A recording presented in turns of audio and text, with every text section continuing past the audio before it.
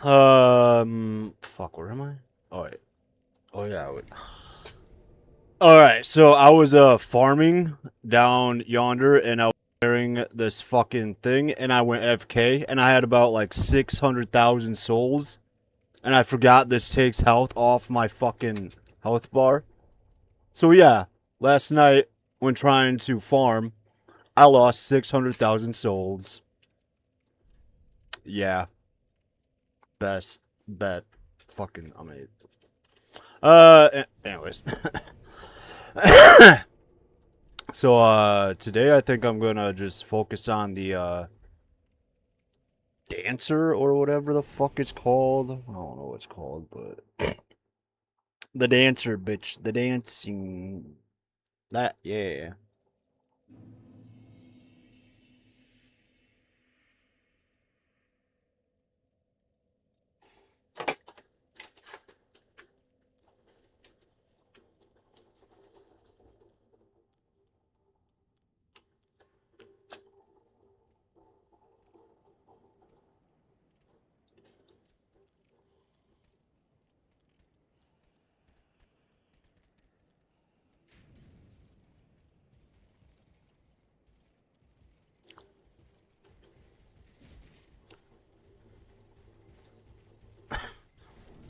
I don't want to fucking do this. Why am I even playing this fuck ass game? I haven't even died yet, and I'm already in a fucking annoyed mood. God damn it. I need to not be locked on, maybe. Nah, I'm gonna lock on or whatever. Fuck me. I forgot about that grab.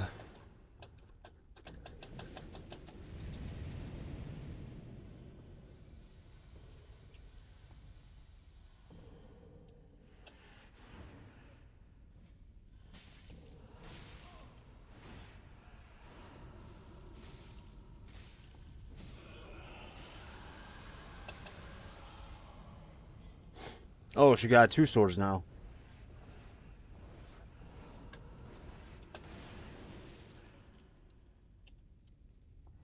Wait, that took health? What the fuck? Cringe.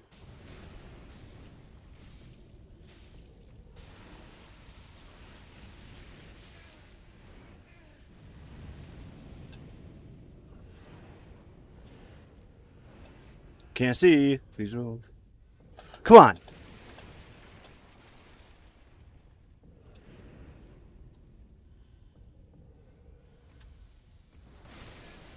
God damn it. Come on.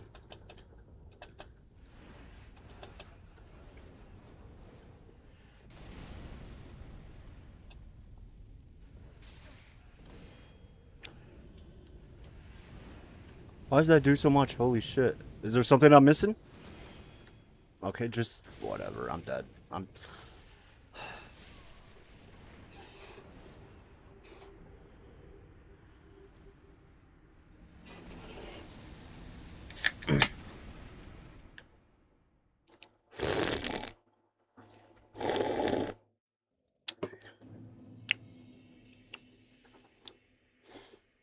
You know, the more I drink zero sugar pop, the more it tastes good. What?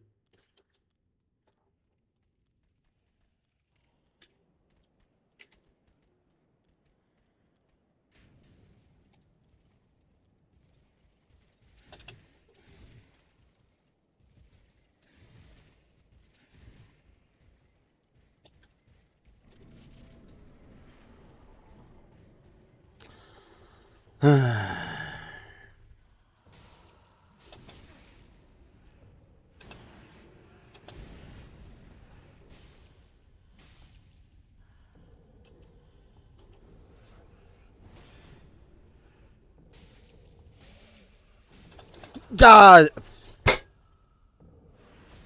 God fucking.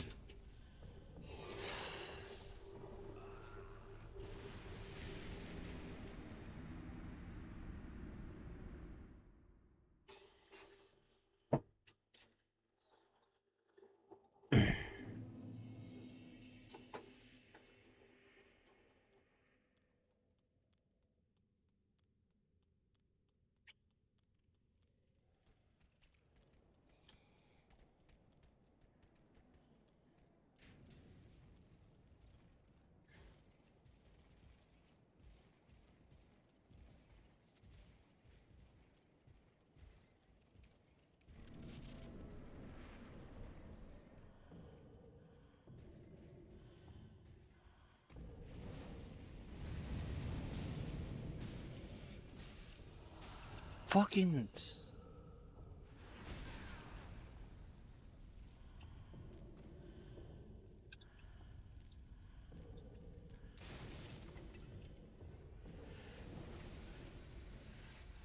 Why did I fucking spam it so much?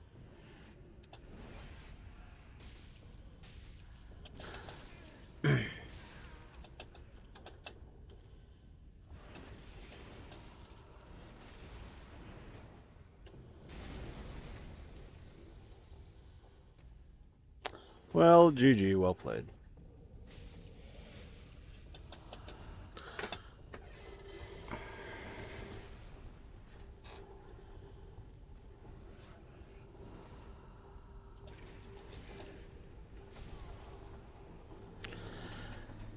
Anything breakable, I need to get the fuck away from me.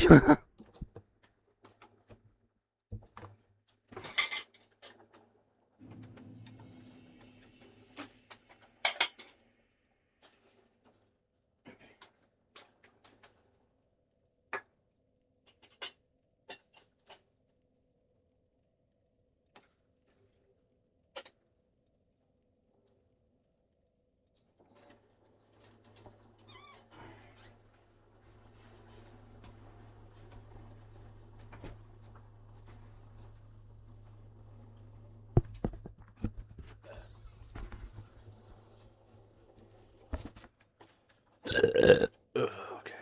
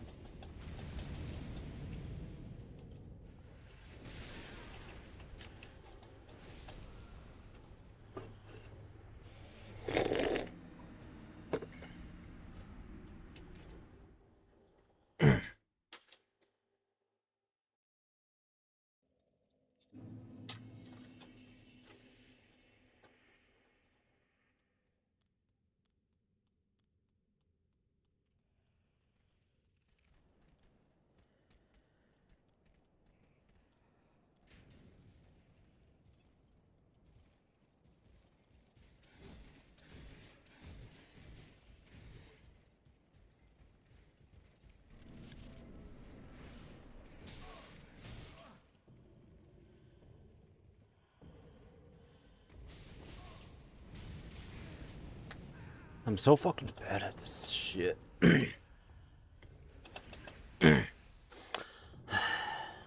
I'm confident. I need to be humble.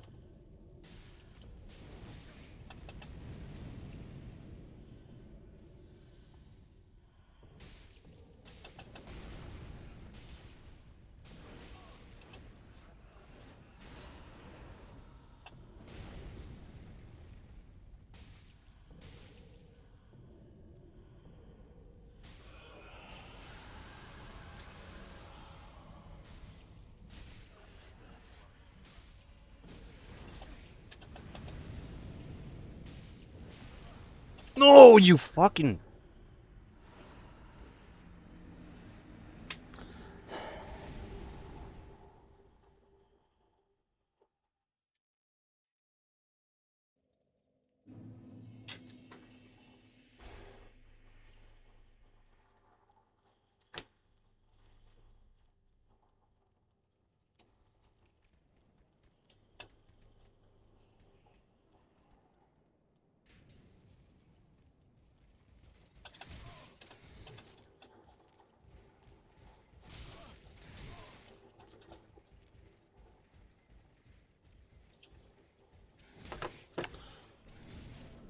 I should...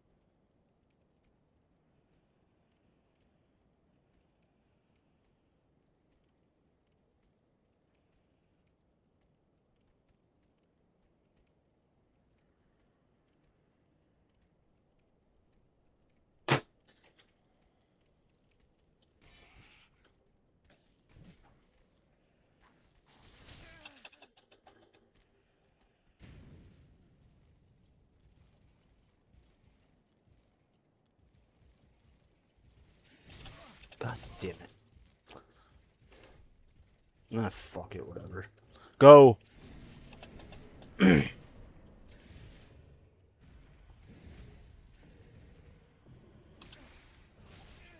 Bro.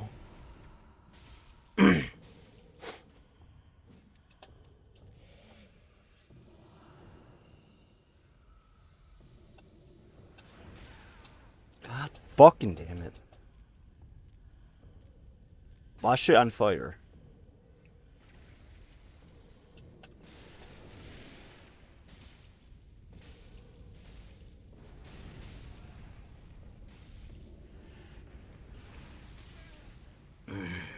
Get up.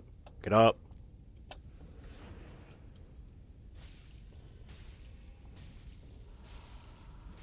Shit.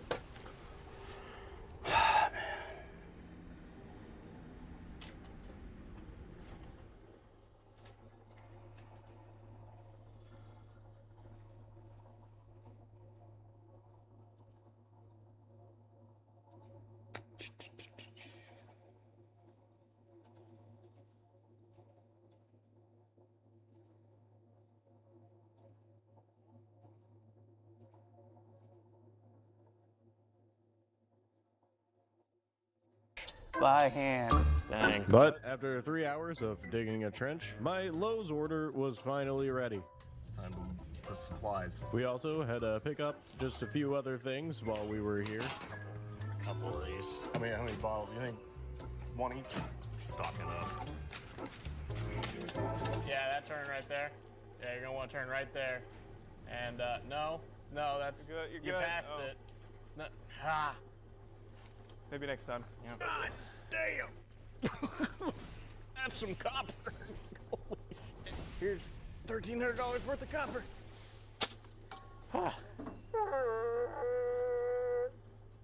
It's a war call. Soon, thousands of Mexicans will come over that hill and they'll finish this trench for us. No, that sounds more like. Arriba! No, now they're gonna stay away. They know that was a fake. That was a white man call. Damn it. As it turns out, Tyler was right. All my call attracted was our neighbor Richard, who came to inspect our handiwork. 4. Yeah. But he didn't help us dig a trench. Pick up a shovel and You too. You too. Talk to you later. Laying pipe. And then later tonight I'm gonna be laying pipe at Tyler's. Now that we have all of our supplies, we got them all laid out in preparation for installation. And then I opened up the electrical box so I could knock a hole out where the conduit is going in. But I found a nice little surprise inside. Oh my god! Right. Spray. All right. Yeah, spray. They're very What chill the right now. fuck? All right. Do you think for wasps, whenever like they're exploring and they find that tiny hole to crawl into, they go back to the hive and be like, guys, I found a 6-boat. Boys. We should move bases. We've decided that I think we've done a good day's work today. Yeah, we've decided we've done a good day's work.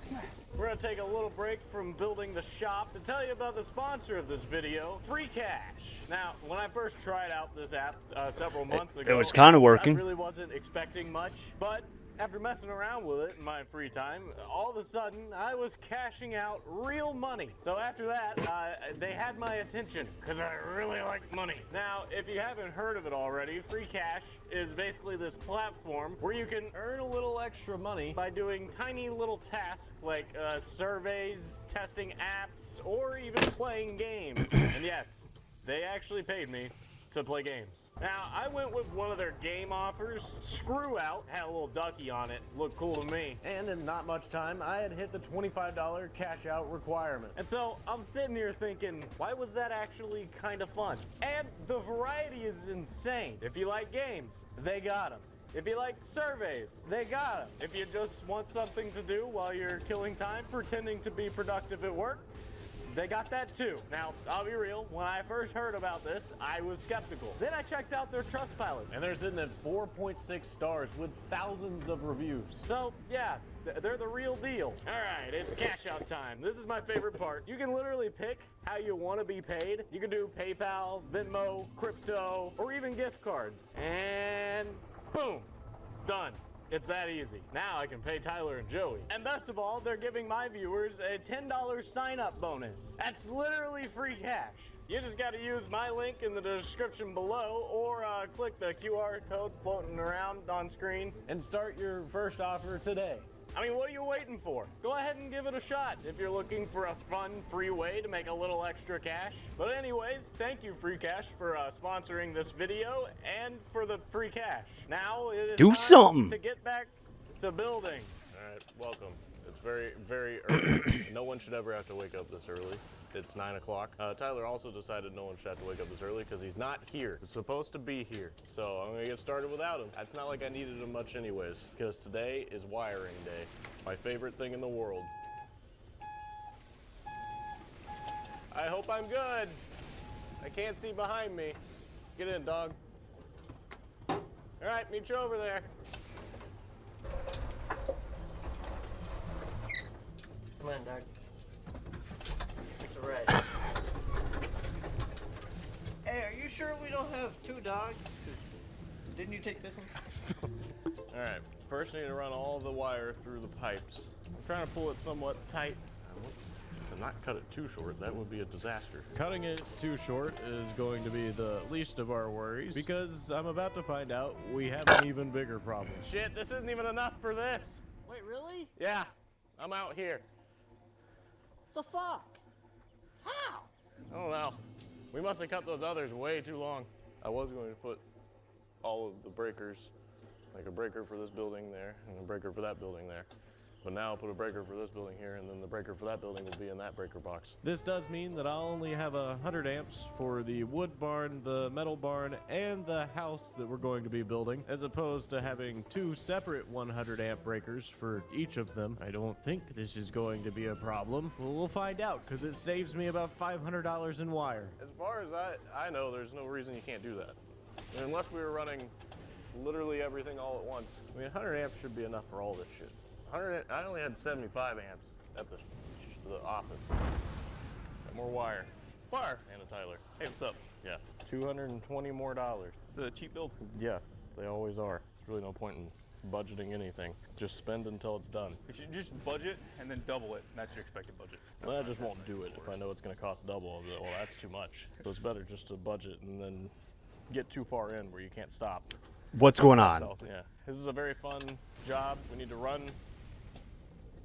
What the cable fuck? through the Why? Why does it keep doing that? So, does it slide through easy? We learned from building the treehouse that it's best to run the wires through before all the pipes are connected. It wasn't a rock. It was a rock lobster. Doing this method made it pretty easy, and before long, we had all the wires ran through the conduit. Yeah, fuck that weapon. Armed and dangerous. Avoid touching. There. She's in. Sweet. I need a little more cable. I'm gonna try it one more time. Unfortunately, I don't know what the that's fuck gonna was be going an on with issue. my goddamn mouse. Oh fuck. It kept like going over fucking here. Like, what? All right. Oh fuck. Ah, damn it. That's not enough.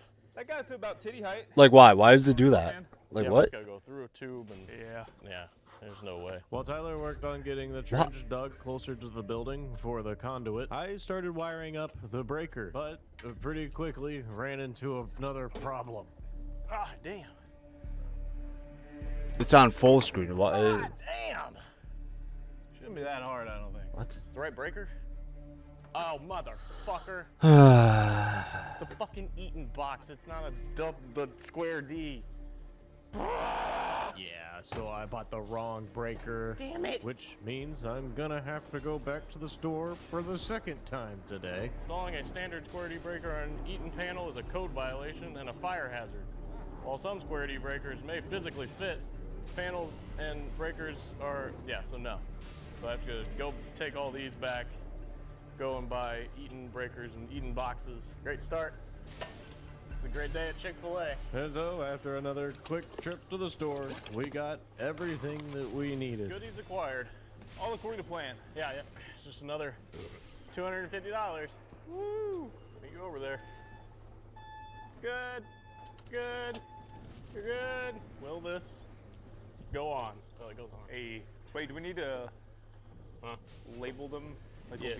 Okay, I didn't know if it'd be easier to identify that when they're not. Yeah, I should be able to see it move. I'm switching to my other shit. Holy fuck. Yeah, I'm sure that'll work. I definitely won't get them mixed up and, let's say, hook up the hot Yep. to the neutral and almost electrocute myself to death. No, that definitely won't happen. All right, tug on one. Oh. Tug again. Okay, that's ground. I think. Tug one more. Yeah, that's got it. Yeah, that's ground. Oh yeah, this is the short one. I mean, it's the super tall one. It's you know, it's like if anything, it's a little too tall. You know. The perfect height Yeah. for a wire. For a person, pretty embarrassing height, honestly. All right, now we need to get some conduit. Yeah, now we need to run into the building. And so, while the wasps were busy reproducing, your steer's so hot, I got to work on getting the breaker box mounted, while Tyler had the fun task of driving the grounding rod into the ground. Good I enough. think it's upside down actually. All this writing is upside down. Oh, motherfucker. It's only one screw on this side, though. Well, it's just gonna be hanging by one fucking screw, I guess, because I can't put any on this because it won't be over anything. I fucking hate this shit. But it's almost over. It's really not. Just keep thinking There's it's. so much left. Just keep thinking it's almost The over. whole fucking house to build in the heat. The fucking screw. There. Sure, that's up to code. In theory, the screw could go right there. Shoulder hurts. I'm gonna do this definitely not up to code, and I don't give a fucking shit. We use fence posts for the ceiling. None of this is up to code. Will you just say the word and we'll do this tomorrow? There's no fucking way I'm gonna be able to drill that. Yeah, this needs to be longer. Yes! Cole, this is gonna look very jank and wrong. Never allow a certified electrician in here. There's a hole in our building now, dear Liza. There's a hole in my asshole, dear Liza, dear Liza. There we go. The brothers.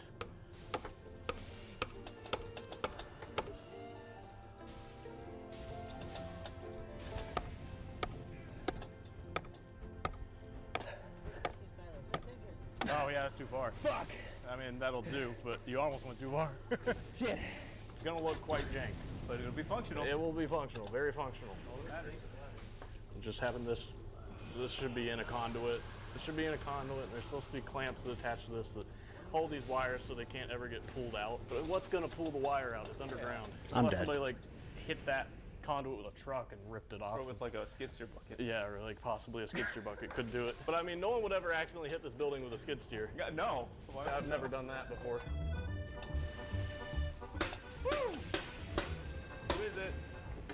All right. Woo! There's a breaker. Breaker. I barely know her. I can turn off Joey's house from here. Yep. All right, so tomorrow we need to finish that. Yeah. We can get the box set up and everything, right? In theory. Why'd you have to say that to him? I'm just saying. He's ready to be done. He's gonna walk away. I did. Dang it, it was going. There. I always told myself, whatever I do when I grow up, it won't be manual labor.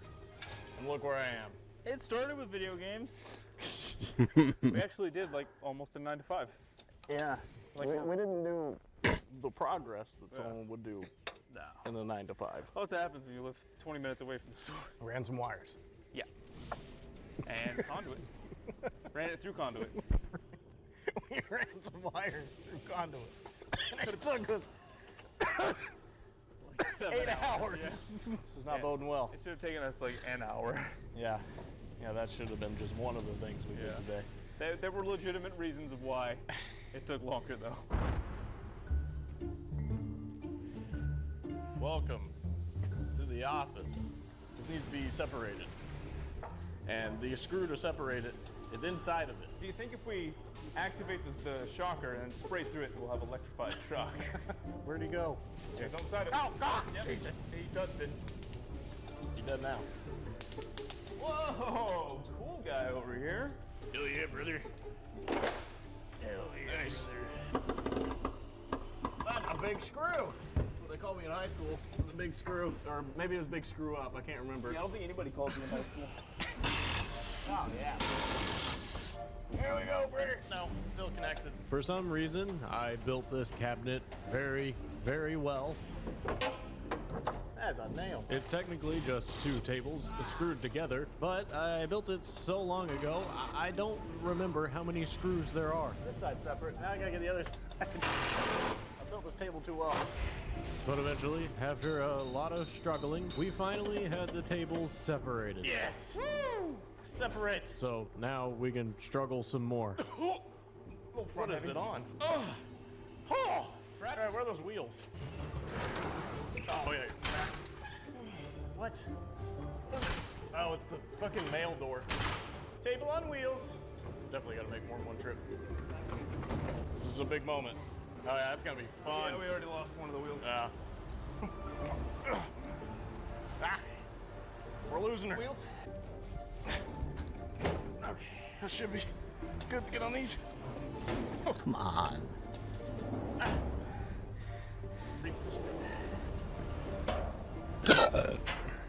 We get the table saw, everything but the second one of these. Oh, I got the heavy Yeah, side. you got the super light.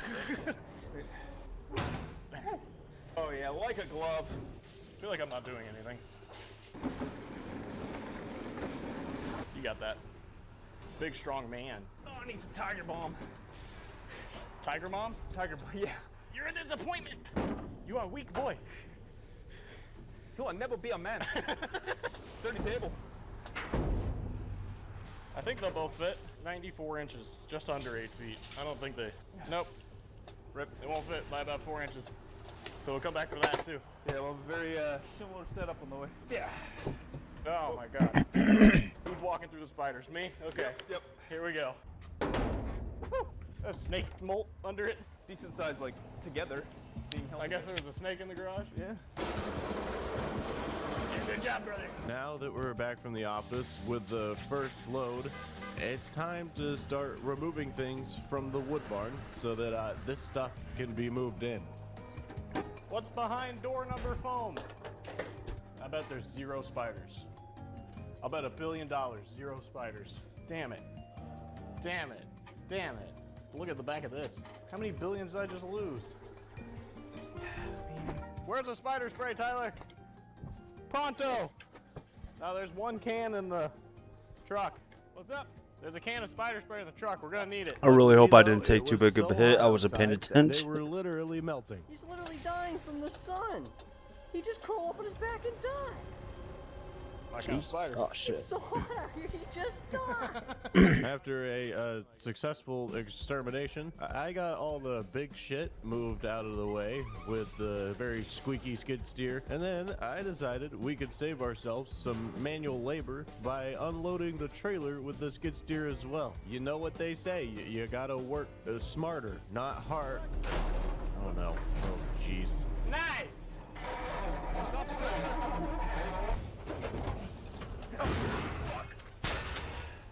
ODS Moving Company. Luckily, the rest of the moving process went slightly better. Thankfully, I didn't drop the massive table, even though it felt very sketchy. Oh boy.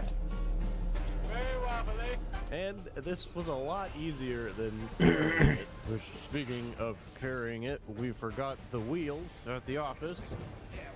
So we still have to move it by hand into place. Nah. We got it close enough.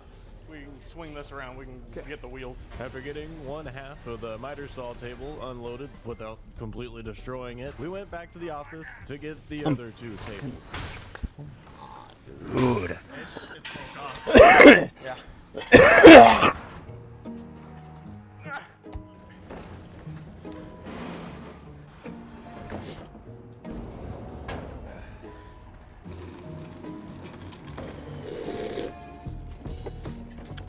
Everything is out of here. Burn it down. We got it all. This is what the people would say, spotless. Yes.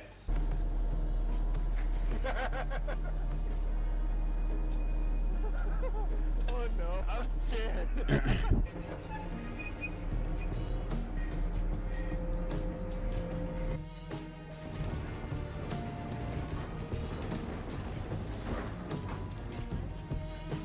There. Well, that's a big table. That is a big table. Yeah. We're making progress, finally. Yeah. Only took a year.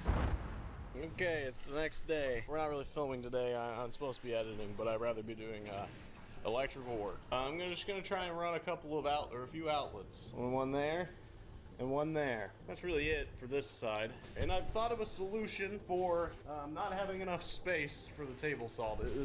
This was designed for a much bigger shop. At the other shop, the table saw was, here, and you push things in. That wouldn't work. I mean, there's plenty of runoff there, but there's not enough room back here. I was not as close as I thought it was. Goddamn. This way. But the problem is there's drawers here, so you can't really just put the saw in front of it. These are built in 4 Dumbass. sections. You could pretty easily just cut this wood right here in the middle, and then take. I don't know why I wasn't healing at corner all. piece out, this block, and we can put it anywhere. It could be just extra storage, an extra table, and you're probably getting the idea. That's where the table saw will go. The table saw will go right there. Cut your boards that way. I think that'll work out great. I think it'll look great. Hopefully the table saw is not too damaged. Wait, go. Yeah, right now I'm going to wire up some outlets. That's probably all I'm doing today, and then I need to fucking edit more. Alright, so with the power of movie magic and time lapse, this should be done in a jiffy. Alright, I got the first outlet wired up. I'm going to test it to be sure this is even going to work, or if it's all going to explode. Red and orange means... Oh, it's not correct. Well, shit. Alright, well, I think I figured out what's wrong. It's like somehow the neutral, which is right there, got flipped with the hot. I think this one's neutral, based on my tugging test. When I tug on the neutral over there, this is the only one that moves. I don't know how we mix them up. That's what the tester's telling me, though, is that it's mixed up. So I'm gonna swap them. It's a good thing I didn't touch the cabinet. I think I would have got shocked. It's rewired. Part of me is definitely a little afraid to even turn the damn thing on. Please. 2 orange lights is what we're looking for. That's a correctly wired circuit. Almost fucked it up and electrocuted myself to death, but wire the rest of those outlets, and that's all I'm doing today. Shit, I forgot just 3 times.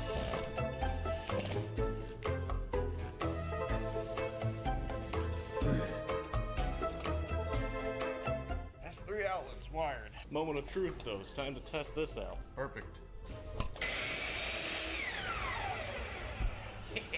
Oh wait, fuck. Other than this not having any conduit, I think it looks pretty good. Also, I'm almost certain I was supposed to use a bare copper wire. For this Oh, I don't want to play this Maybe if enough fucking people game make anymore. comments, Holy maybe I'll shit, change I'm to so bare over copper it. wire. Ooh, electricity, so scary. Alright, it's a random day, I don't even know. It's gonna rain soon, so I'm gonna go ahead and fill in the trench. Yeah, so this is all I did on this day, was filled in the trench. But I'm sure glad that I did, because not long after, it started pouring down rain. And then the next day, I did even more wiring. It's pretty fucking boring stuff. I got the breaker box installed in the metal shop. Oh my god! Very, very expertly done. Precision. Damn, I'm good. Look how good that looks. Look how good that is. Another grade A job from ODS. Is there enough wire in there? Can't hear you. Is there enough? Is there enough wire? Hey, Joey, who wants to know, is there enough wire coming through? I'm not an electrician.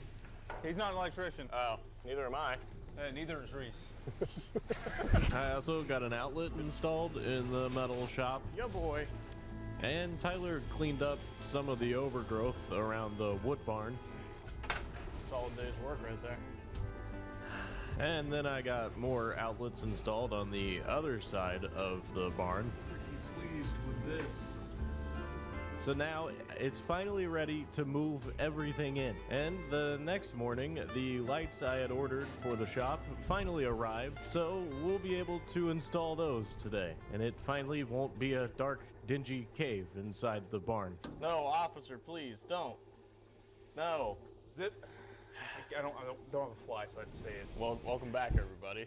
I was about to get arrested, but luckily Yeah, you're arrested. here to stop this horrible. I don't know what this intro is. This is a weird one. Lots of things to do today. Yesterday, I basically finished up all the wiring. All that's left now is the lights. I have a few more things to do. We should probably head over there, though, so I can explain what we're Let's doing. go. I'll do the break. No, I got the break. Don't worry about it. Yeah, I got it. Today is organization day. Today, it's all going to start coming together. Least favorite word. Joey's leaving. Wait. So, I think first thing we're going to have to do, we're going to have to Where the pull all fuck this am I shit out. going? All right. All that wood needs to. No, that can stay. All that wood out. Get it out of here. This stuff out. I'll throw away all this pallet stuff. I guess nobody wants it. Yeah. It's a bunch Yeah, of it's sticky a lot of notes. makeup and sticky notes. We'll move in my miter saw stuff. I got these outlets installed. Pretty proud of this. That little bend right there. And it's, yeah. I ended up not using conduit for the top because it was annoying as fuck. But I think it looks fine. It works. Okay, well, let's get started on moving shit out of here.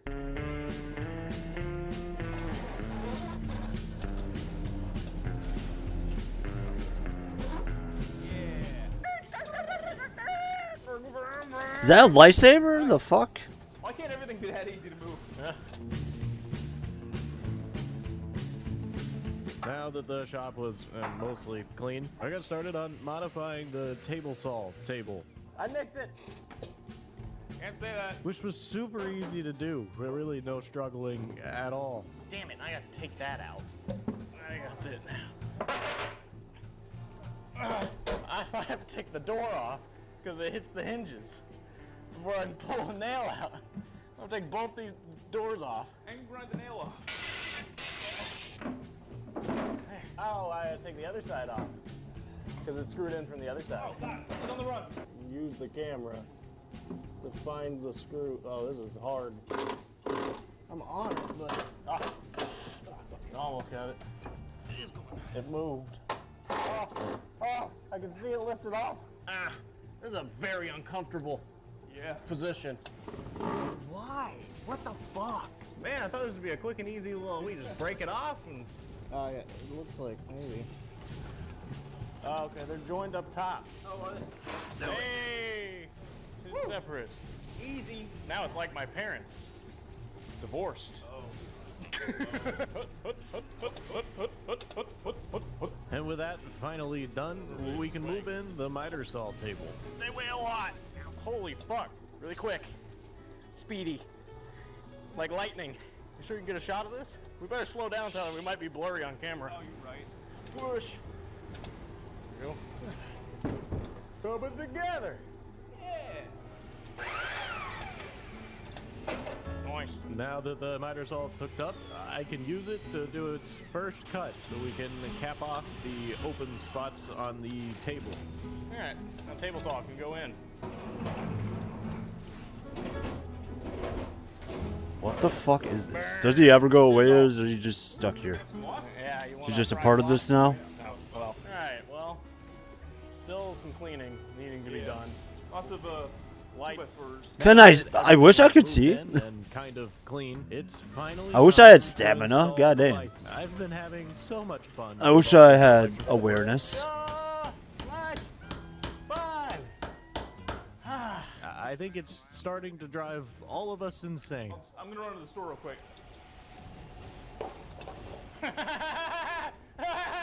Where'd he go? What? I didn't actually go to the store. You just- There's no stairs. There's not even a staircase there. Oh. I'm gonna go to the store. You got off the ladder. See? I'm still going though. Perfection takes time, and so does this. And that new vibrating ladder. Lucky for you, though, with the power of movie magic, I had all of the lights wired up and installed in no time.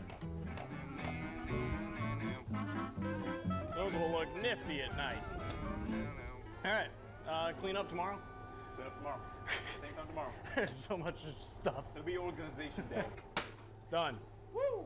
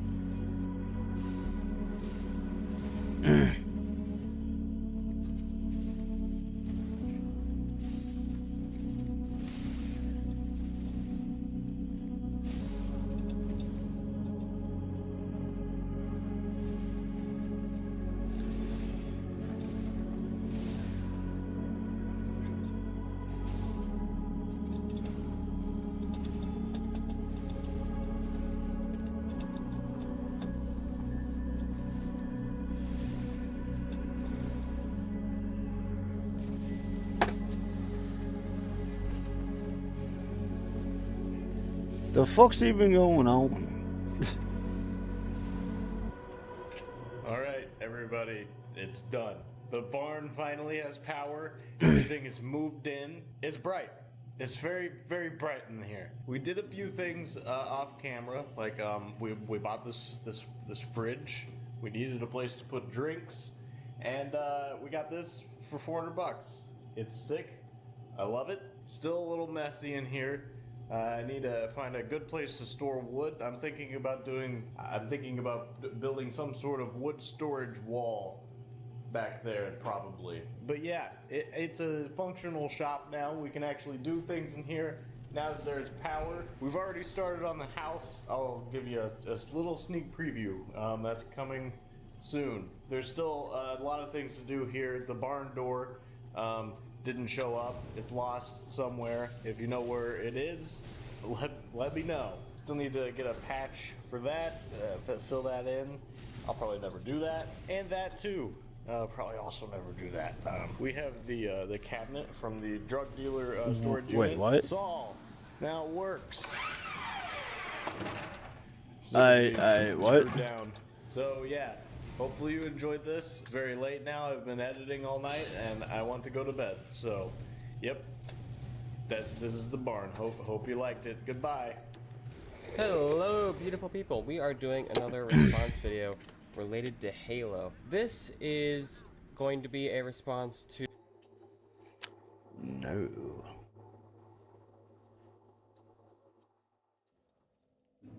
Hello guys and gals, me Mutahar, and you know, this Epstein stuff, right? I've been talking about it for quite a fair bit, and while I haven't really talked about it as much as I was back in February, March, if you will, that's because things have kind of been put on sort of a pause, if you will. A lot of things have been happening. For instance, in the last couple days, one of the model recruiters who was introducing women to Epstein suddenly is found dead. The second person being investigated into this whole situation. So, yeah, we're going to start off a little bit strong, because over time, as many people have been following, the whole Epstein situation feels like it's sort of flatlined. And while, yeah, it was incredibly popular when the files had dropped all the way back in the beginning of the year, yeah, things are kind of stalled, because ultimately, at the end of the day, there's not much moving the needle. A lot of the depositions are kind of happening, and a lot of these, you know, key developments are sort of occurring, you know, sparsed out as time goes on. It really is a situation where I kind of wait to sort of compile all this information and then bring it to you, because ultimately, if I was to do this every day, I would lose my mind, and also, there really isn't much to talk about every single day regarding this. So really, what's been going on with the whole Epstein stuff? Why are people now showing up dead all of a sudden? So there have been actual, like, you know, lawsuits brought up by people like Katie Fang and Todd Blanche, who is actually the official acting attorney general of the United States. Remember, it used to be Pam Bondi, and Pam Bondi has effectively gone out of the situation. She made a fool of herself. She said a lot of things, like there's tons of evidence, there's a binder full of information, lots of stuff to hunt this Epstein guy down on. Nothing really came of it. The people who are usually supposed to be against the predators have sort of aligned with the government in trying to ignore this situation. And ultimately, even when it came to this guy, Todd Blanche, she was the one that specifically said, this is the guy that was leading the Epstein matter and the release of everything from the beginning. So the guy that effectively botched one of the largest, I could say, transparency acts is now the person running these files, right? To give you an idea, Todd Blanche is basically the attorney for the actual president. He hired him all the way back in 2023. This is a person that has a close connection with the actual president of the United States. And because of that connection, now he's the leading attorney general of the United States of America, the top cop in the country. So recently there has been actually a case, and in this case, a judge has ordered the government of the United States to basically, you know, produce the emails bearing these numbers, EFTA. So these are obviously the naming conventions for the Epstein Files Transparency Act. So to give you an idea, let's look at some of these emails. Again, we can do this because we have the Epstein files, right? So to look up EFTA 00749-245, all you have to do is go to justice.gov/Epstein, go to the full Epstein library, throw that number in, search it, and then open up the result. So by opening up this email that the actual court listed, The email said this: from Epstein to a redacted individual on the 25th April of 2009. Hope to see you. Sent from my iPhone. I am in China. I will be on the U.S. second week of May. Where are you? Are you okay? I loved the torture video. Now, remember, the Epstein Files Transparency Act did allow for, again, redactions. If we look back at the law, the redactions were allowed for victims. The redactions were allowed for situations that could threaten national security. Now, is this an individual that could threaten the national security of the United States? Somebody who's asking and saying, I loved the torture video. I mean, that's insane shit to read. So let's go back and read this. EFTA 01187999. So let's read what that email is. That is from, again, the Mademoiselle Agency, who I assume is the actual Mademoiselle, agency, the what? modeling agency. They have a whole website that one could access. I'm sure you can pull this up with a Wayback Machine. This says, new Brazilian just arrived. Sexy and cute, 19 years old. So again, you can see the attachments in this email provided as well. So again, I would like to know who are talking in this situation. So to go back, there have been other situations too, like 19019305001. So to open this one up, thank you for a fun night. Your littlest girl was a little naughty. Sent from my iPhone. Again, who this person is, I wish I could know. Who is sending this to Jeffrey Epstein? So again, to go down the list again, 006281112. Again, this was a letter from an individual to Jeffrey. So somebody is willingly sending this in 2015. The dam has already burst. Hate letters pouring in off the Reuters piece, one of which I answered as you saw. But in a day or two, The Guardian will come out with a lengthier piece, which they tried to trap me and succeed in good part. The key are the 14, 15-year-old girls. I am a pervert because I say they are now of a reproductive age. I mean, the fact that somebody writes this out in a letter, sends it over, Wait, why am I thinking that it isn't going to get fighting? subpoenaed and released at some point is fucking insane. But the problem with this is we don't know what kind of a sick fuck is sending this. So thankfully, the court decided you must release this information no later than July 2nd, 2026. Unfortunately, since you're watching this video on July 25th, this is unfortunately something that the government openly defied. So before they had reached July 2nd, the government had effectively responded to this and basically said that they are not going to be unredacting more of these files. So again, this is an actual response that one can read. So this is part of the response that I want to read from like Todd Blanche, which I think is fucking insanity. So they said that the court has ordered the department to produce those same emails that we just read together. The first 6 of 8 emails listed, the redacted senders are names of victims. One of the complicating aspects of administering the EFTA is that many communications are written by the victims without context, can appear disturbing on their face. The EFTA contemplates the department may withhold or redact the segregable portions of records that contain PII of victims. So again, remember, in this list, EFTA 01930501 is the email where they say your littlest girl was a little naughty. So I have to ask in this question, is this person a victim? Are they? According to the government, it seems like they may have actually been victims. Victims eventually become complicit or engaged in reprehensible activity of communications. The government appreciates the court's recognition that redactions to protect victims' information is appropriate. The reality of it is that I understand what the government's saying. It's like, you know, this person joined the modeling age, this person was groomed into this evil lifestyle. But now they're adults, you know, are they still technically victims, but now they're also preying on other victims? Or are they repeating a cycle? Look, the reality is, I appreciate what the government's trying to say, but at the end of the day, a criminal is still a criminal. Yes, I can somewhat empathize why somebody could become a criminal if they were groomed into it, but we don't even know that for a fact. They just brought up some bullshit reason, right? So to go down further into it, another email that they brought up was the torture email, where it was love the torture video, has been repeatedly identified by members of Congress granted access to unredacted files. Representative Massey detailed his role in the identification via X, so they bring up all of his tweets. Given this and widespread media attention as to the purported identity of the sender of this email, information plaintiff could have readily obtained with a simple internet search. Unredacting the email address would not only be inconsistent with how other private email addresses have been treated, it would serve no purpose beyond sharing that private email address. Which I think is insane. The government is saying this. Like, listen, if it was so simple that we could just Google search the individual who's asking for torture videos, why not just unredact it and leave the email out there? Because ultimately, at the end of the day, that's what people care the most about. It's not if we can Google search something, it's that the record is out there and the record is downloadable from the actual government's, the Justice Department's website. Okay, it actually slaps a name on the actual federal government website, meaning that whoever is hiding, remember there are co-conspirators. The reason why I talk about this story is that this system is not over. These women do not have justice. There are still more women right now, still in the system, more women, more men, more kids that are still being trafficked. Because ultimately, you might have stopped Jeffrey Epstein, but it's not like he was the sole person operating. The idea of calling people co-conspirators is because, yes, they work together to do something disgusting like this. Because we don't know who those people are, they get to operate in the shadows. Well, actually, they get to operate openly and freely, by the way, because we don't know who those people are. The government hasn't exactly exposed who they are, meaning that they get to operate with the full weight of their money, their capital, their connections, every single thing out there. This is not justice. This is protecting people that ultimately take advantage of the most vulnerable people in society. And the fact that the most, I guess you could say, moral government in the world is protecting these people is like the biggest shock in the face. Look, I wouldn't be making a video on Epstein if this was like the government of fucking India, okay? If this was like the Russian government, okay? If this was like the fucking Israeli government. If this was like any government that doesn't necessarily have a good moral backbone. You know what I mean? And I'm sorry if people are offended that I'm listing some of these countries. Being an Indian person myself, you can ask anyone in my family, okay? The government back home can be very corrupt. The government back home does not listen to the wants of their people, okay? The government back home basically can do whatever the fuck they want, and that is not a good government. That's the reason why people emigrate out of those places, right? Same thing with places like Russia, right? Russia is a very corrupt country that is run by a very rich group of oligarchs. And ultimately, at the end, even if you try, you know, if you try to go up against Putin and say, I don't agree with you, he'll just fucking poison you. You know, and that's not something that people should have ever been okay with in the United States. You know, I think the US is the most beautiful country in the fucking world. The most beautiful idea of government, right? The ability to separate everything, have checks and balances, and make sure that nobody's above the law. Except now it seems like everybody can be above the law, or at least a few people at the top. And unfortunately, the people that usually are the ones that are trying to keep these people held down, like, hey, let's talk about free and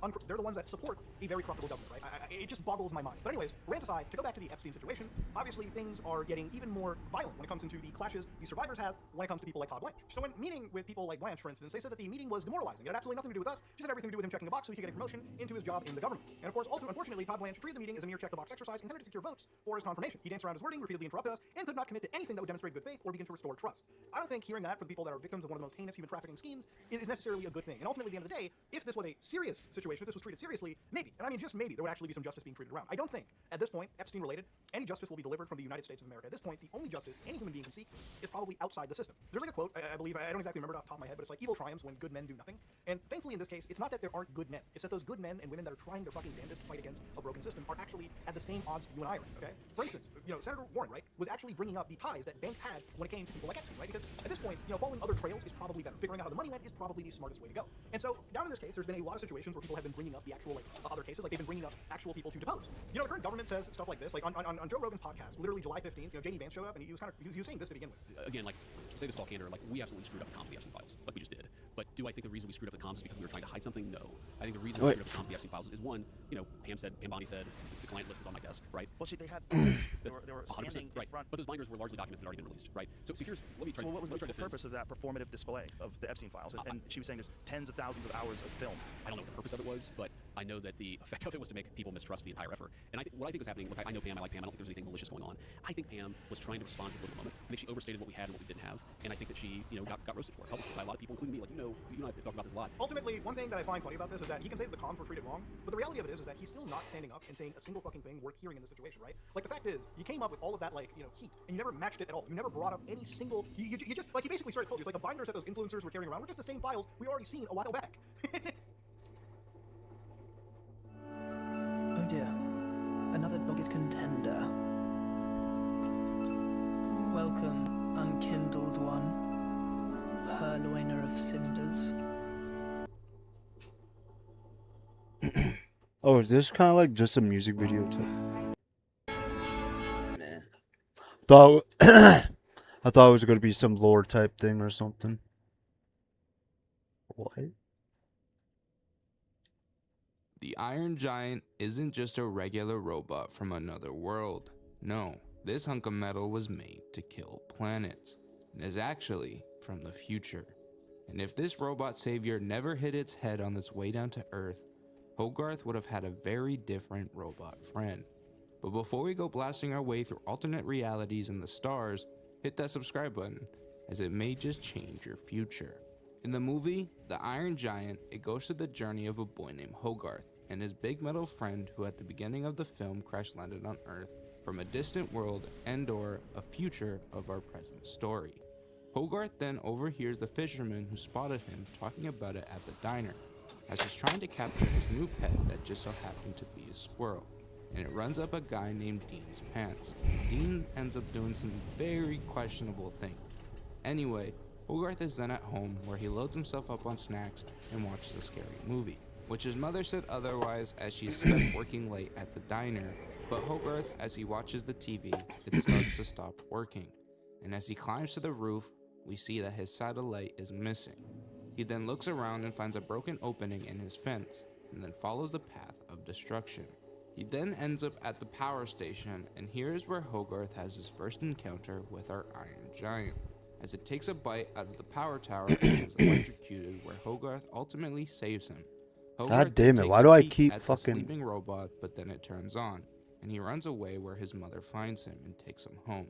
Then we see Hogarth in his class where he is doodling the robot, but this is where we learn the world is on the verge of an atomic warfare, as the class is teaching kids how to take cover in case of the atomic holocaust. And I find this interesting as when we get into the potential backstory of this robot, this detail can play a much larger role. See, because the world is on thin ice and close to war, and with Hogarth befriending this giant robot throughout the film, the robot isn't treated like, say, an alien, but instead, when looking at a character we meet later named Kent, who specializes in abnormalities in towns in America for the government, he is worried more or less that this robot is a war weapon sent from a different country. And this brings me to my first point, as Kent isn't entirely wrong, but may not be fully right either. After Hogarth befriends our lovable hunk of metal and starts reteaching it how to speak, as it lost its memory looking at its dent in its head, About a little over a third in the movie, when Hogarth is reading the giant robots in bedtime story, the one cover that takes the robot's eye isn't just Superman the hero. No, instead the robot focuses on the comic book Automo, a fictional comic made for the movie, but as Hogarth says, it is about a villain, not a hero. But why would our Iron Giant look at that cover? Because it wasn't his mission to be the hero. His mission was to wipe out humanity. And the real question would be why.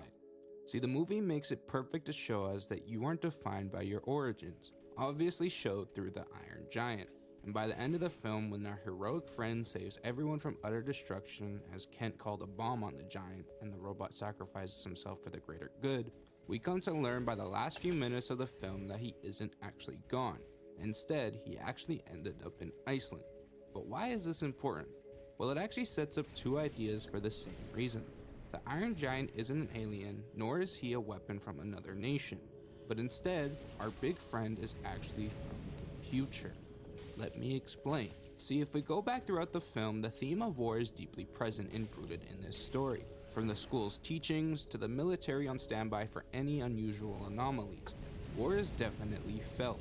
And so my first idea is that before the Iron Giant came to Earth and/or was built, mass war kept repeating with humanity, and humanity was becoming so destructive and set the course for the rest of civilization all the way until when the Iron Giants were built. Because there is actually a deleted scene from the film that shows us exactly what it was like from where the robot came from. We see mass destruction and war unfolding in more than just one of these Iron Giants, marching in a sequence with chaos unfolding. It is exactly why when Hogarth and the Giant see the deer get shot in the film, that the Giant focuses on the gun and almost triggers his memory. Or even when Hogarth plays with a toy blaster and the robot almost kills Hogarth with a laser, because our Iron Giant's programming was intended for war. And just like on what I think is the future Earth, he was just like one of those robots. Because Hogarth taught him humility, that was the very thing that haunts him. But if this is the case, how was he able to go back in time? And why did he come through space? Well, I'm no scientist nor claim to be one, but there is this theory about closed time-like curves. A closed time-like curve is essentially a loop in time. So instead of just going into, say, a time machine, you actually go forward normally, but on a curve that eventually reaches back to the past. But how can they do that? Well, if wars kept repeating with bigger bombs, new technology, and crazy advances, maybe the future civilization realized the only way to truly end this war was to kill that timeline. All the humans would have to do, if they would still be humans at this point, would send one of these destructive robots down the right curve before it's too late. Which is why we see the robot crash land from space and not just shown to spawn on Earth without hassle. But what about when the Iron Giant saves humanity and doesn't destroy the planet? Wouldn't that mean that the future timeline would still happen? Well, not necessarily. See, the robot's main goal was to stop humanity from repeating chaos. And with the robot stopping the bomb from dropping on that town and staying on Earth, it still altered the timeline. That doesn't guarantee that war couldn't still happen and that the Iron Giant just completely prevents everything from happening, but it could lead to a more stable and healthy future. As if he is in Iceland now, a few things can happen. 1. He can be found and fixed or even destroyed again. 2. He flies back to Hogarth, where Hogarth, him, and even that military commander learn to build these robots without the harm factor, or making them like guardians and peace protectors, making it so they could coexist with humans instead of just utter destruction. And 3. The worst is that evil people find him and hardware him back to the machine for destruction instead of peace, essentially completing the original mission and destroying the Earth, all of which being very possible. So that's why I don't think the Iron Giant is from a distant alien planet, but instead, because of the themes of war, he was sent to destroy the Earth before chaos ensued for eternity, essentially wiping out the timeline and changing the course of the galaxy, as the robots could have even been destroyers of not only just Earth, but planets in our solar system and even other galaxies beyond. But what do you think the true origin of the Iron Giant is? And was he sent out to destroy Earth, or ultimately save it? Sugar. Poison. Fast food. Poison. Alcohol. Poison. Taxes. Poison. I'm kind of just joking about that one. The point is, modern day life is filled with things that are just straight up bad for you. They're killing you slowly is the best way to put it. But what happens if you quit them all at once and return back to a simpler time before everything was about attention and mass consumption? For the next 7 days, I'm quitting every modern day poison to see how much my life, body, and mind actually change, and whether any of this stuff actually makes us happier in the first place. To start off this experiment, I got a brain scan to see how these poisons are essentially ruining my brain. As expected, it wasn't good. Red means the highest amount of activation. There's a lot of red. Here's what the doctor had to say. This finding is very consistent, or it's the sign of the high functioning, cognitively engaged individual even during the rest. It's like it always working. When you need it, you have the full power. But when you don't need it, the brain should back to the state of the relaxation, which the brain is not coming back. And the network of the attention is also impaired. Well, that was a wake-up call. On top of the brain scan, I also checked my starting weight, which is 188.3 pounds. Here's a quick look at my physique. I'm also going to be tracking my sleep, and most importantly to me, my skin. Okay, well, let's let the fun begin.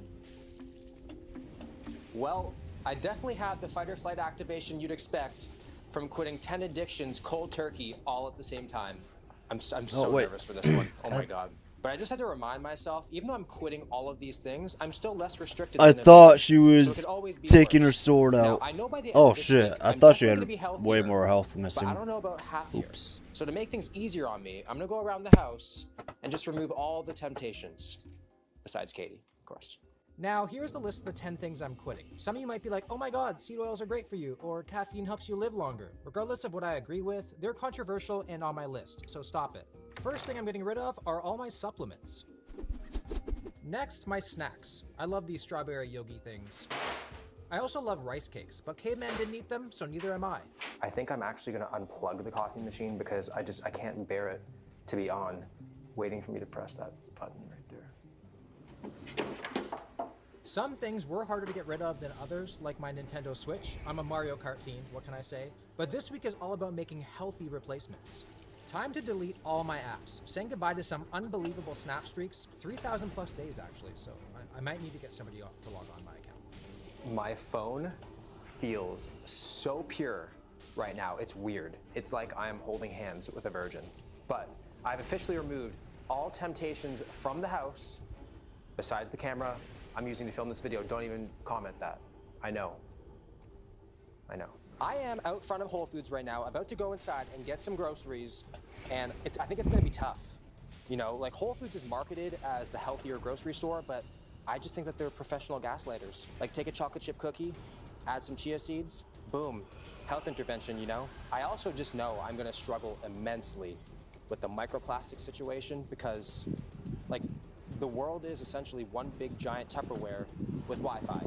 Yeah, it's gonna be difficult, but I'm just gonna try the best I can. I grabbed my cart, walked inside, and immediately noticed my arch nemesis. Microplastics. Literally over 50% of the fruits and veggies are covered in plastic. So I just grabbed some of the produce that wasn't wrapped up in plastic, then made my way over to the meat section. Can I get the beef rib steak? Oh, is it possible not to get it in plastic? Yeah, thank you. I feel so difficult doing that. Meat acquired. I have never had such a hard time grocery shopping in my entire life. Like, I'm just like mentally blanking. Everything that you think looks to be good, you just check the back and then there's something they slip in to humble you. I'm gonna have to start my own farm and garden or something.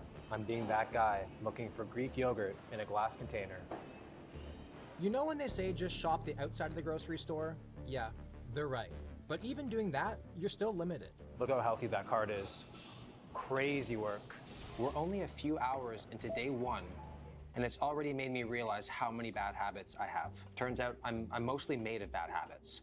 But breakfast today is looking quite a bit different than normal. A typical breakfast for me would be like a protein bar, egg whites from the carton, and an energy drink, and a coffee, maybe 2 coffees. But this is looking good. We have 4 whole eggs.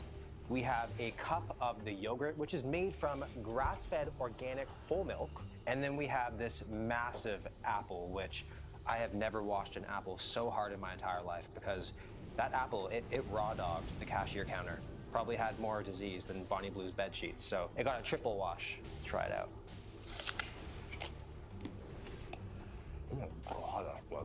Mmm. The anticipation of this yogurt is killing me. It had a cream top. I don't even know what the hell that means. I got to pour it into the bowl, which is not a good sign. Like a thick Greek yogurt. Oh, wow.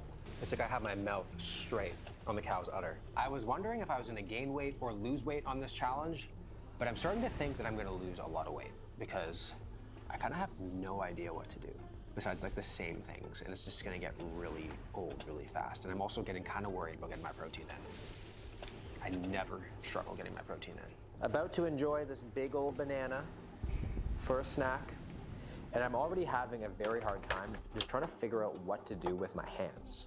Like they feel lost, they feel confused. The amount of times that I've reached for my phone and just tried to swipe over to Instagram or YouTube or whatever is concerning. Like I posted an Instagram yesterday of Bobo and I celebrating 5 million subscribers, which reminds me, you should subscribe. We're trying to hit 10 million, but I can't even go on to see what people are saying. I feel so lost, I feel so out of the loop. But again, the amount of times I'm going for my phone, it's scary. Like it is eye-opening. It's just giving me a wake-up call when this is all over that I definitely have to fix something because it's an addiction. I'm gonna have to keep these hands occupied somehow, so I feel like there's gonna be a lot of self-reflection, I guess you could say, this week. But hopefully because it's just day one, you know, things are at an all-time worst, and then as the days progress, things get a little better. I can't remember the last time I enjoyed a banana in this way in a very long time. Just sitting, looking outside, relaxing, without anything occupying my mind while I eat. It was clear that these poisons have held me captive for a very long time. I am outside the bookstore right now, which is huge.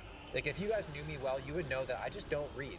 It's not that I can't, it's just that I just save that ability exclusively on menus. But I just need to find something that's going to be mentally stimulating tonight, just something for my I forgot about the last fucking... for my book, which is a dream that my parents gave up on half my lifetime ago. So they're going to be very happy about this. And maybe, just maybe, I actually might like reading. It's been a while since I've tried it. Books. Like I said, I don't read, so I really have no idea what to pick. Travel, business, new age, whatever that means. True crime could be fun. Horror, I want to be able to sleep. Oh my god, that guy's hot. Romance really had my attention. But I thought it was best to leave it to a professional. Hi, I was wondering if you had any like book recommendations. Recommendations for specific subject area? I'm just trying to get into reading now. My coworker Kat's heading over. She's great. She'll Okay, thanks so much. Got my book. For dinner tonight, I have some sauteed mushrooms, onions, and peppers, some baked sweet potato, and some asparagus. And then resting in the shadows is the star of the show, which is this beautiful, massive ribeye. It's just been sitting there chilling for the past 10 minutes because I've always been taught, let the meat rest and it'll give you its best. Get all those juices to disperse. Oh, man. This meal is extremely simple, but anything complex is an invitation to death. That's how I'm seeing things this week. But this meat is like, shut up, Will, and put me in. All right, I've had a ribeye in a long time. I just knew I was gonna need the calories tonight because I have not eaten that much today. Oh my God. Oh my God, I'm so hungry. I have not made this much eye contact with what I'm eating since my honeymoon. What? One of the worst things that you can do before bed is just scroll on your phone. It's terrible, which is the reason why I got a book. So the lady recommended I read The Silent Patient, which is apparently about a person who goes to a psych ward and doesn't speak to anybody, which kind of feels like a metaphor for the situation I'm currently in. But I'm really hoping that reading helps just improve my sleep score, bring my stress down before bed, because even though you might not feel it, you're probably stressed out a lot scrolling on your phone and seeing a bunch of different things. So hoping this calms me down. Goal, 30 pages. This is what Dr. Reza said about phones before bed. Reducing the cognitive load, especially digital cognitive load, is really important. Not only because of the the white light or the blue light. It's just the cognitive load. We wanted to decrease it. One thing in the social media, we always going to next, 2 minutes, next, go to next. When you're reading the book is slow. It's like you have go line by line, page by page. You have more attention, just relax.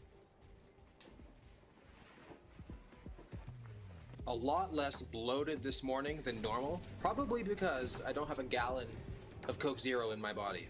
That would do it.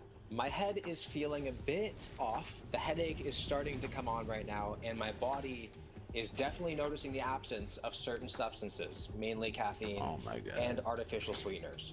But even with all that, my sleep last night was amazing. One of the best in a very long time.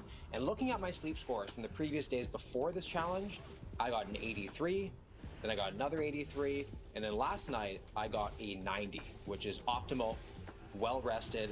But the big one is the readiness score. So a couple of days before, I got a 73, then I got a 68. It's been a while since she's fucking done that. God. To 84. So I'm already noticing a massive difference in my sleep quality from one day of eliminating all this crap. Things are looking pretty good so far, but this minor headache was just the beginning. Feeling pretty good about myself today. Probably because there's no Instagram to remind me what my physique isn't and make me regret all the treats that I've had the past 5 years. It's not that Instagram takes over my life or anything. The only thing it does is just makes me regret that I'm not somebody else.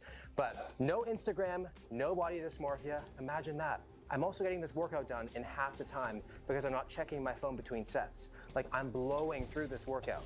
Training without my phone constantly lighting up with notifications was way more enjoyable than I expected. With no distractions, the silence was actually kind of therapeutic. One thing that I cannot believe I'm about to say is I am having a hard time eating enough. And I thought it was going to impact my workout, but luckily it hasn't. But I think all the meals that I'm having are just so rich in nutrients, fat that I'm not used to, and just good quality foods that it's keeping me full for hours. Whereas normally I would just chase protein, volume, lower fat, which does get me full, but then it just keeps me full for like an hour, hour and a half. So it doesn't really do much. So the higher quality foods are definitely sitting better and longer in my stomach. So I definitely have to keep that in mind with my meal plan going forward. I might have to actually add olive oil to my food. Crazy. With my workout complete, it was time to make my poison-free lunch. Take a look at this lunch. I'm gonna give you guys 2 seconds to screenshot it. It's so beautiful. We got kiwi, watermelon, peaches, egg, chicken, avocado, and a mini schnauzer. I'm gonna eat you up. You're so cute. I'm not actually gonna eat you. The amount of different colors in this small vicinity is truly a beautiful thing. It's like the United Nations on my plate. Oh man. Oh, hello, little yolk drippage. That's hot. Ain't nothing poisonous about a peach. I can't even remember the last time I sat and ate lunch outside. Also without my phone or my laptop. Like, my tongue's getting worked, not my thumb. I feel like I'm actually tasting the food today. And I'm present with it. I did not expect to be eating this much fruit, so I guess I underestimated how fruity I really am. But there's definitely a satisfaction component to eating like this, similar to Uber Eats. With Uber Eats, you get it delivered to your door. It tastes amazing. There's little thought, little effort put into it. But with this, it's the effort that's satisfying. You know, seeing all the colors, seeing all the nutrients, seeing that it's doing good for your body is something that's actually pretty addictive. Getting kind of bored right now, so it's time to refresh the feed, AKA going for a walk. And I'm just having a really hard time entertaining myself because every single thing that I want to do is a big no-no. Like what I would give to crack open a crispy Coke Zero and just rip some Mario Kart, or watch a movie, or just doom scroll a little bit on my phone. It sounds so nice, but nope. It's about building new habits. So I'm just trying to be outside as much as I possibly can, just do different things, and eventually it will not feel as weird. I didn't realize that my health was low. Are significantly less than day one, which is good. After the walk, Boba and I played a pretty intense game of tag in the backyard. The little guy is so quick now. Then we read together. This book is actually incredible. After, I played some chess with Katie.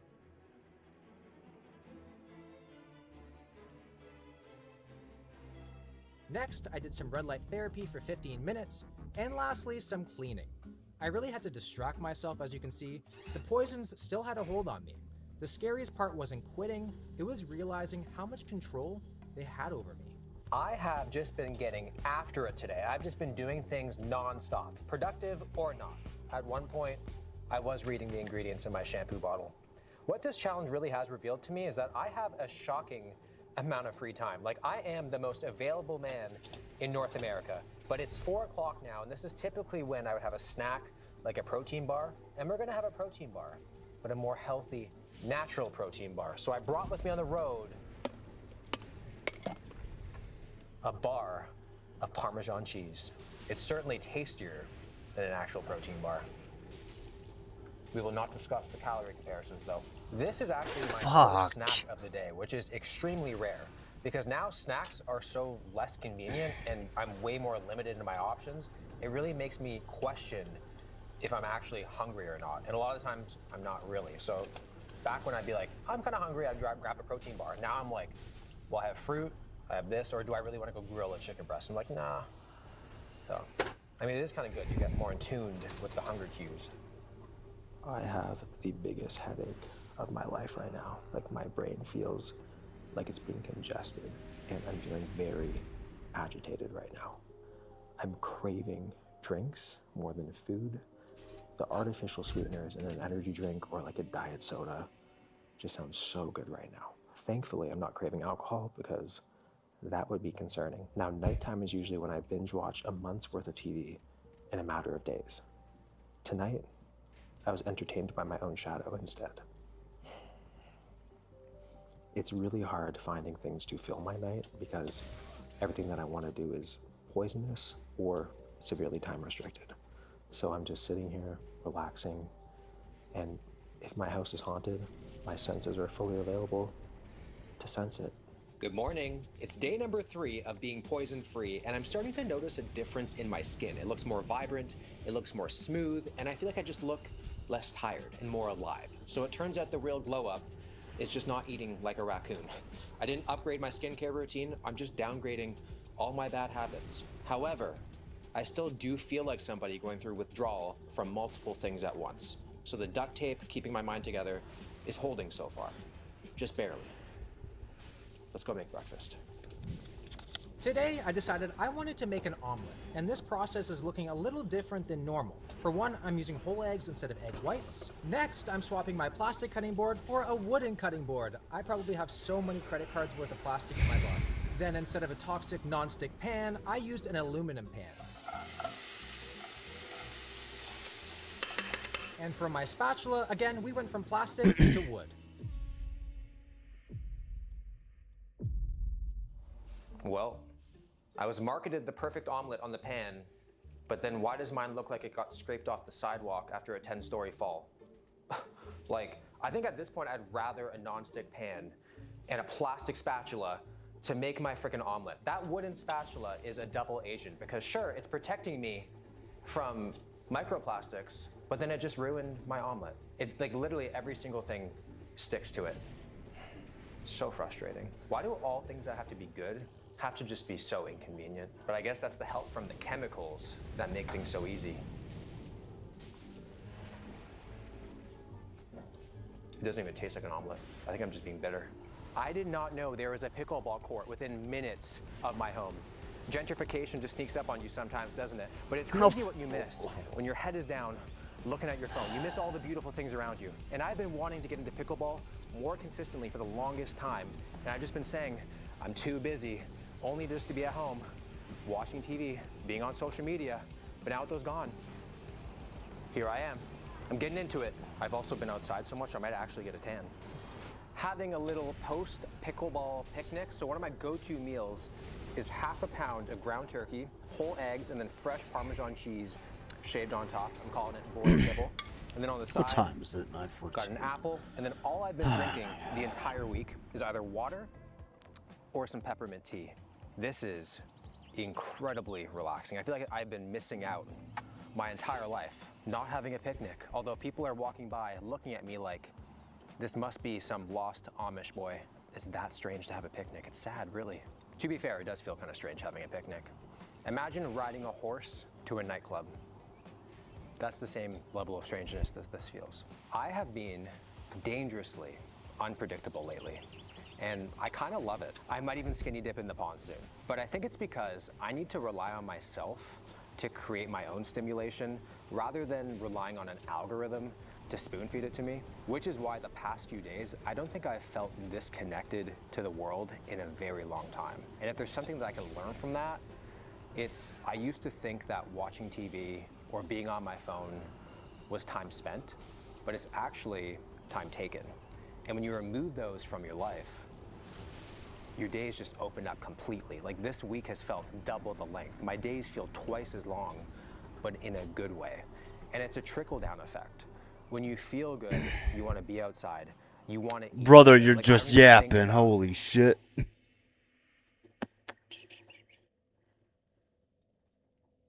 This video is sponsored by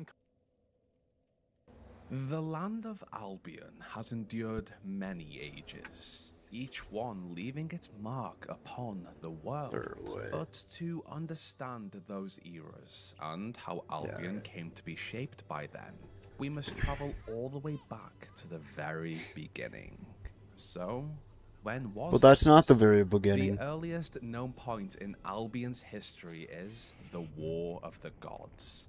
This was an age before grand kingdoms, before mankind, before heroes, and before villains. Yet, even then, the beings known as the Court were already ancient.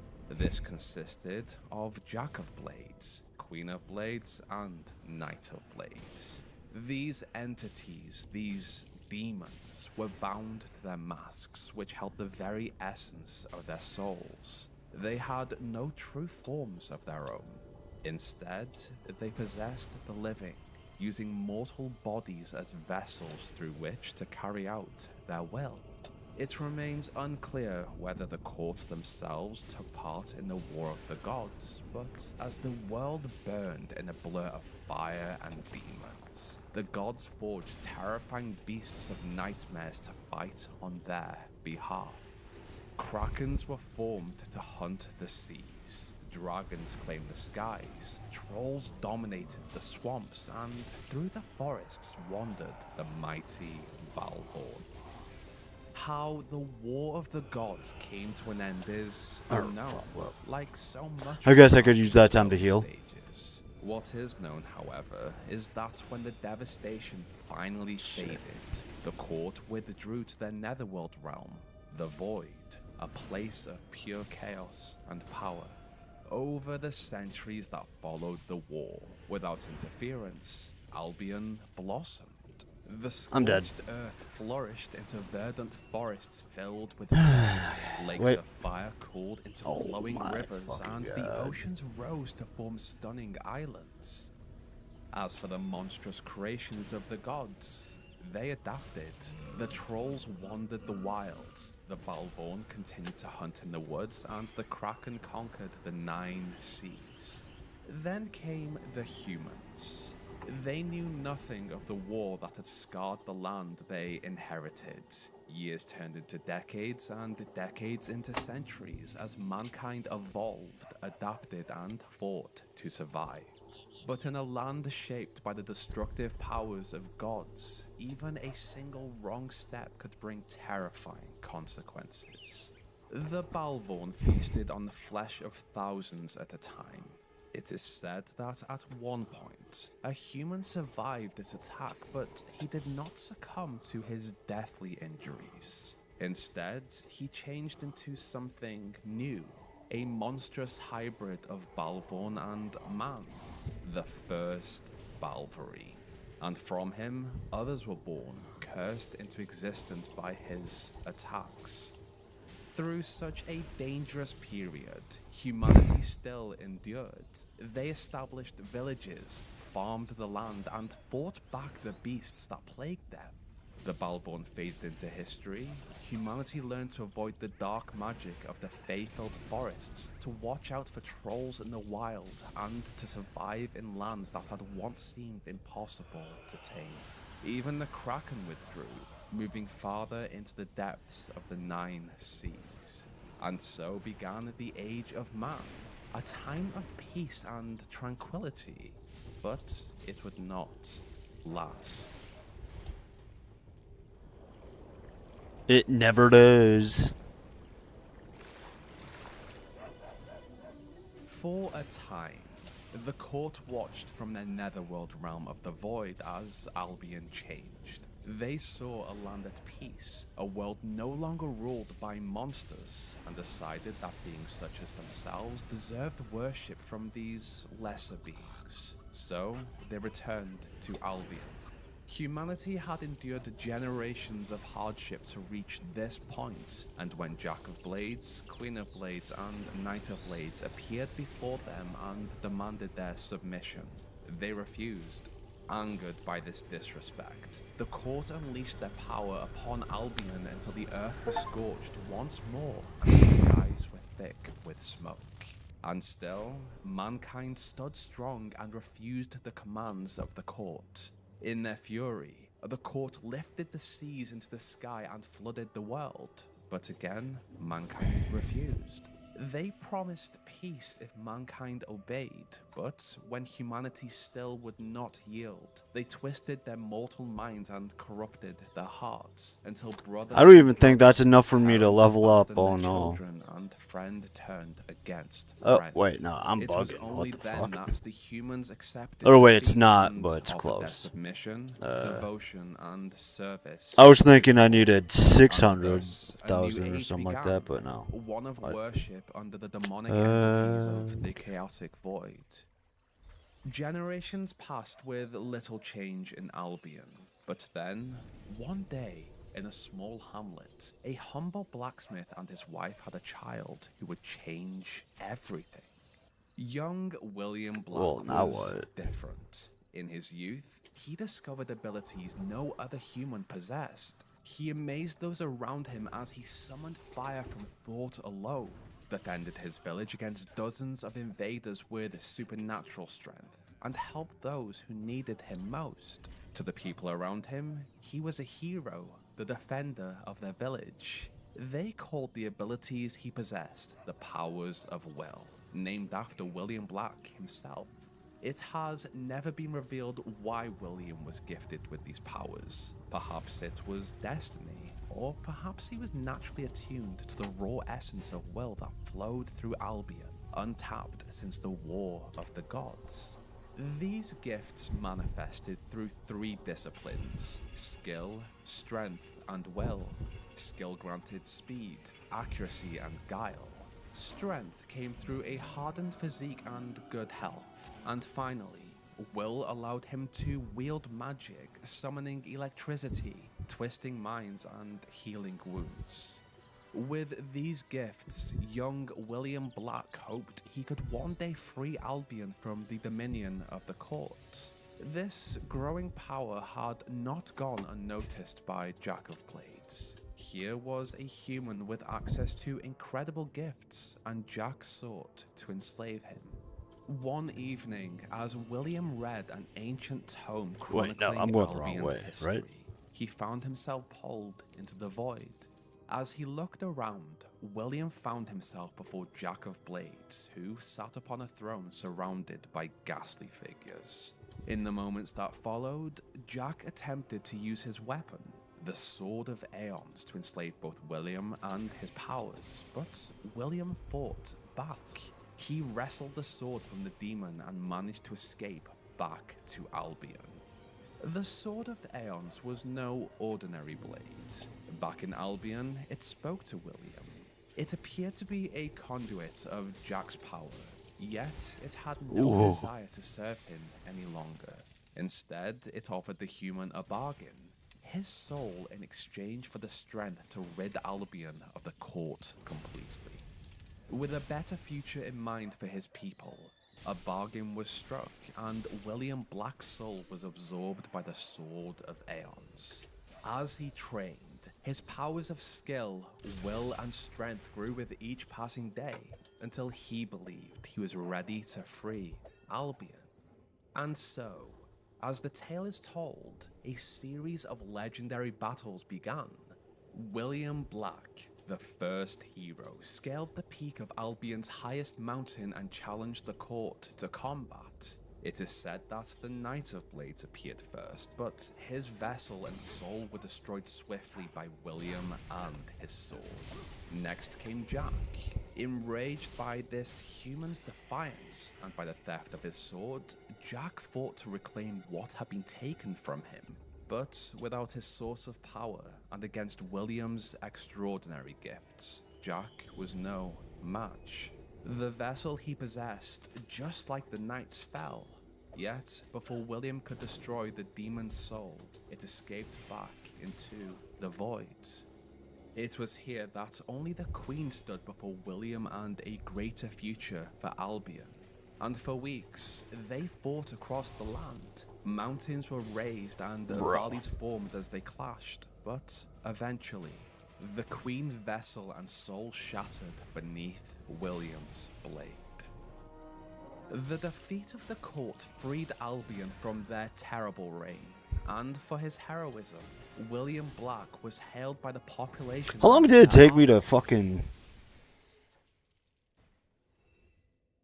About like an hour and 25 minutes, maybe.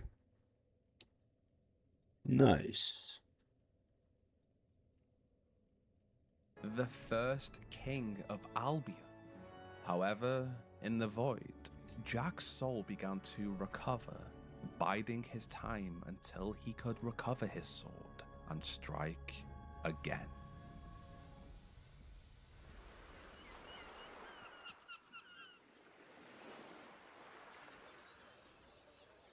Albion had endured generations of horror, but with its first Archon and hero upon the throne, William Black sought to bring forth a new age of peace. Under his rule, the land that had once trembled beneath demons and monsters began to change. As his command of will grew, King William reshaped Albion into a grand kingdom. Cities rose in mere weeks, and machines were crafted to harness the hidden energies flowing through the world. Oh, you Over the son of a years that bitch. followed, Albion flourished, becoming the greatest center of commerce and philosophy the world had ever known. As villages and hamlets spread beneath the banner of the Kingdom of Albion, William personally added to the population. His children were born with the same gifts he possessed, while others amongst the population learned to draw on will without being born to it. This was Albion at its height, a kingdom of invention, exploration, expansion, powered by will. It was during this period that the population began to experiment. Stone carvings were I took your homie shit. given a What- single what- purpose oh, by okay. their creators. The most common of these were demon doors, crafted to guard the entrances to small realms and the riches hidden within them. These entities even devised games and riddles to test those who sought access. This is the official story of the creation of demon doors. Darker rumors linger, however. Some say these carvings were once human, cursed into eternal servitude. While Albion cities flourished, there were some who sought a simpler life. A group of monks left the comforts of the kingdom behind and traveled to the harshest place they could find, the frozen north. There, surrounded by bitter winds, they founded an abbey. Over time, others joined them and a community formed around it. This settlement became the port town of Hook Coast. To explore the lands farther north and to make the dangerous journey across the sea possible, the Archon ordered a lighthouse to be built along the coast. Its purpose was to guide sailors through the treacherous waters and help them survive the depths beyond. It was for this lighthouse that the Fireheart was crafted, a gem designed to not only project the Archon's power across vast distances, but also summon the ship of the drowned from the depths of time. Once summoned, the vessel could carry a I'm traveler to going the wrong any way. part of the world, no matter how remote or inaccessible. This made the journey to the northern wastes far safer than traveling by ordinary ship. The Krakens may have left the seas around the mainland, but they still lurked in the deeper waters where any normal voyage risked disaster. Despite this harsh environment, the kingdom founded 2 new cities here. The first, Snowspire, and the second, whose name has been lost to time. It was also in the Northern Wastes that the Archon William Black ordered the Bronze Gate to be constructed. Behind it, he sealed away the last of Albion's great evils, ancient demons and creatures of nightmare, to protect his kingdom from their power. To ensure the gate could never be opened, he devised a ritual just outside of it, at Archon's Folly. Only the souls of his own bloodline could break the seal, each tied to a specific attribute. As for the people of Snowspire, they feared the gate and the evils within, but took comfort in the knowledge that it remained sealed. Albion had become vast, with settlements spread across islands and seas that few could cross with ease. To bind the kingdom together, a network of Collis Gates was created, magical portals that allowed travelers to pass between distant regions in moments. What? The mystical energies of will had allowed the Archon and the population to reshape Albion, but this energy did not flow evenly through the world. In certain places, it gathered more strongly. To make use of these points, William ordered 4 great hubs, conduits, to be constructed across the kingdom. These became known as focus sites. Activated by the Septimal Key, they allowed the Archon and his people to draw from them. Over centuries, the mighty Archon began to feel that something was wrong with his body, something he did not quite understand, something inside that fought him for control. Unknown to his heirs, he needed time to discover what was happening to him. And so, he stepped back from the throne and passed the power of his kingdom to his children. It was the 3rd Archon during his reign who sought a way to preserve the past, observe the present, and prepare for disasters that had not yet come to pass. And so, in Snowspire, the Oracle was constructed. Like the demon doors, this was a stone endowed with consciousness. The Oracle, however, was made for a far greater purpose. 4 will users blessed with prophetic gifts, Yeren, Morik, Calrun, and Avisto, each carved a glyph of inquiry into its surface. What the fuck is this? Glyphs, the Archons that came after could seek knowledge across time itself, tracking what had been, watching what was, and guarding against what might one day be. And for a time, it seemed Albion's golden age would continue. But this tale is not a happy one. You ignorant slaves. Finally taken notice, have you? As the kingdom continued to flourish, not all who wielded will used their gifts in service of Albion. Some turned their powers towards cruelty, ambition, and forbidden arts. Among them was Halleck, a powerful will user gifted in the darkest branches of magic. He sought to master the reanimation of fallen warriors, pulling dead flesh from the grave and forcing it to serve his command. Hurry up. These vile acts, This is gonna be easy as fuck. Archon cast Halleck out of the kingdom, but exile did not end his work. Alone, beyond the reach of Albion's laws, Halleck summoned creatures bound to what? will essence, Who? servants twisted into existence by magic and obedience. Yet, despite Halleck being the one who called them forth, it was the creatures themselves who became known as summons. Oh, what the fuck? They could appear from empty air, vanishing and returning at will. Generations continued to pass. New Archons rose to power and faded into history. But without a true enemy to vanquish, the children of the Archon grew restless, then cruel. The gifts once used to protect Albion became tools of fear. For their own amusement and to preserve their power, they began to terrorize those born without abilities, and throughout it all, wickedly called themselves heroes. William Black had lived for more than 1,000 years. He had watched his kingdom rise and seen generation after generation of his descendants rule, die, and then be replaced. Though immortal after bargaining his soul into the Sword of Aeons, he found himself unable to step in and stop the actions of his successors.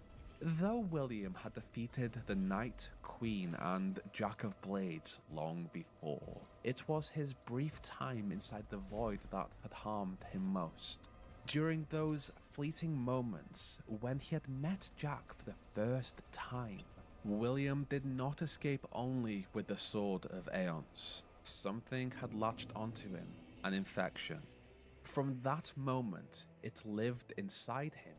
It grew slowly, wasting away his body as he lived, and as it became stronger, it began to fight him for control of his mind.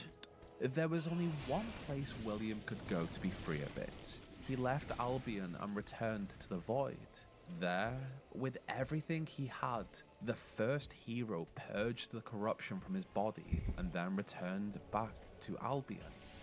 Weakened by this ordeal, the first hero looked upon the kingdom he had founded and felt only disappointment. Was that a melee weapon? He was no longer strong enough to force his descendants to rule as he once had, and saw no way to stop the chaos that now seemed inevitable.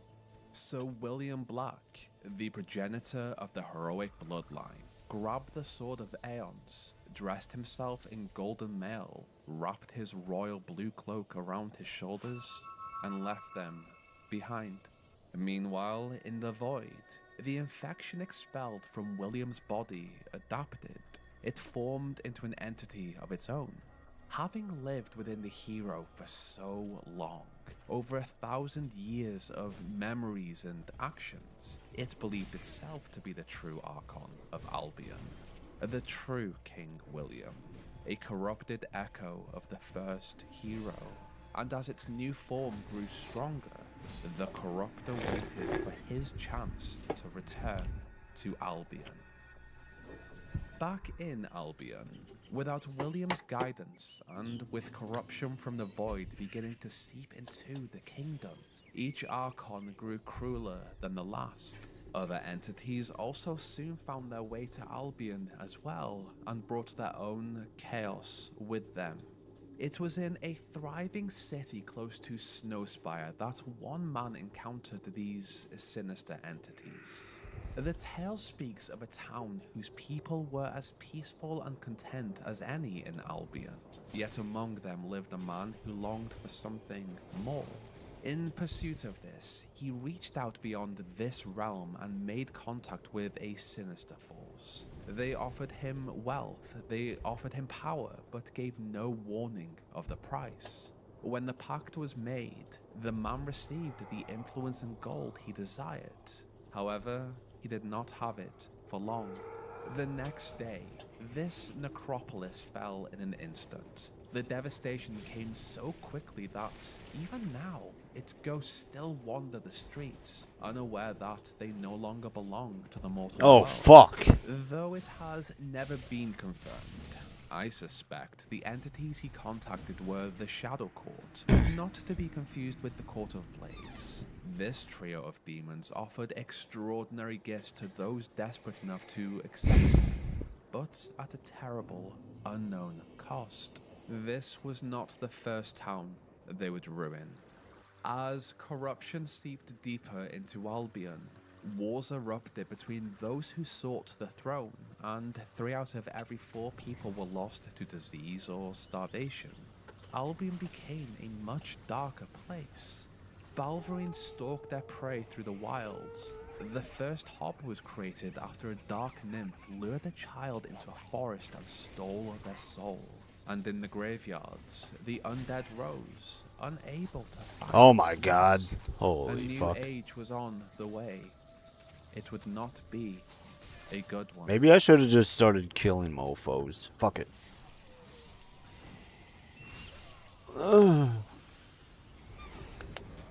Although other lands existed beyond Albion, from the desert country of Aurora across the sea, Aurora to the Bora? mountainous eastern trade nation of Samarkand, and Bolwood, home of the Scorpions, Albion remained secluded from them all, its attention fixed only on the troubles growing within its own borders. Each new Archon did everything they could to prevent a coup and cling to power. Walls were constructed around the cities, built to keep creatures out, and worse still, to keep their own citizens trapped within. Some children were encased in armor from birth, chosen and trained to serve as the Archon's personal guards. Curfews forbade the population from leaving their homes after nightfall, and when an alarm was sounded, every citizen was ordered to appear without question. Any who defied these laws were executed, along with their families. It was during the reign of the last Archon that the Spire was constructed, crafted as a conduit for all the magic in the world. It was designed to grant him the power to bend reality with a single wish. Another desperate attempt to hold on to power. What this Archon could not foresee, however, was that gathering so much will energy in one place had weakened the boundary between Albion and the Void, and a tear opened between the two realms. As the rift grew wider, the Crawler, Chief Lieutenant of the Corruptor, readied itself for battle. Around it waited an army of corruption, formed through centuries of preparation. And as Albion stood on the edge of disaster, three of the greatest heroes of the age came together. Sol, the hero of light, Blaze, the hero of fire, and Stone, the hero of the fallen. They fought the Crawler as it emerged, but even together they could not defeat it. Instead, they managed to imprison the creature within Shadelight Dungeon in Aurora. With this threat still looming over Albion, 5 prophets foresaw the end of the kingdom as they knew it. To prepare for the destruction to come, and to ensure the Fireheart did not fall with the rest of Albion, they travelled to Hook Coast and removed it from the lighthouse. Then, carrying the gem that had once amplified the Archon's power across Albion, they entered the Primal Demon Door, the first of its kind ever to be created. The prophets of the Fireheart foresaw that the gem would one day be needed again, when a new kingdom rose and faced a great evil. To ensure that future came to pass, they sealed themselves within glass cages, shielding their bodies from the Fireheart's energies while they waited in this timeless pocket realm beyond the Primal Demon Door. There they remained, silent and preserved, until the day came when their guidance would be needed once more. Upon their return to Albion, Sol, Blaze, and Stone knew the leader of the corruption would emerge at any moment. To stop it, oh, someone's throwing at me from their where? powers Oh. directly through the rift and into the void. But the force required to close the tear was greater than even they could endure. In an instant, the spire shattered and unleashed a surge of will energy that wiped out everything within the kingdom's if I walls, rest, I feel like that the population trapped inside them. debuff or As whatever the should get blades of off. stone, Okay. They were crystallized into willstones and scattered across the land. As the devastation closed the rift, it flowed outwards across Albion, striking every town and city in its path. Along the edges of Hook Coast, the monks knelt before the approaching wave and poured their will energy into a shield around the humble port town and its people. They I used to died use this guy for them, but the shield held, and farming. Hook Coast was protected. Albion had been saved from the emergence of the Corruptor, but it had come at the cost of its people. The First Kingdom became the Old Kingdom, and all that remained of it lay in ruins. then you just rest, then you just go back up, kill him, rest, and yeah, repeat. The fall of the Kingdom of Albion ended an age that had lasted for thousands of years, and with its collapse, the Cullis Gate network fell silent. The few settlements that survived beyond the kingdom's walls, such as Huck Coast and Snowspire, the furthest of them all, found themselves cut off and alone. Their warriors were forced to defend the city from the harshest winters, as well as hordes of beasts and soldiers from neighboring countries. As the decades passed, the few villages that had survived were left to govern themselves and defend their population from invaders. They fought over food, land, livestock, and even fresh water. Mercenaries sold their swords to whoever paid the most, while extorting the weakest among them. Women were even treated as commodities by some, valued only for their ability to bear children. As the years passed, forests grew over the ruins of the fallen kingdom. Scavengers wandered beneath the trees, picking through the remnants left behind. They gathered strange trinkets and forgotten relics, unaware of what these objects had once been or what powers they had once held. Among the population, however, heroes still remained, descendants of the Old Kingdom, unaware of the bloodline or power they carried. In this age of darkness and blood, they used their gifts as they saw fit. Some used them for good, Oh, there's others two? used them What the for fuck? cruelty, survival, or simple gain.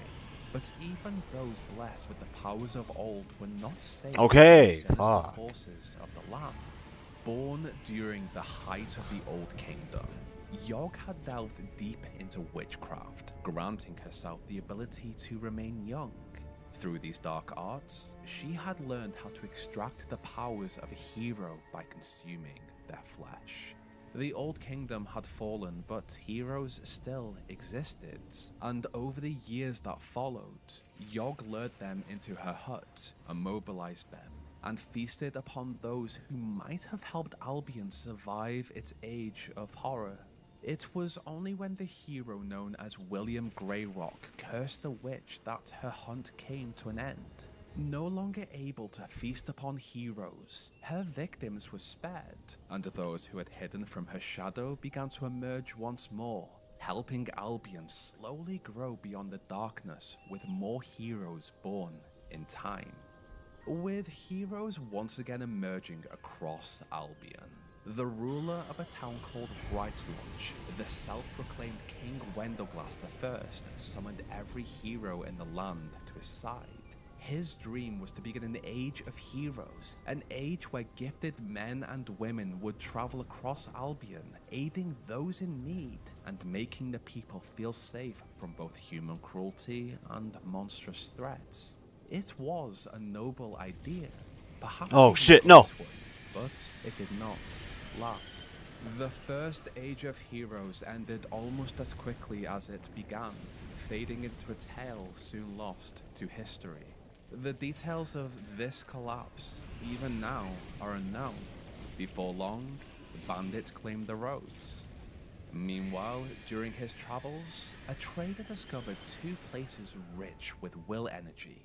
The first lay within the region of Darkwood. There, his mind filled with horrific thoughts and violent urges, as though the land itself wished to draw cruelty from him.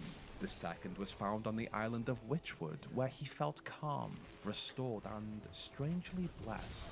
Even his wounds began to heal. With two places that seemed bound to opposite forces, the trader saw an opportunity. He ordered a temple to be constructed upon each site, then spread word of the gods said to inhabit them: Skorm, the god of evil, and Avo, the god Oh. of good. Through donations, those who felt aligned with either god were promised rewards, and Oh. thus Avo and Skorm became the gods Oh, people well. believed in during this age. Is that really What all that began does? as a way to exploit a population already broken by centuries of pain Wait. became fact to those who needed something Where to am I? believe in during such an awful period.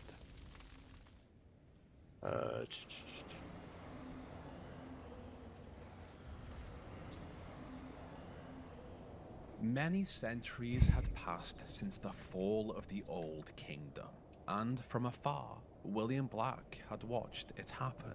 But now, with Albion standing on the brink of its end times, he believed he could no longer remain hidden. This hero was no longer the son Lock of a on. humble God blacksmith, nor was he the Archon who had once ruled from a throne.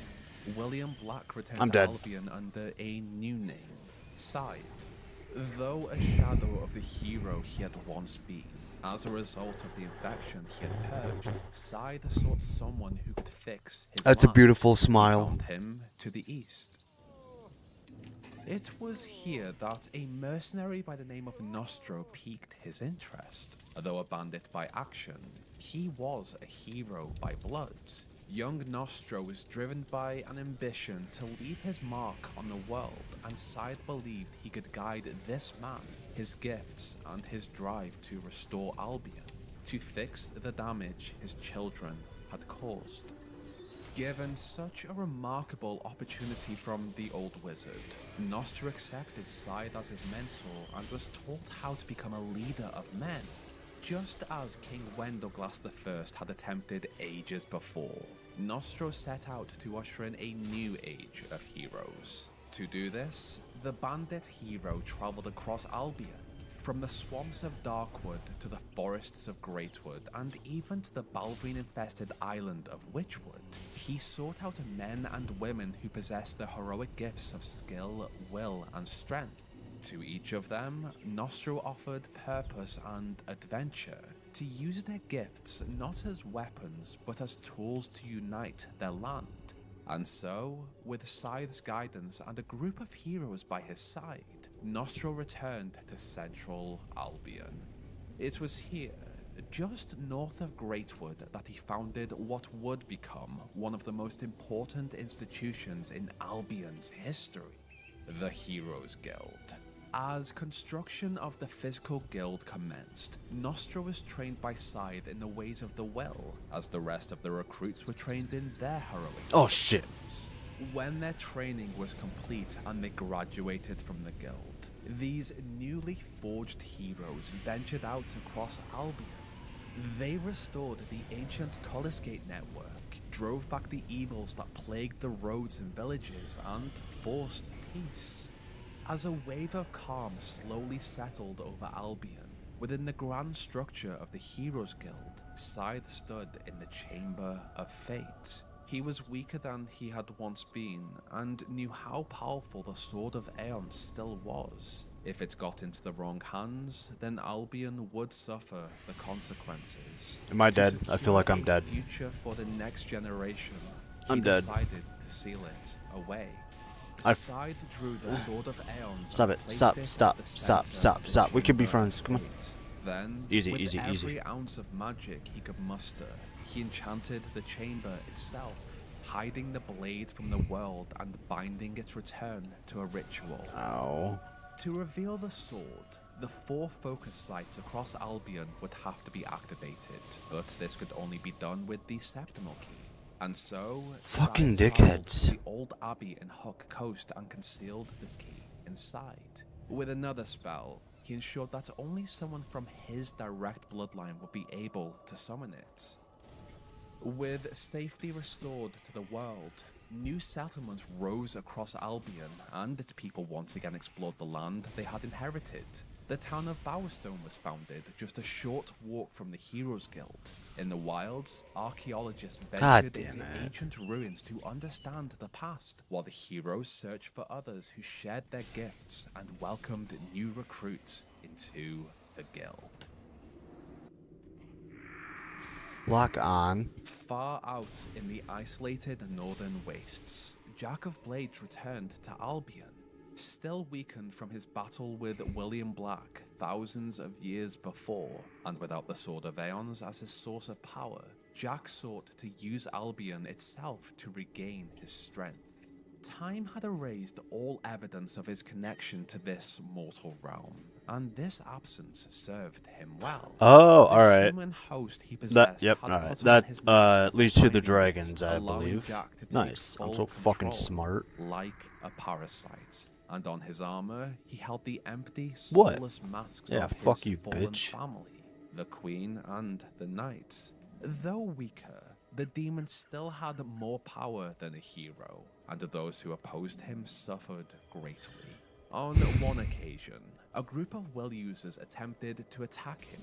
In response, Jack cursed them to an existence of misery, condemning them to the realm of death, a place mortal souls normally pass through on their way to their final Fuck, I resting didn't mean to. place. Their existence was tragic. These screamers felt torment constantly, granted a moment of reprieve only when they fed on the life force of the living. Most of their time was spent in the realm of death, where they tormented the souls that passed through, and when given the chance, they crossed into Albion to harm the living. Back in central Albion, the guild continued to grow. What had begun as a sanctuary for heroes became a world of its own, with caretakers to tend its halls and kitchen, a library filled with knowledge of the past, training rings where recruits could test their gifts, dormitories for those who called the guild home, a forest within its grounds, and even a demon door, which, in my opinion, contained the nicest pocket realm in all of Albion. A place filled with so many people, however, was bound to lead to disagreements. So, Nostro commissioned the arena on the island of Witchwood, a place where his heroes and the general population could settle their disputes in public before these conflicts spread across Albion. Oh, what time is it? The Guildmaster Nostro had 9:56. also heard reports of an ancient sword with incredible power, the Sword of Aeons. Aware that the blade had vanished some time before, he commissioned one of his own. This weapon, Avos Tyr, was based on what the Sword of Aeons had apparently looked like. Unknown to him, the real sword was hidden inside of his own guild. As with all stories, however, there is conflicting information about the weapon's origin. Avos Tyr is also said by some to have once been an ordinary sword owned by a common guard in Bowerstone. That was until a guild mage by the name of Solstius used it as a focus point to close a vortex that threatened to destroy the town. Whichever God damn tale it. is true, the sword was immensely powerful. During this period, the sorceress Delphi joined the guild. Throughout her life, she had been selfish. Who the using fuck is her throwing magic that? to torment those around her. Yet, within Nostro's guild, she repented. The powers she had once used for malice were turned instead towards good. Beside her stood Holder, former commander of the Dragon Knights. Long before his time with the guild, he had tamed the last dragon ever seen in Albion and ridden it into battle, defending the Epic. people of the southern lands from those who sought to destroy them.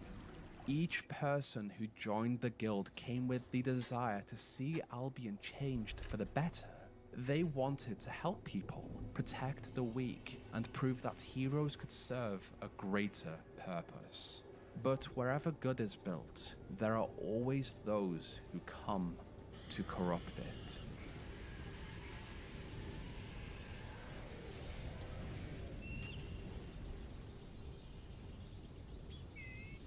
Nostro had dedicated his life to the restoration of Albion. Under his command, the Heroes Guild had been founded as a force for good, a place where gifted men and women could serve the people rather than rule over them. But when he met Magdalena, that vision faded. Magdalena was power-hungry and patient. Over time, the courtesan twisted Nostro's ideals to match her own, to please her. Under Magdalena's influence, the Witchwood Arena was transformed. What had once been built as a place where disputes could be settled before they could spread across Albion became a theatre of blood, violence, and public spectacle. the guild changed with it. No longer did its heroes answer the needs of the people. Instead, the institution Nostro had built became a house of mercenaries, where quests were taken only for gold and reputation. Once again, Scythe watched as one of his bloodline fell beneath the influence of another corrupting force. He had seen this tragedy play out before in the descendants who ruined the Old Kingdom, and he knew where it led.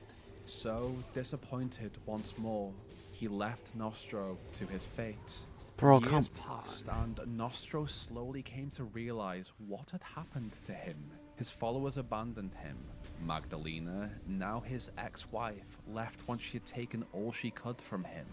Under their mother's guidance, Nostro's children, each gifted with his heroic abilities, used their inherited power to seize control of Bowerstone. One night, as he sat down to eat, Nostro knew he was dying. An assassin had poisoned his meal. In his final Are we moments, dead ass right now? Nostro Are we called for out to real? his mentor, and he came. For hours, as Nostro slipped closer to death, Scythe kept him company, offering what comfort he could, and with it, a measure of peace for the choices he had made. Before dawn arrived, Nostro left the mortal world, yet his soul did not pass into the realm of death.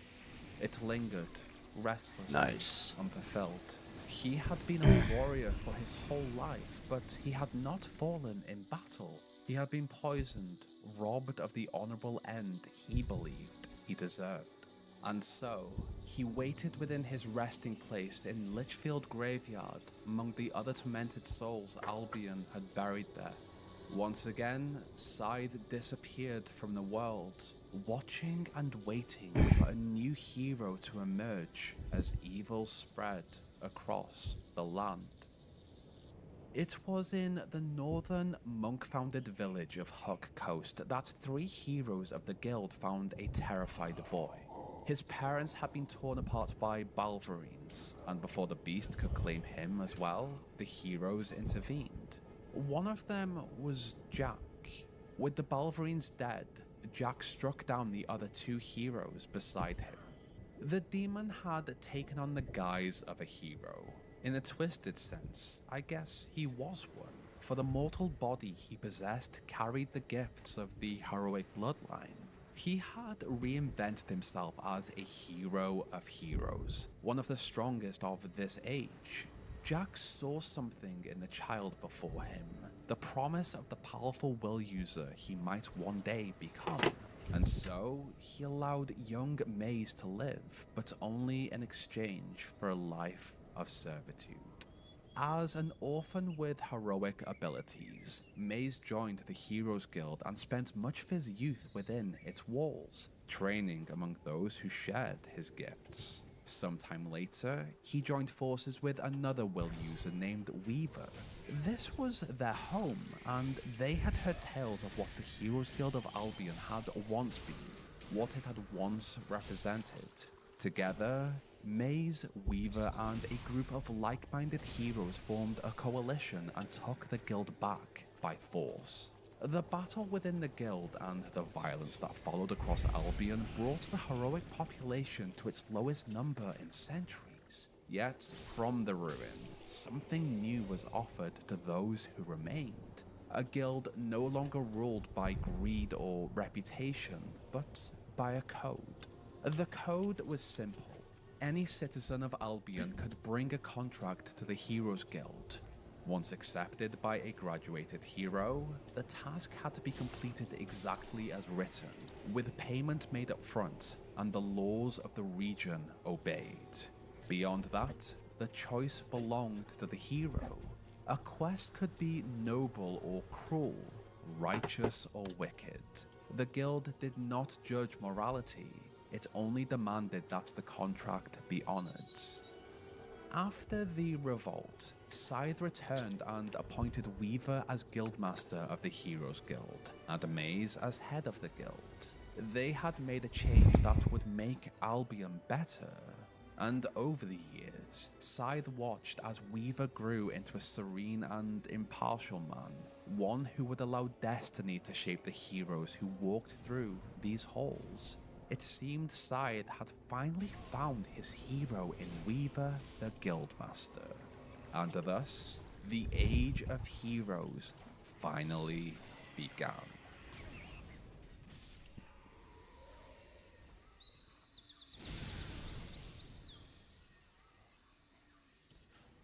Through the halls of the Heroes Guild came many champions, revered by the people they protected and entertained.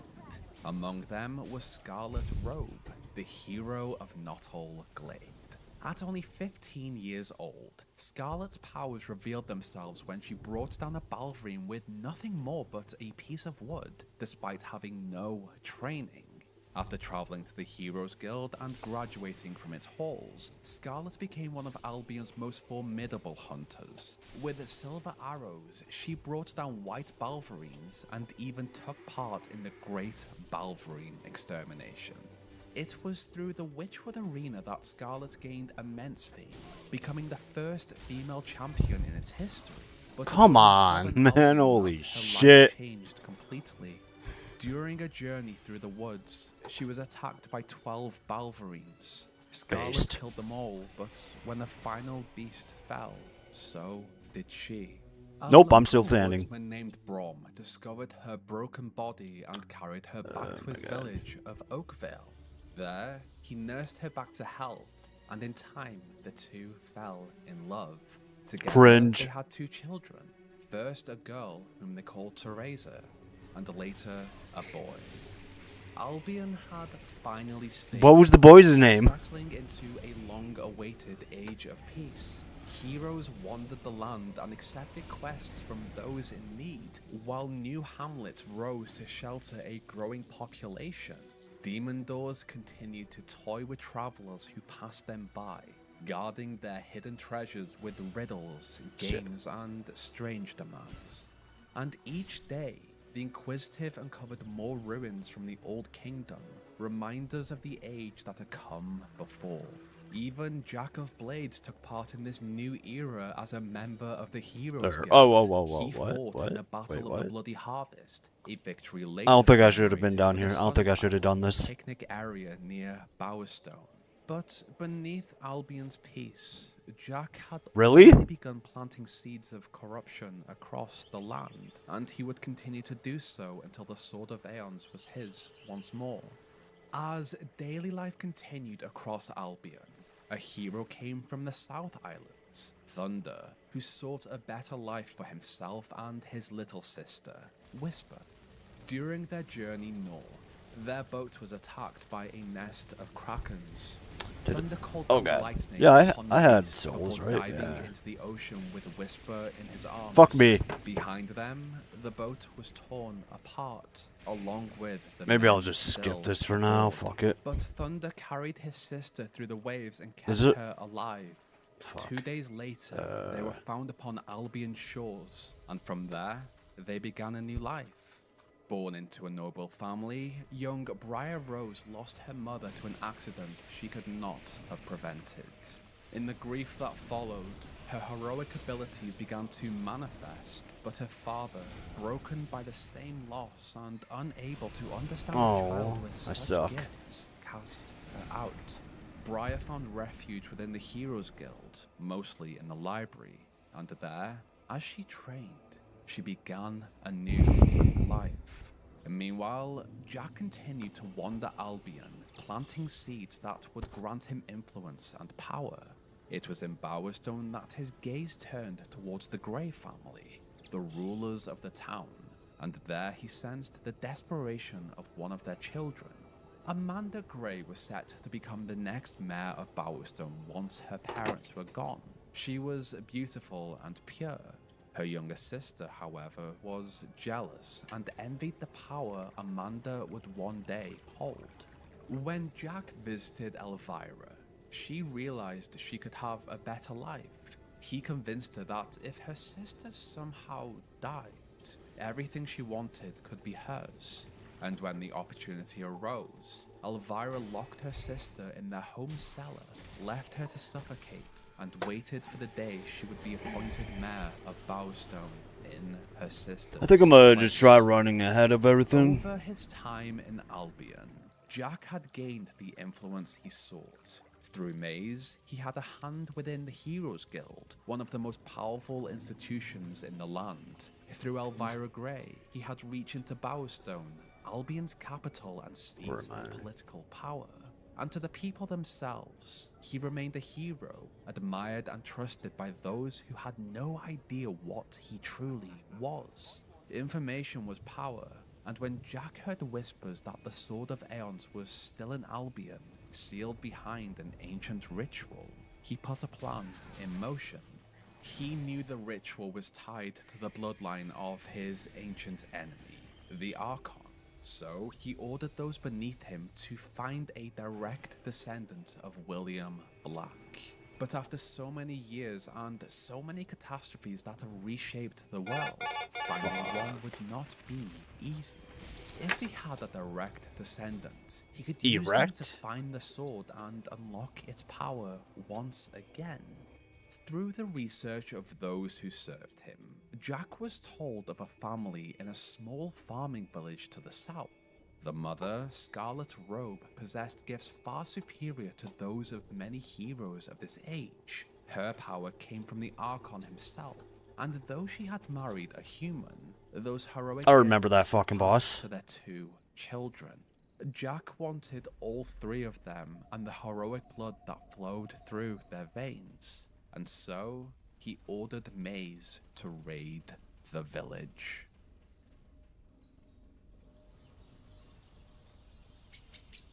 God damn, why so long? Holy fuck.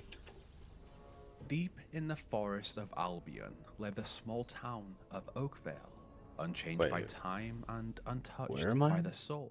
Here lived a boy Oh. and his family, a boy dreaming of greatness, of one day becoming a hero. I don't know if I remember just like his mother. this though. His sister Teresa was used to their mother vanishing for Wait. days at a time Oh, on yeah, I do, guild never mind. missions, while their father remained It's all behind coming in back to Oakvale me. to care for them. Even so, her life was a happy one filled with the simple pleasures of a small village, innocent Cringe. laughter, games of hiding It's in Monday fields, today, right? and quiet afternoons spent watching her brother chase chickens. But when Teresa slept, that innocent world began to change. Her dreams stirred with strange visions, dark glimpses of what was to come. It was on Teresa's birthday that their lives changed forever. It was a normal day like any other. In the heart of Oakvale, a traveling trader offered his wares to those passing by the tavern, promising wonders and trinkets to anyone with gold to spare. Nearby, a woman called out for her husband, unaware he had found comfort in someone else. I love you more than any of the others, my little honey pot. Not far from them, a More boy than any of tormented the a others. smaller child, Hell and yeah. having forgotten it was his sister's birthday, Based. the chicken chaser raced across Oakvale, performing whatever good deeds Oh, he could find, fucks. each one earning him a little gold from his father, until Stop, he had enough to stop. buy Teresa a box of chocolates. Teresa had foreseen all of this in her dreams, but there was something Fucking else hacker. waiting beyond those familiar visions. I don't know why I Something she didn't did rest not at quite the one remember. bonfire. Then, as her little brother handed her the chocolates, it came back to her. There's something wrong. Bandits!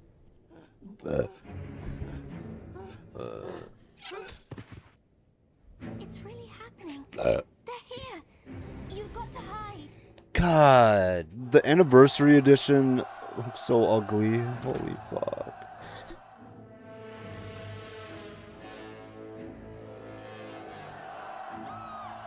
Got one!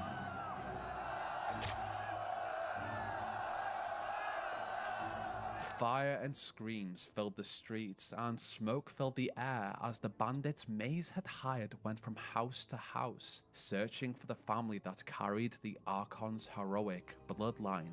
In the chaos, Teresa ran back to her home and watched as her father was slaughtered. Don't know why I assumed it'd just be down. Whatever. Wait. Wait, no, it was down, but then I brought it back up. She wept. The demon, this abomination, asked the young girl where her brother was. All Teresa could do was stare. For this, Jack drew his blade and tore out her eyes. There was a flash of light, and then only darkness. As Oakvale burned, the bandits searched for the young hero, but he was nowhere to be found. Frustrated by their failure, Jack left the once peaceful farming village with Scarlet as his prisoner. Through his influence over Bowerstone's Bargate prison, he ordered her to be held there so that he could force information from her about her bloodline and study the power it contained.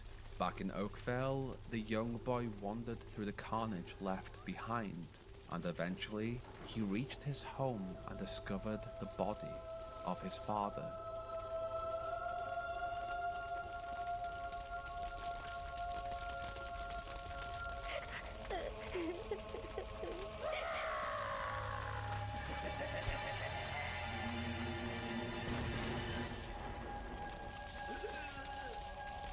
Why do the children look so weird? And then also him. Why? They're all dead. You don't want to join them, do you? Then give me your hand.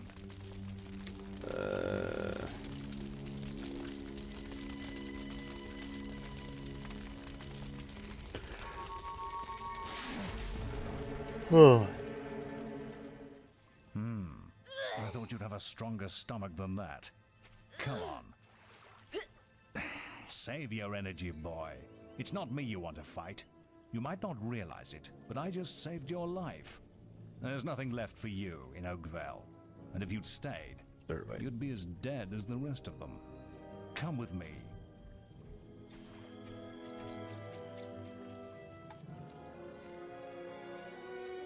My name is Maze, and I'm the head of the Guild of Heroes.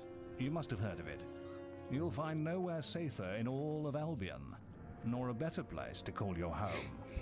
And if it's vengeance you want, you'll need the training only we can offer. Bitch, fucking make it work. I'll introduce you to the Guildmaster. He'll be your guide from now on. I have a new student for you. Put him in the dorm upstairs with the girl. You don't look much like hero material to me, but Maze knows what he's doing, I suppose. Well, follow me then.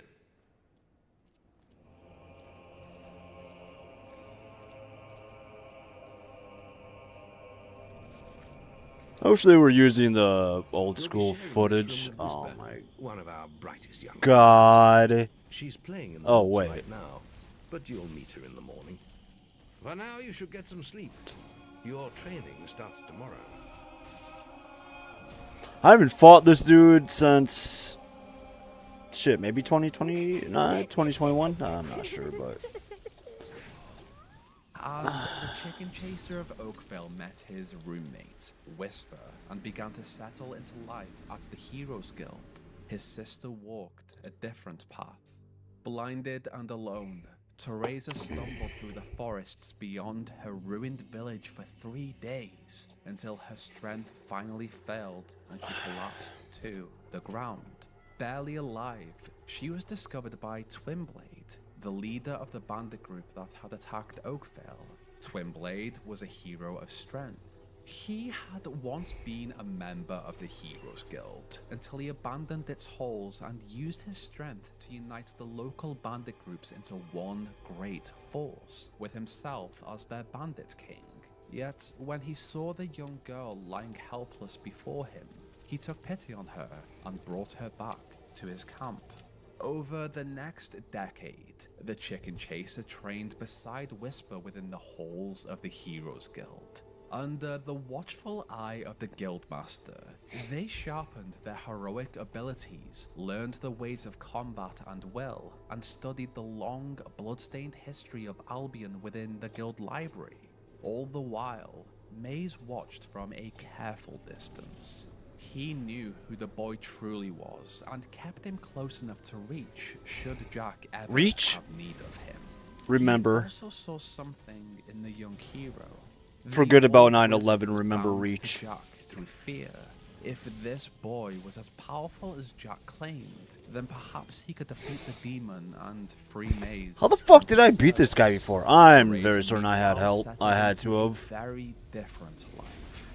Among the bandits, she learned to survive. Though her eyes had been taken, her sight had not left her entirely. Her prophetic gifts and powerful will allowed her to see the world in ways others could not. As she slept, Twinblade listened. In broken whispers and half-remembered dreams, Teresa spoke of rival bandit factions, hidden dangers and events yet to come.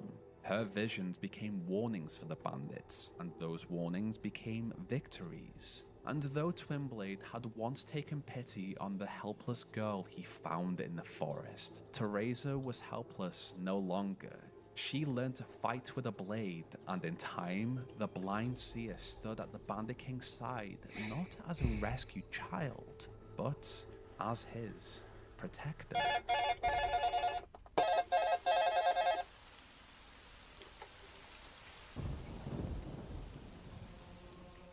Following more than a decade of training within the Heroes Guild, the young hero graduated alongside Whisper from its halls and stepped out into Albion.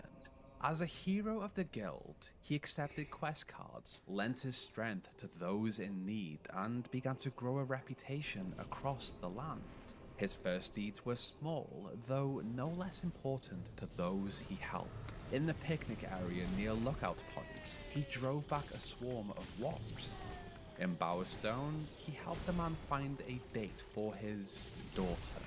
Through the horrific region of Darkwood, he escorted traders past Balverines, Fae, Hobbs, and Trolls.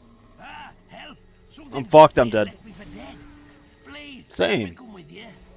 We can't let him follow. He's infected. He'll be eating our guts before we know it. With each completed quest, his renown grew. Across Albion, people began to speak of the Chicken Chaser's actions. Still, he wondered what had led to the fall of Oakvale that day, and what had happened to his mother or sister. It was only when Maze informed him that his sister might still be alive that he had hope. Upon returning to Oakvale to follow up on Maze's information, the memories of that night... Why is he so short? So short and stocky, I love it. Hello, I remember you. We thought you died in that awful bandit raid all those years Bro, ago. you're like 60. So where have He's you like been all this time? 30. What? I'm afraid I've heard nothing more of your sister, and there's little else I can do. There is hope yet, though. A blind seeress lives among Twinblade's bandit clan. She may be able to tell you about your sister. Funny.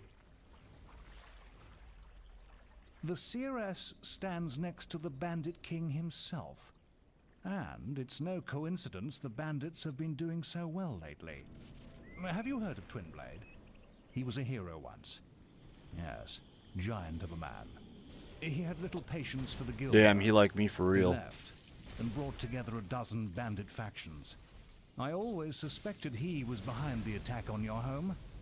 This could be your chance for revenge. Oh, no, you stupid, dumb, fucking... I need... I shouldn't lock on. The hero traversed the bandit coast I shouldn't and lock used his on. incredible abilities to defeat the bandits in his path. It was at the center of this camp that he eventually met the Bandit King. Can I play this instead? I'm gonna play Fable instead. Fuck this dumbass game. Fable never made me rage.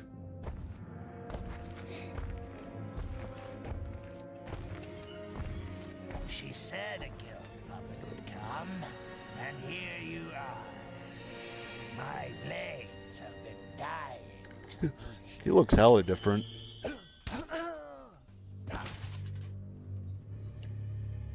Finish it quick then. I'd do the same for you. I feel like he was more bald in the original. What's wrong? Don't you recognize your own sister? I've seen so many things. So much killing. So much dying. I've seen you, little brother. In a ring of sand and blood. An arena full of secrets. And I've seen the choice you'll have to make one day. Between the darkness and the light. Teresa. I'm sorry, Twinblade. Your path is alone now. All our paths are. But before I leave, brother, I have a present for you. For all the birthdays I've missed. A power that runs in our family.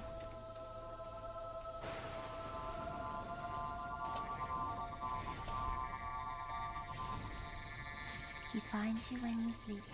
And when No, go. Wait, what? No, I'm good. Wait. Oh, what the fuck? Finish it, or leave me alone. Oh, I'm dead. Oh, no.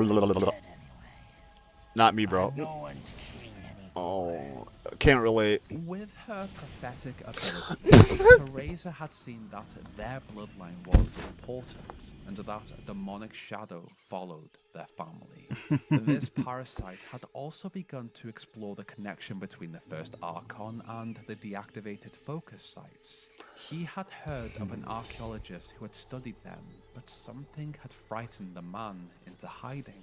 So he asked Pussy Maze to wait. find him, and Maze, in turn, passed the task to the young hero as a favor. Meanwhile, in the northern wastes, Scythe feared that Jack might somehow use the Snowspire Oracle to uncover further information about the sword. To prevent this, the Oracle's glyphs were taken and buried within the necropolis. It was on the island of Witchwood, inside of a demon door, that the chicken chaser discovered the archaeologist. That's just grand. If you can find me, so can they. Alright. I should never have started studying the focus sites. But how was I to know Jack was interested in them too? Yes, Jack of Blades. Look, I have no time to explain. You can read my journal if you want. I don't want it anymore. Now, if you'll excuse me, I'll be off. It's not safe for me here anymore, thanks to you. Jesus. Wait, how much do I... The hero believed he had simply done a favor for one of his mentors. Unknown to him, he had delivered the archaeologist into Jack's damn it. hands, Okay, allowing yeah, I'm the just gonna demon to spam. further Or wait. unravel the ritual. As foreseen Okay, by I could just do it Teresa, one more time. The young hero Damn. went on to fight in an arena of blood and sand to boost his renown. Within, he followed his mother's footsteps as he faced the early trials of wasps and hobs. Then, in an unusual turn of events, Whisper was brought into the arena as his co-fighter. Side by side, the two guild graduates battled through Balverines, the undead, bandits, earth trolls, rock trolls, and finally Arachnox, the king scorpion. Round after round they endured, beast after beast fell before them. By the end, both the hero of Oakvale and Tight Whisper had slab. survived every trial the Witchwood Arena had placed before them. They were arena champions. This should have been a moment of triumph for them both. Instead, something dark. There are 15 total Titanite slabs available per... Shh.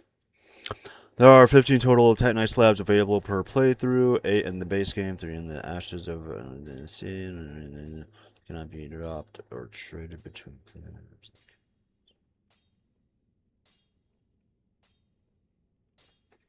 Grand Archives, hidden chest, pull the lever on the second floor. Is that where I'm at?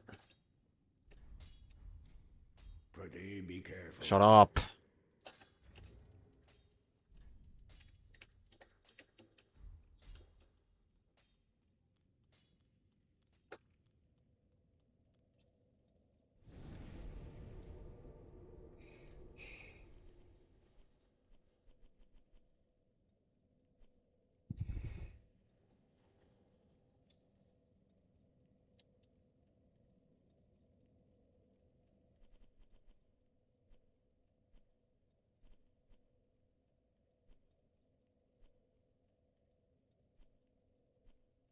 Do I not have?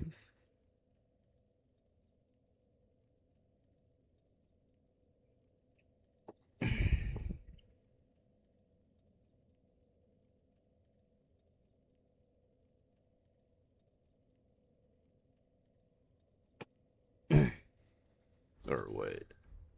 Wait, who's all the Lords of the Cinder? Wait, I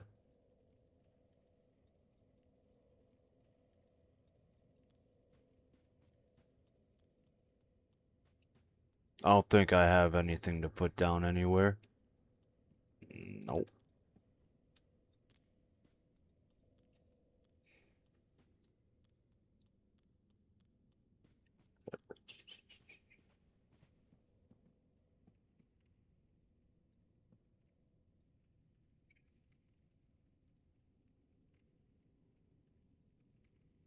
Coiled sword obtained in the optional grades. Erythrial dungeon. Profaned capital. Complete Sigurd of Katarina's quest by freeing him from his cells. Where the fuck is his cell?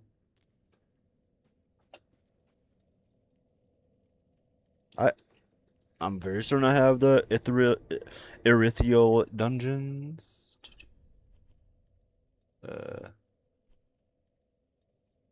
Yeah, wait.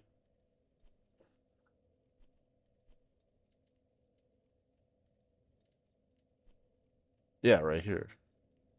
Okay, fucking.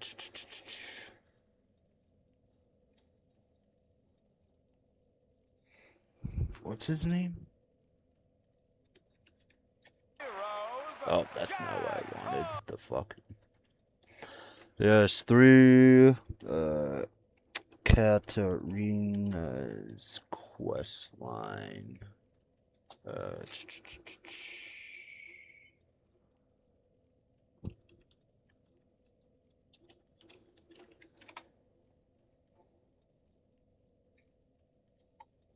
Hurry up.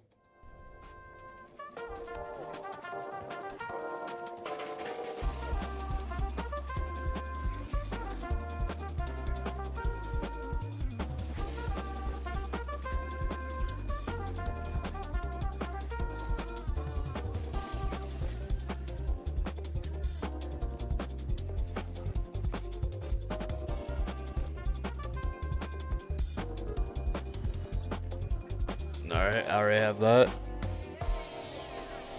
Alright,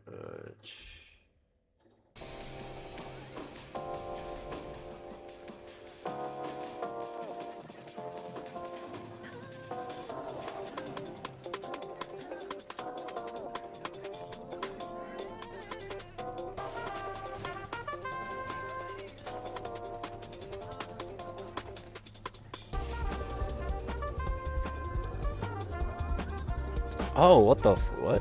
Wait, hold up.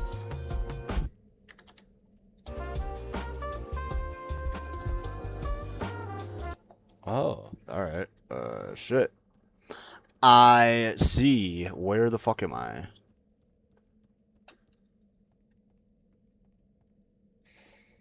Oh, I'm so close to having a fucking kick-ass sword. I'm so fucking horny. What?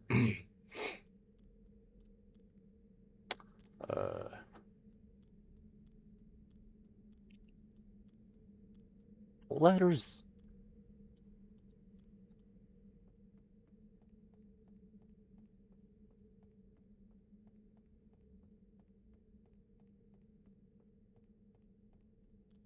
Oh. Okay. You stupid dumb son of a... Okay. You motherfucker. Go. Go. Go, you hoe.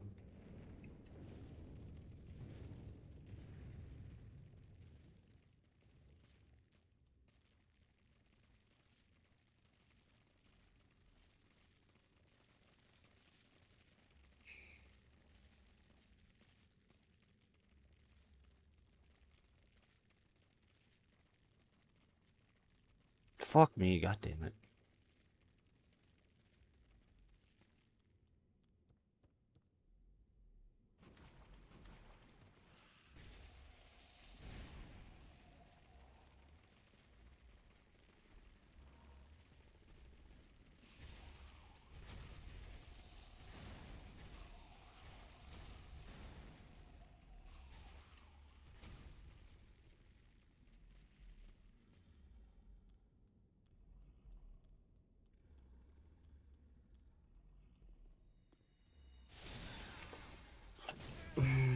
I'm sorry. I'm sorry. I didn't recognize your game. I forgot about your game, dog. You fucking suck dick. Come on, just let me go. Just let me go. Just let me go. You fucking dumb.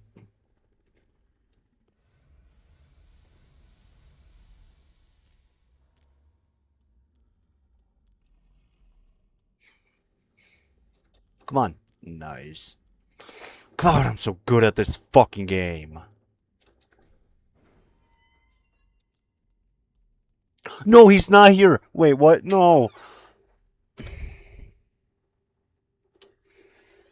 Does that mean I failed this quest line? Do I not get my fucking slab?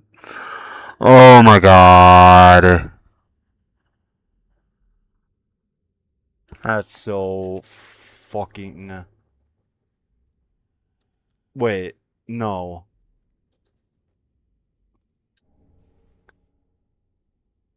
That's not him, right? No, that's not him, right? That is already here. Or wait, what?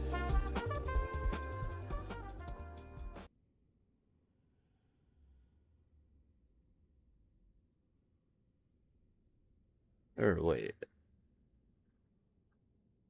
Wait, is all I need to do is open fucking door? Or I'm so confused.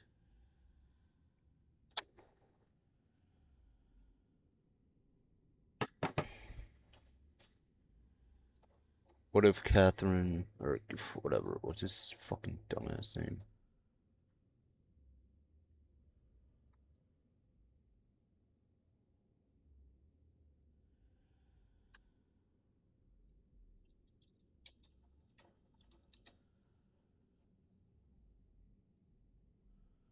Or wait.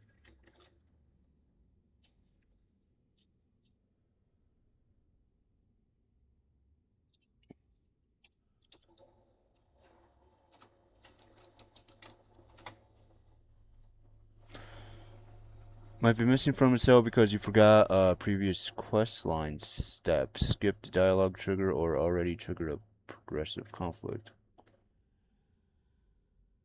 Well, fuck, either way, I think I can't do it. Oh, that's fucking unfortunate.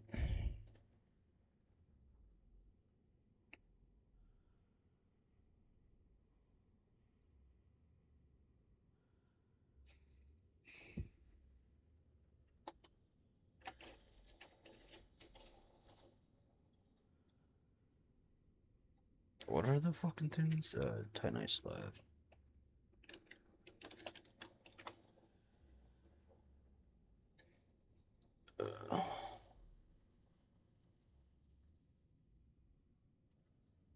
Hey guys, GiveUsGame here, and welcome to my Dark Souls 3 Titanite Slab Guide. In this guide, I will show you where to find all the Titanite slabs, and there are 8 slabs in total that can be collected with each new game. There is 1 slab at Profaned Capital by completing Segwell's questline and freeing him from his cell. 3 can be obtained once you have reached the Grand Archives. 1 is found after pulling a lever to open up a secret.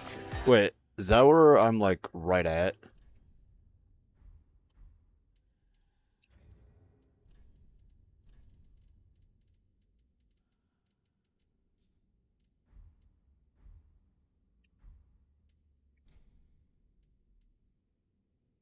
Or no. Well, guess it kinda doesn't even really matter. In the end, it doesn't even matter. Alright. I put my dick in you. Yes. Alright, so... Hey guys, get a plane. Titanite slabs 1 slab at Profaned Capital once you have by completing Segwell's questline and freeing him from his cell. 3 can be Wait, no, that's not... obtained once you have reached the Grand Archives. Grand Archives.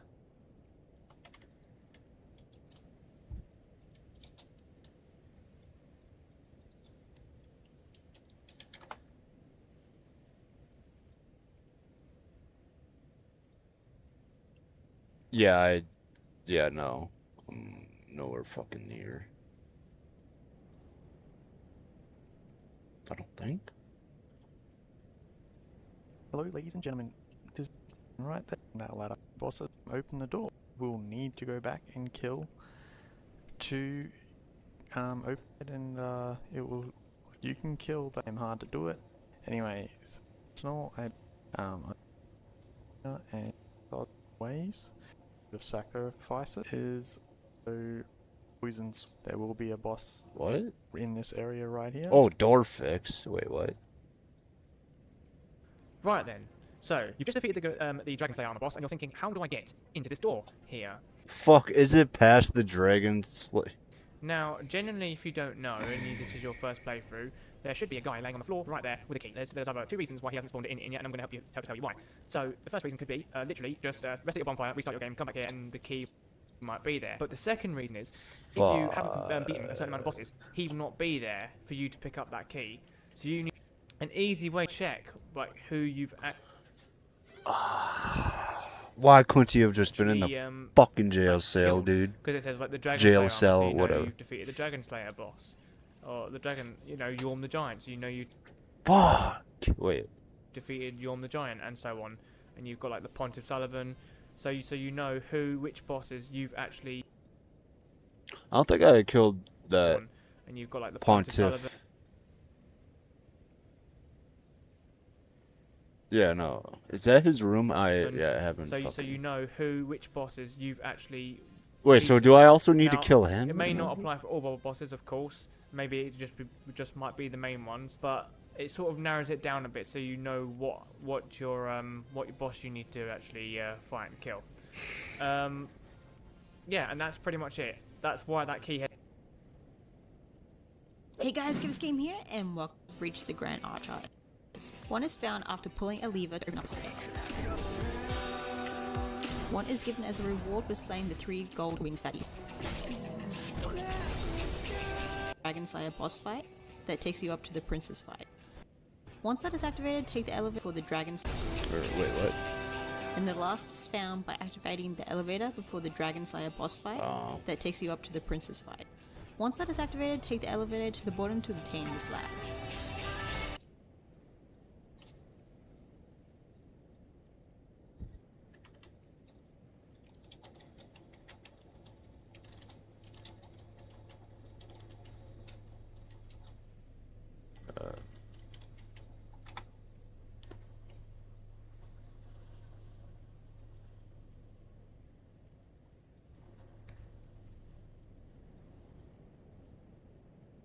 Oh, they're both the same fucking.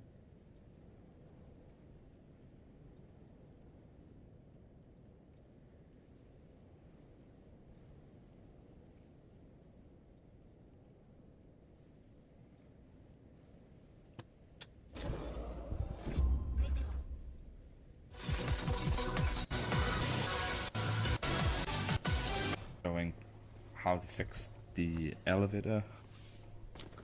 Looks like the Dragon Slayer armor area.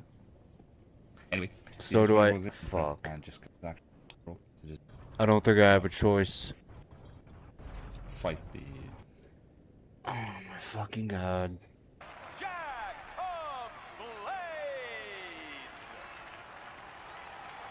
I have returned. After an eternity away from you all, Jack of Blades is back. This arena is all that is great in Albion, and you all that is worthy of it. I am honored to stand before you again. And I have a proposal to mark the occasion. One final round. A fight to the death between the 2 heroes still standing. The winner will receive a special prize. The loser will have the privilege of dying before you. What do they think they're doing? They can't do this. Well, at least I upgraded my weapon, so maybe that'll do something. I'm not killing you. I can't kill you. Maybe. We came here to put on a good show, and that's what we're going to do. Let's go. These 2 heroes had essentially been raised together, and although they had sometimes found themselves on opposite ends of quest cards, there was a bond there, but they were forced to fight. A conflict the hero of Oakvale won, In this moment, he had a choice to make, to kill Whisper or let her live. If in that moment he chose to kill Whisper, her brother Thunder would never forgive him. If the hero honored their promise and spared her life, Whisper would leave Albion behind. Having lost the fame and renown she had spent years earning, she would return to the Southern Isles, the land she had fled as a child. There, far from the guild, the arena, and the shadow of Oakvale's hero, Whisper Stop would locking live on. Stop together, locking on. becoming truly loved as their hero. Having made such a difficult Fucking choice, stupid the hero bitch. left the arena and walked through the Hall of Heroes, victorious. And then he saw it, a statue Maybe of I his should mother lock on, I in don't know. all her glory. But even this moment of vulnerability was manipulated.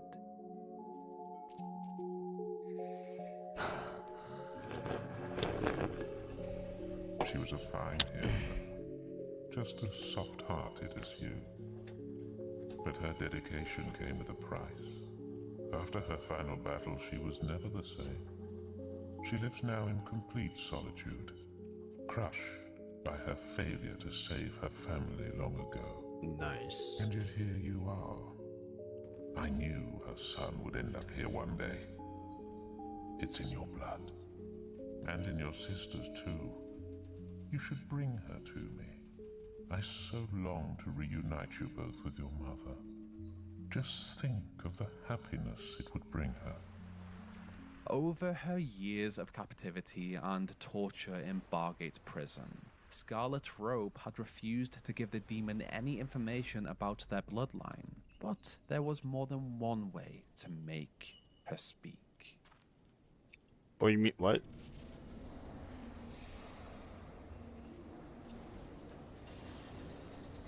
To lock on or not lock on? Fuck. Maybe not. I don't know. Albion had reached a turning point. The choices made now would shape everything. Oh, oh. Teresa was the strongest seer of this age and had glimpsed what was to come. She knew Jack would attempt I might have to turn my manipulate AC the off. in order to access the sword seen in her dreams. The seer also knew Jack's minions looked for her, but she was too smart for them. If her family was to survive this, Teresa knew she would have to tell her brother everything. So she invited him to a secret meeting at the old Grey House. So, The you old finally gay met house. Jack of Blades. I met him long ago, of course. Based. When he burned down our home and cut out my eyes. Based. But he wasn't lying when he said he knew where Mother was. He's kept her in Bargate prison ever since the night of the raid. I haven't been able to get inside. Her armor looks so but the fucking sick. archaeologist I knows of love an it. Ancient secret passage. You've met him already, haven't you? Jack's creatures are still after him, just like they're after me.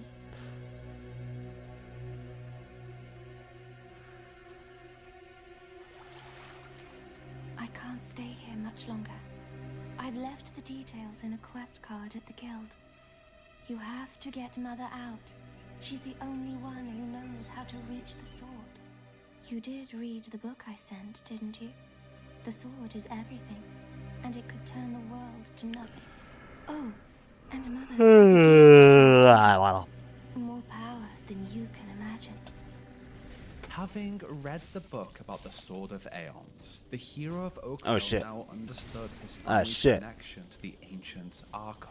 He also knew Jack of Mm, Blades had fuck, destroyed bro, his come on, family. man. Following Teresa's advice, the hero tracked down the archaeologist and saved him from Jack's minions. In return, the scholar pointed him towards Litchfield Graveyard, where a secret path could lead into Bargate Prison. You got The big-ass path, however, was biceps. sealed behind a demon door, and the door would only open after the hero A answered semen the door? call of Nostro's restless spirit. My armor, my helmet, my sword, and my shield. Gather for me in the path I shall yield. After the hero recovered Nostro's God armor, fucking- helmet, sword, and shield from the undead-infested graveyard, the grateful spirit granted him passage through the demon door toward Bargate Prison.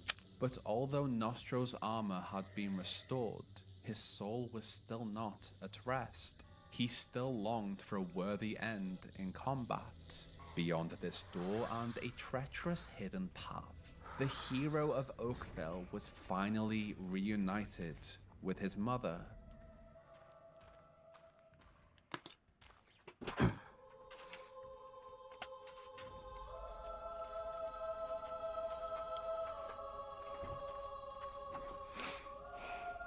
I told you. Touch me again, and I'll wring your neck. Imagine this guy punching the shit out of you with the shield. No, it's a trick. You're not my son. The bastard's playing with my head. But it really is you. Oh wait, fuck me. Isn't it? Hard. What the hell were you Please. thinking coming here? Don't you see he'll take us both? Never mind. I forgot that my mic was nowhere near my mouth Get this damn cage open. when it should be. It's not the only thing that should be by my mouth. Polite to leave without saying goodbye. This dude is a homophobe, man. This child of yours is quite the hero, dear Scarlet. Please don't. Please stop. Crowned arena champion. You would have been so proud of him. It must run in the family. That and getting locked up in one of my charming little cells. You disgusting freak. Let him go. He doesn't know anything. Oh, I think you'll find he knows a great deal. You see, the arena seal I gave him has been showing me Can't I hit him in the back? Well, I mean, do a backstab. most entertaining. Digging up graves, saving old fools, meeting with that crazy sister of his. Teresa? Can't I? Yes, it appears your darling little daughter is alive too. She's told him all about the sword and that wretched bloodline of yours. And now, my sweet, you're going to tell me where the Please, man. Fuck. Come on. For a year, the hero was tortured in captivity, held alongside others Jack had imprisoned within Bargate. Lady Grey had also used the prison to silence political opponents and retain her power. It was on the Warden's birthday that the Chicken Chaser found his chance to escape. As it doth fly above our dreary jail, none can harm it, not even an arrow. While the Warden read aloud from his poetry, the hero stole the key to his cell block. What the With fuck am the I key in doing? hand, the hero escaped his cell, freed the other prisoners, and released his mother from captivity. Together, they fought through the tunnels towards the exit. But even here, Jack's influence and power were staggering. The demon had somehow Fuck, I managed want to play not Fable only so capture the fucking Kraken, badly right but now. to Holy force shit. it into guarding the way I don't want out. to play this Even dumbass against game such a anymore. What's the creature, point of it the even? hero was a master Oh, it of has all hard three bosses and shit. Like, disciplines. With okay. strength, skill, So and does power, Fable. He fought the Kraken. No one talk about Fable. The beast. No one give a fuck about Fable. Well, looks like you didn't turn out too badly after all. You did pretty well back then. No, don't be logging on. There's still so much to do. Jack is getting closer to the sword. I can feel it. He needs a key to unlock the He sword. needs some milk. And now he knows where it is. The key is in Hook Coast, hidden in the ruins of an old abbey. You have to get to it first. We have one advantage. He doesn't know the key will only make itself known to one of our bloodline. That's why we have to find your sister. As long Why as does she look like that? Jack could use her. Or, wait, maybe her eyes all fucked up because There's power it looks in like your she's blood that hasn't been got a told big you. scar on it, so.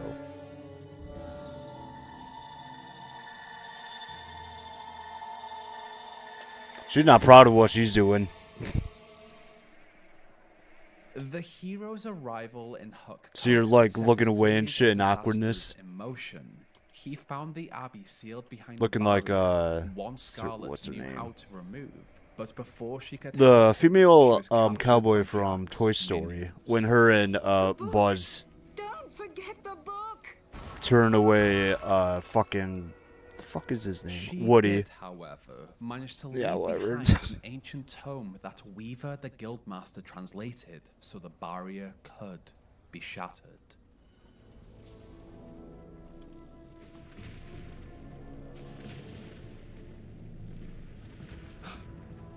You're alive. Yes, I was worried when you disappeared. Your sister. I know. I had to tie her up. Jack is controlling her somehow. Based. That's why I'm here. Based. I'm trying to stop him. He's lying. Based. He's the one working for Jack. Based. No, she's trying to confuse you. Based. There is really no time for this, old wizard. Based. Finish the ritual, Maze. I'd like my key now. Based. It's almost over. And it will be Bro, just give me 5 fucking seconds. So, Can I just you leave? escaped my little cage. I'm surprised it took you so long. I trust you didn't lose too much of that precious blood of yours getting out. The Septimal key. You've hidden from me. Alright, let's go. Fuck, man. Maybe I should just get the fuck out when he does that. Oh my god, You dude. shouldn't be. Only an idiot would oppose Jack.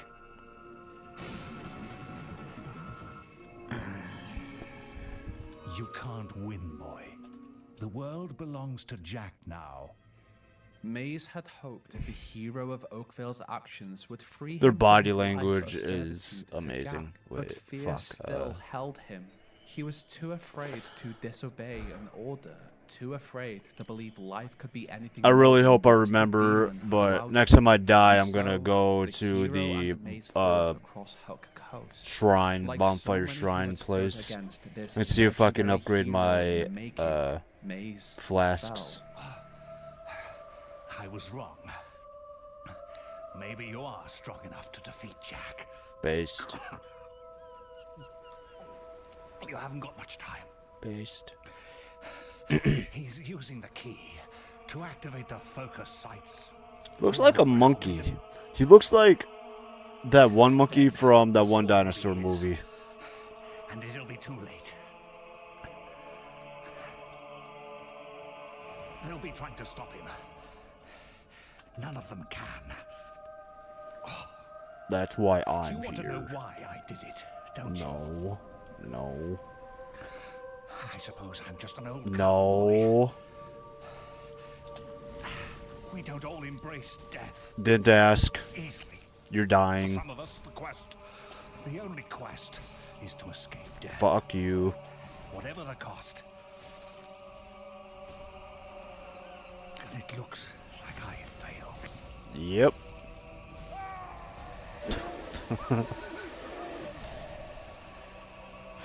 Don't do it. Don't do it. In a race against time, the hero crossed Albion. Don't do aided it. By the other heroes Just one who hit. tried to stop Jack from activating the focus sites, but at each one, he arrived too late. By the Fucking time he stupid. returned to the Heroes Guild, his home, he found its halls burning and the Guildmaster injured. Based. Sounds like skill issue. I couldn't relate. I can't relate. Not gonna relate. Watch this. Witness me. Either of them dies. Bitch, I'm burnt peanut. Witness me. For all our sakes, stop him. What a touching family. I'm gonna have one of the most epic moments in Dark Souls. The daughter and the sword. There's only one thing. Jesus Christ. Oh God, what? Why it look like that when she falling? Is that just me or is she just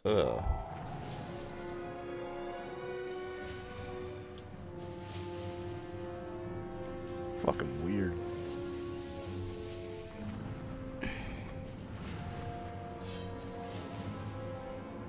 It's your blood next. Then I will make this world Why is bro such a hater? For thousands of years, Jack of Blades had hunted the Sword of Aeons, the weapon stolen from him by the progenitor of heroes, William Black. Scarlet's soul now powered the blade, restoring incredible abilities Jack had lost long ago.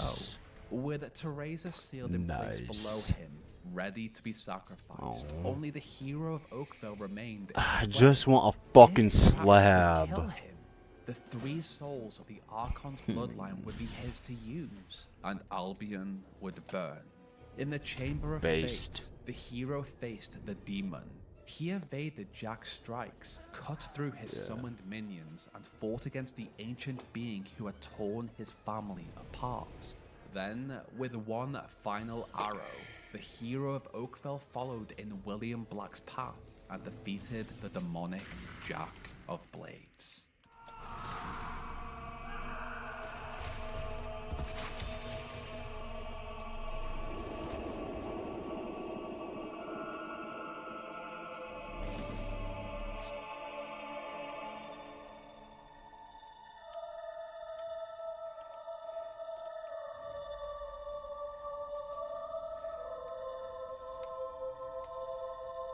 And now comes the choice I spoke of so long ago. Strike me down now with the Sword of Aeons, and you will become as powerful as Jack dreamt of being. Cast it into the vortex, and its darkness will be gone forever. So what will you do, little brother? The hero had won, but one choice still remained. There were different ways this decision could have gone, but canonically, the hero of Oakville chose not to kill his sister. They're both where they belong now.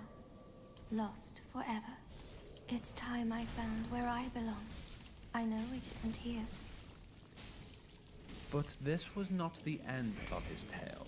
Unknown to the hero... Dude, he's so slow. I don't understand how I'm doing so fucking bad. Just as he had done to William thousands of years William before, Shakespeare? His soul escaped back into the void. Without Go back. Fuck me, dude. Okay, I need to not even try to get one head off when he fucking does that. I also need a heal. Holy shit. The Chamber of Fate and fled to the mountains of the east. She never saw her brother again. The thirst for revenge that had burned within me after my family's murder remained unquenched, even after Jack of Blades' death. Searching for Based. I wandered into the wilderness where I met many people. You know, when he was doing that whole attack, maybe I should have backed off and healed. Others had less charitable intentions for which they would pay. Oh, was this from that one shit game? That, like, Connect game? Is this a cutscene from that game? Ew. I don't know why I'm hating. I never played it or seen a review of it. 1 year had passed since the fall of Jack of Blades, but the demon had not been destroyed. His soul once again returned to Albion in a new form, but he found himself sealed behind the bronze gate in the northern wastes, unable to escape. Though he could not leave this prison, his corruptive influence once again swept over the local region. Scythe had a feeling what this was and reached out to the mainland for help. Many have died. I believe these creatures are known as summoners. My mission here has failed. I will attempt to stop their passage to the mainland. But I require assistance. The strongest among you must open the primal demon door close to this podium. It holds the fire heart. Only the chosen one will gain orders from the prophets. Use the heart to call the God, it feels like the last time I faced this dude was an hour ago. Why? Oh no. I'm so We've lost him. Scorn.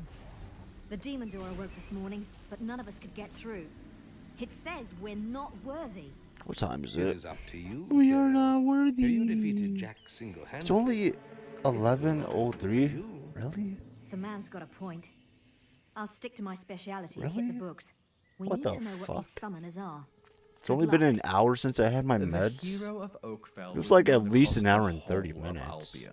Though he believed Whatever. his journey had come to an end, there was still work waiting for him.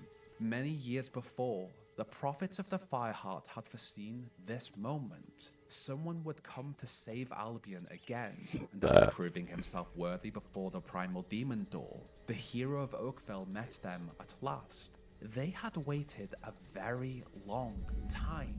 Long. We are the prophets of the Fireheart. It was your destiny to seek us out, hero. The beast arises in the frozen north. Only he who claims the heart can stop it. Its mystical powers will guide you across the sea. There you must face a force of such evil. Not even death can silence its fury. Oh, for crying out loud, just tell him to get us out of here. Yes, we were coming to that. To obtain the Fireheart, you must solve the mystery of day and night. Not like. And we'll finally be free. Witness the board before you. Each time you turn all the moons into suns, you'll release one of us from our perpetual prison. But fill the board with moons and one of us will perish. And the Fireheart will never be yours. What? I thought you said he'd get it even if he gets us all killed. Heard you? Love it. Quiet, you imbecile! Look, it's very simple. So the damn... No, go. Get out of this hole. Everyone's happy, all right? I'm not happy. Following the prophet's I'm never happy. instructions, the hero recovered the Fireheart and freed Wait. them from their long imprisonment. During this, I coulda healed. Maybe I Ryro should've- studied the summoners and the dark past of Halleck, and what she uncovered left her. Wait, no, don't. Fuck. Destroying the Sword of Aeons may not Who the- have been the wisest choice. Oh yeah, I forgot this motherfucker's Weaver, fucking. Guildmaster, knew of something I forget at one point this dude starts shitting on me also. Legend, but for centuries. But anyways, I fucking attacked him and I should have rolled. Fuck. And imbued with the essence of Oh well, I did a lot better. That's the furthest I've gotten, so fuck. Maze, he was obsessed with finding it. I don't want. We know why now, of course. I'm not gonna lie, I don't know why, but this boss doesn't really piss me off like the last couple have been. Solcius and Holder, and their spirits deemed him worthy of. I think I'm here. just With the still blade in glad I hand, got he past traveled the to fucking Huck Coast lighthouse and dancing reunited it bitch. With the Fireheart. Those summoners attempted to destroy it. The hero and Briar Rose defeated them, summoned the Ship of the Drowned, and rowed it to the isolated northern wastes, just as the ancients had once done. Based. Here's your ride. Looks cozy. It was here, in the frozen north, that the hero met his ancestor from hundreds of generations before. Of course, he did not know this. Fuck. Welcome to the Northern Wastes, Guildsman. I had feared you lost. I am Scythe, though my name has long been forgotten. Maze saw to that. Through his exploration of this lost part of Albion, the hero reactivated the Colors Gates. For the first time in millennia, the Northern Gates were connected to the rest of the land again. It was still a dangerous region, haunted by ice trolls, white balverines, and other horrors that had survived in the frozen wilds, but it was now a region heroes could help him. During his journey, the hero then discovered Archon's I'm an Fall, idiot. the Fuck. temple that kept the Bronze Gate sealed. Of course, Briar Rose sought to understand it. I've managed to get a good look around, and this pile of stones might be worth investigating. See all those inscriptions? I'm heading back to the guild to work on the translations. Within Snowspire, the hero found himself watched by the local population. They had not seen an outsider in some time, and with the dangers beyond their walls growing worse, some wondered whether he had been sent to help them. Scythe introduced him to the Snowspire Oracle and asked him to recover the glyphs needed. Oh to yeah. speak with I can maybe go fight that one dragon fuck that's all like ignorant slaves, and then what was his invisible baby's name? I almost want to say Catalina or Catalona. I had an O in it, I think, but whatever. So the hero entered the haunted city of the Necropolis. Doesn't he kill that baby? From the frozen earth, while the tragic spirits of the dead wandered around him. Ocelot, yeah, right? Ocelot. What evil rises in this land? Is that the baby's name? Ocelot, I think. Yeah, probably.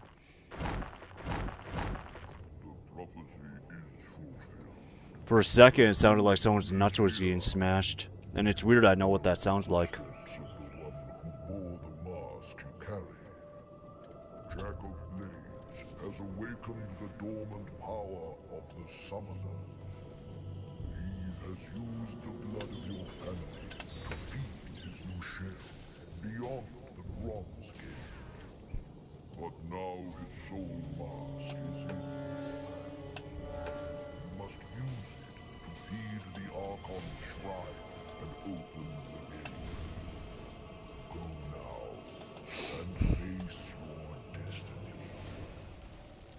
Over the following days, Briar Rose and the hero worked together, with Jack's new form preparing beyond I the Bronze fucking Gate, dodged. his corruptive influence spreading through the northern I'm sorry. wastes. I'm getting Briar fatigued. transcribed the Fucking shrine getting and fatigued. uncovered what it required to open the way and face the demon once more. The hero needed the souls of 3 heroes. First came the soul of the King of the Arena. For this, he was given a choice: kill Thunder and claim his soul, or return to the arena and take a soul waiting there. It is unknown which soul he chose. Why does bro I look guess so it old? Depends on who tells the tale. We figured out the second inscription. It says, the heroine. I can't think of anyone who fits the description better than Scarlet Robe, your mother. There's always me, of course, but as you can see, I'm still alive, and I plan to stay that way. And once again, the hero had to make a choice. With it made, the Soul Shrine received its second offering. In time, he discovered the requirements of the final sacrifice, the oldest soul. For this, he had the choice between the Guildmaster I'm and spacing out Nostro. really hard. For Nostro, the choice carried a strange mercy. After centuries of waiting, this was his chance to face one more battle, to be defeated in combat, to earn that long rest and finally move on. You reclaimed my weapons and armor and brought me Jesus peace. Christ. Now, I offer my soul in return. But I am Why not the- strong. Mine is a warrior's soul. You must take it. Why? Holy shit, I was actually so locked in. Holy fuck, I felt it. I was so locked in, dude. Oh my god. The hero returned to the shrine with the final soul it demanded.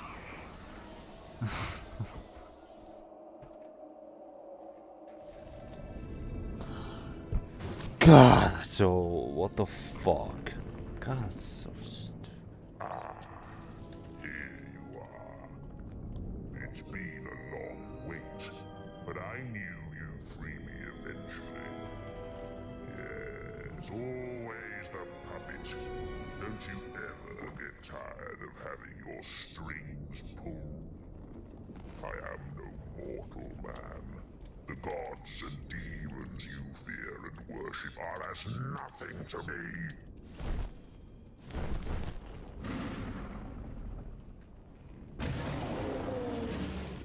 He's a Everything dog. had led to this moment. Thousands of years of pain and torment, of broken realms, fallen heroes, and rising villains. With the ancient power of the Archon flowing through his veins, the hero of Oakville finally brought Jack of Blades to his end.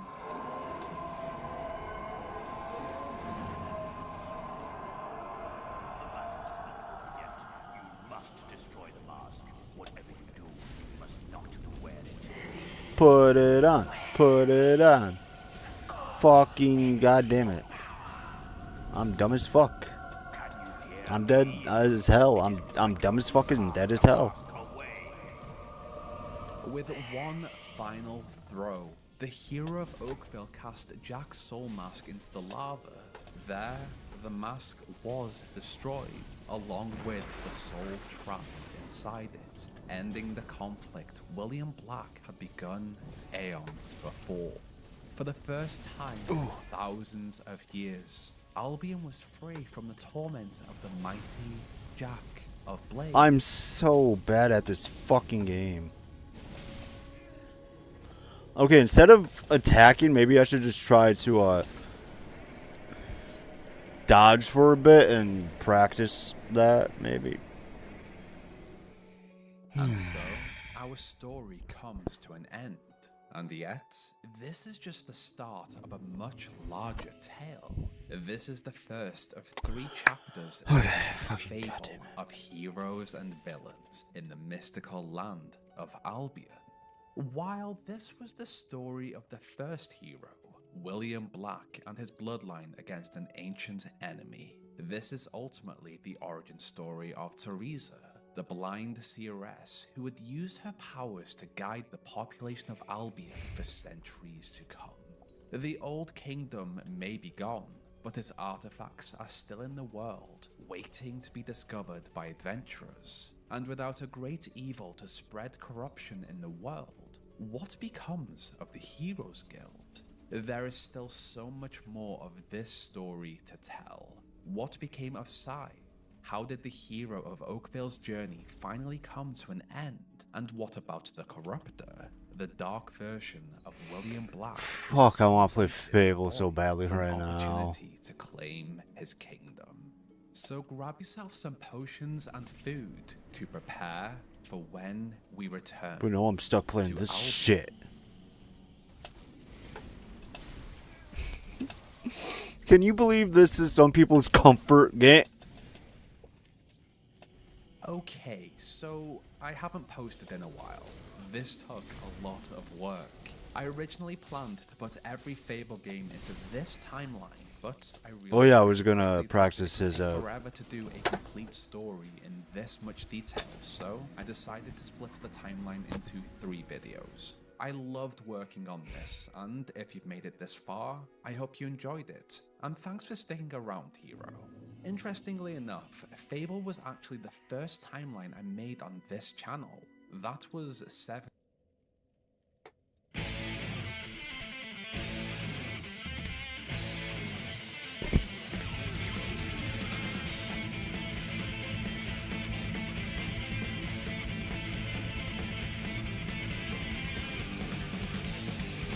That was a good ass anime. I forget what it's called though. Remembers that glorious era of some of the most action-packed, wish-fulfillment cartoons ever created. From the genre-defining Dragon Ball Z to the comedy action stylings of the Powerpuff Girls, there was no shortage of characters with mind-blowing powers for you to watch as a kid in your pajamas after stealing a soda from your parents' garage. But I'd argue that one of the most influential shows of this nature was the critically acclaimed Ed, Edd and Eddy. After a somewhat slow and tame first season, this show became nuts. A non-stop barrage of relentless action with characters performing superhuman feats on a regular basis. Now, while the Dragon Ball Z fan base has no shortage of power level comparison videos, for Ed, Edd and Eddy fans, that task is a bit trickier, as many of the characters seem to be on a more even playing field. But I knew it could be done. I'm so I've watched fucked. every single episode, I've taken notes, and I've done my best to rank every single main character in this show in order to make what I hope will be the definitive Ed, Edd and Eddy tier list. A quick disclaimer, I'll only be ranking the 12 staple main characters we've seen throughout the whole show. One-off characters like Ed's imaginary friend Jib, the alternate reality Cupid Jimmy and Sarah, and even Eddie's own brother won't be appearing on this list. I apologize to fans of these characters, but simply put, there's just not enough data to determine how well they'd stack up against everyone else. Also, yes, the characters in the individual tiers are ranked to themselves, meaning characters further left are... Why am I not healing? Why not use this opportunity to Though fucking... it is a fan favorite, I won't be using data from 1+1. Didn't need it, fuck you. As it's mostly a non-canon filler episode. So, without further ado... You're gonna do this something is or am I... what did I forgot. This is Gross Creepy Dork with Terrible Diction Productions, and let's... add it up. Oh, what? First up, we I have thought it the was D fucked tier, right there. and- Yeah. I doubt most people would be Please get away surprised from the seeing Jimmy edge. At the very bottom. Now, I'm not saying that he has no redeeming qualities. I don't know what that because does. there I'm are a fucking... few. It's shown that he can be rather crafty and cunning, coming up with his own successful scams, and there was even one time when he was able to deceive all 3 Eds, as well as the entire neighborhood. Got way right too under fucking everyone's nose, so he gets some points for that. But the sheer amount of times he's been shown to be weak, accident-prone, cowardly, accident-prone, easily fooled, and yeah, did I mention accident-prone? Yeah, that just kind of outweighs any chance Jimmy... No, where you please don't fuck me over, right? Oh my god.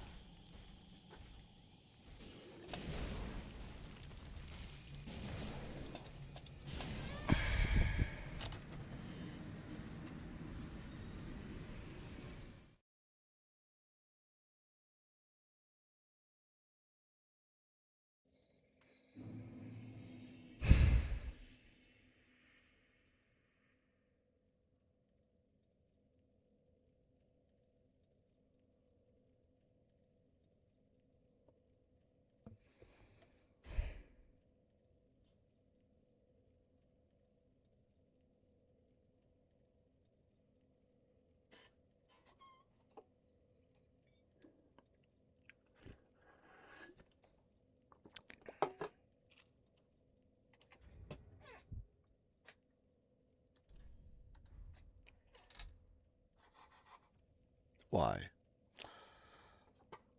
Oh, the fuck.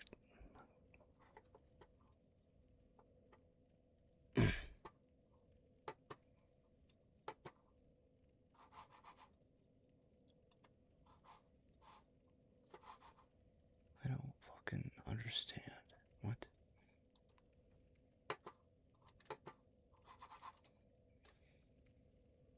So when I just spam my fucking mouse like that, then it...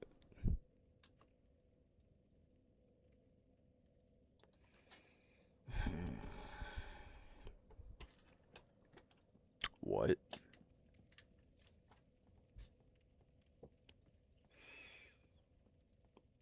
I swear I could have fucking had that. If whoever the fuck that is didn't fucking... Whatever, just... Fucking goddamn it.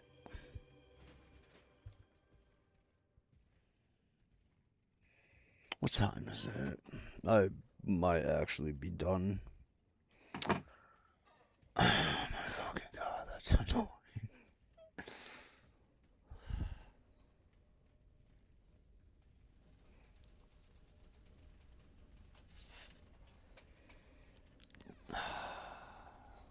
That could have been 2 bosses in one day. What the fuck do you want?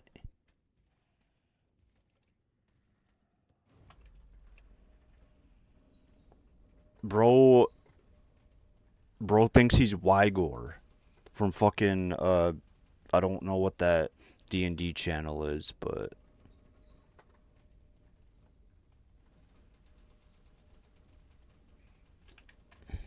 He had it rising from the bottom. In terms of physical strength, Jimmy's got pretty much nothing. He has occasionally managed to best some characters above him, but they've often been ones that are only a couple of notches higher. I mean, there was the episode Hand Me Down Ed, where Jimmy received a tremendous power boost, but that wasn't due to any training on his part and was more achieved through the reality-altering powers of the boomerang. In fact, it was Jimmy's own lack of strength that made him so powerful when coming in contact with the artifact. The only other physical feat I can recall is his sumo wrestler transformation, causing him to become this immense and immovable object. But while this form does drastically increase his defense, it offers very little improvement to his offensive capabilities, and his mobility becomes practically nothing.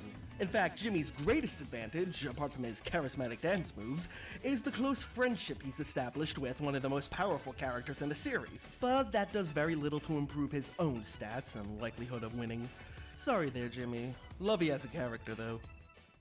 Let's move up to the C tier, where we have the first of our main trio. Now, in terms of physical strength, Double D is practically on Jimmy's level. His offensive capabilities are laughable and his stamina is completely pitiful. But unlike Jimmy, Double D has some clearly defined and consistent skills that have the potential to make up for his weaknesses, mostly stemming from his intellect. Double D is one smart cookie, a character many believe to be the most intelligent one in the entire series. Damn, he like me for real. I quite agree with, but more on that later. His main strength would have to come down to his inventiveness. Double D has been able to build some amazing contraptions using nothing but everyday items found lying around. Not only that, but he's also been shown that he's able to build devices like this completely on the fly, proving that he's able to think quick on his feet. However, while these machines are decently effective for their intended purposes, in a combat scenario I feel like they wouldn't quite hold up as well. Their durability tends to be on the flimsy side. I'm being due so to the fucking unstable stupid. methods of their construction. But still, Double D has created more simple and compact devices that would be able to make up for some of his physical limitations.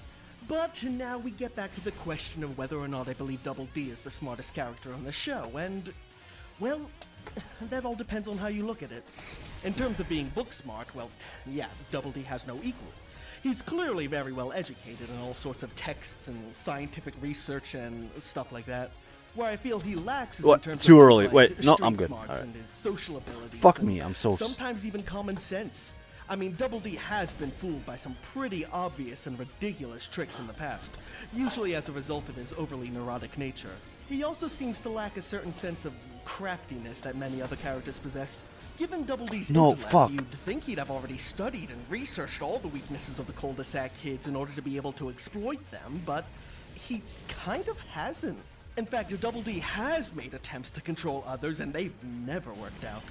There was the I think time he tried to suppress I kept Eddie and thinking that my Ed's mouse sugar was behavior, but going the two ended up turning the to the situation completely fucking. around Now on I'm him, just paranoid humiliating about him in the that, and I keep process. looking And there's over. the time he tried to control the entire cul-de-sac community in order to educate them, but he was completely ignorant to their interests, being blinded by his own ambitions to the point where he ultimately failed to engage any of them, and the whole plan crumbled around him. There is one exception to this, however, and it's with the other Eds. I suppose it's because he spends so much time with them, but he is actually able to deceive them and play to their own strengths and weaknesses. The episode Eds and Tails is a great example of that, where Eddie and Double D end up racing each other for a jawbreaker, with both of them employing all sorts of underhanded tactics in order to sabotage each other, and Double D is actually shown to be a decent match for Eddie here. I don't know. Some people might disagree with this placement, but this is honestly how I feel about the character. Naz. How long is this The elevator? character with Holy probably shit. the goofiest sounding name in the whole show. Seriously, has anyone in the history of humanity ever named their child Naz? I'm gonna do it. I kind of love it, not gonna lie. But what she lacks in a normal name, she makes up for with a rather interesting set of abilities, mostly stemming from her feminine charms. With Kevin, Double D, Eddie, Ed, and even Johnny at some points becoming completely infatuated by her. That's not the entire cast, mind you, but it's a good amount which she has some serious potential against. Now, her physical strength level is probably about a notch or two above Double D's, which isn't saying that much. God damn it. There have been times where she's tried to confront characters far above her, and, yeah, they were some pretty pathetic attempts. Also, in terms of intelligence, well, she's not dumb, she isn't exactly shown to be the sharpest tool in the shed. That's crazy, dude. Whatever. But god, that infatuation ability, that can be absolutely devastating in the right scenario.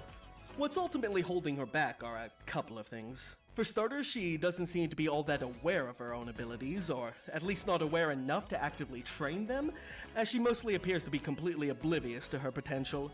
Now, there is exactly one time in the whole series where she purposely attempts to use these powers to her advantage, in the episode High-Heeled Eds, where she attempts to get the coveted golden pants from Eddie. However, she is ultimately unsuccessful in this attempt, thus proving how untested these abilities are.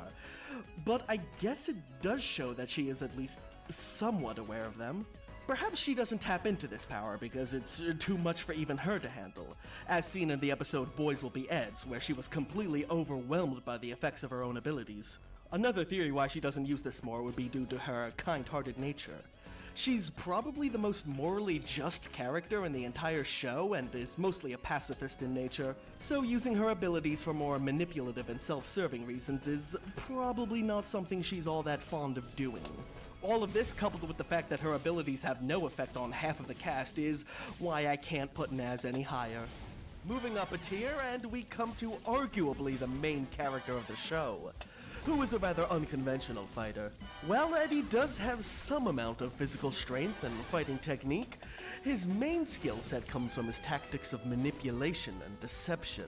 Unlike Double D, Eddie has a vast understanding of the other kids' personalities, their desires, their strengths, weaknesses, fears, and he often uses this to his advantage. He's been able to successfully deceive every single I other did it way character too on the fucking show early, at holy least shit. once, and often multiple times.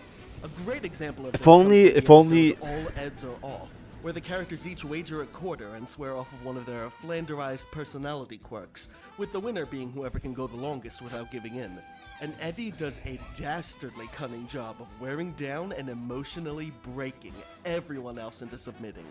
However, Eddie's successes usually don't last very long and have a tendency to blow up in his and the other Eds' faces. But the fact that even after all these failed attempts, along with everyone's natural distrust of him, he still manages to pull off or come close to pulling off numerous schemes is just a testament to how strong Eddie's abilities can potentially be.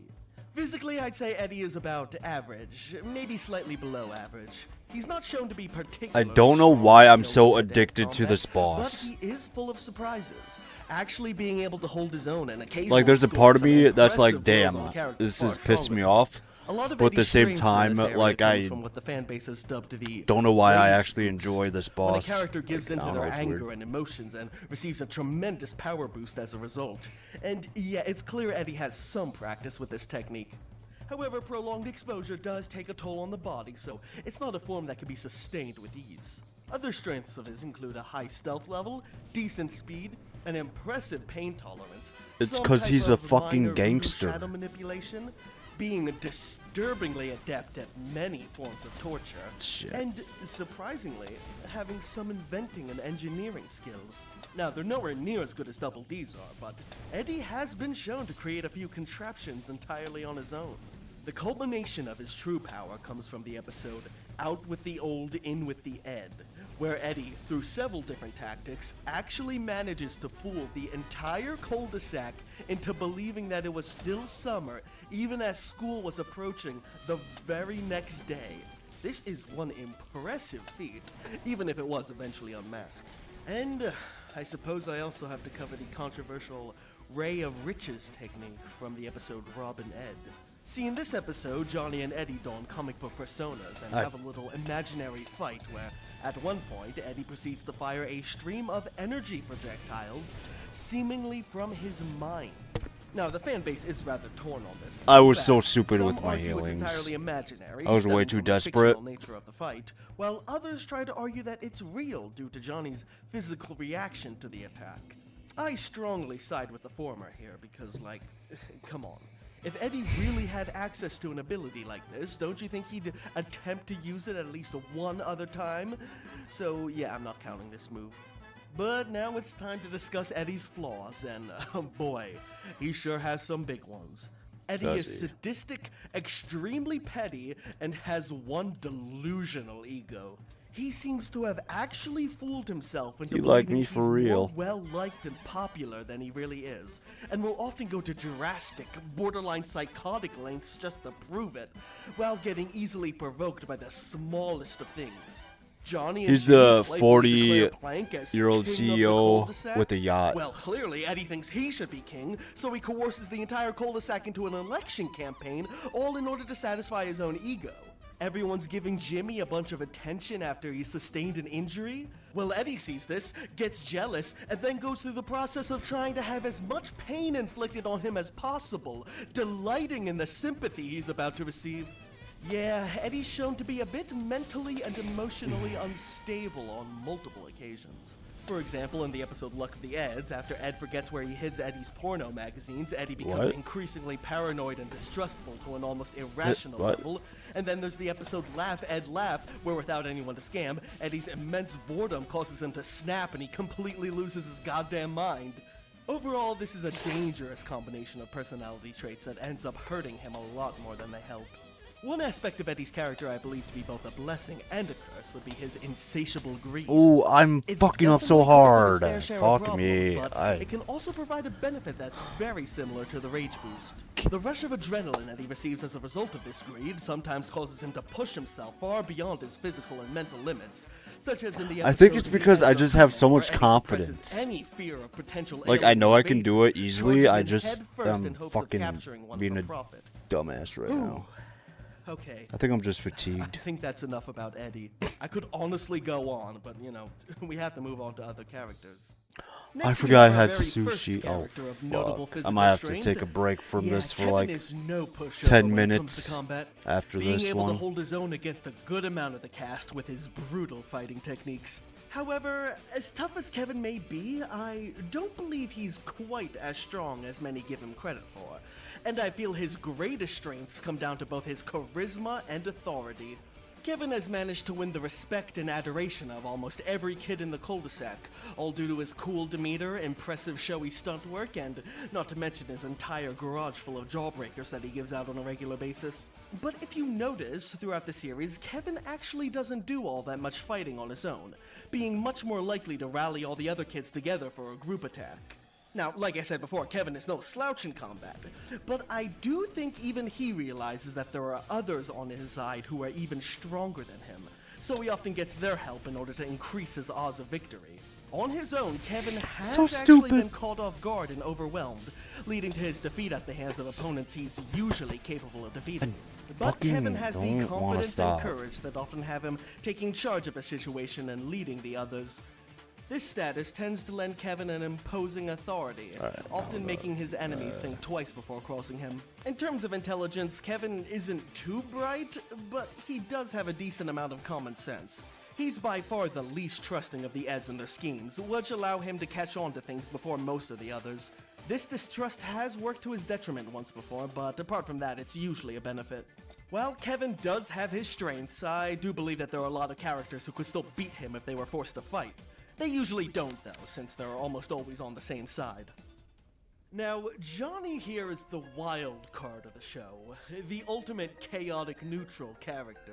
Definitely the most unpredictable combatant on the roster. I can never quite get a read on this guy, and I don't think anyone else in the show can either. For example, sometimes they'll be fighting against the Eds, but other times they'll join forces with them and try to help them out. Much like Naz, Johnny seems to be a bit of a pacifist in nature. He comes off as a strange boy living in his own little world, being easily amused by the simplest of things. However, I'm not exactly sure how much of this is real, and how much of it is a mask he puts on in order to lull his opponents into a false sense of security around him. I think it's a combination of both, honestly. Probably a little more of the former than the latter. Johnny is a happy-go-lucky, quirky kid, but I don't think he's quite as oblivious as he leads on. See, Johnny's greatest power comes from his mind game potential, being able to toy with people and have them playing his game. And nowhere is this shown better than with his best friend Plank. I'm gonna be frank here. Despite what some may believe, Plank, in a literal sense, is nothing more than just an ordinary hunk of wood with a face. He doesn't have any supernatural powers or any actual consciousness of his own. However, despite this, Plank does actually have his own personality and characteristics separate from Johnny's, but they all stem from Johnny's imagination.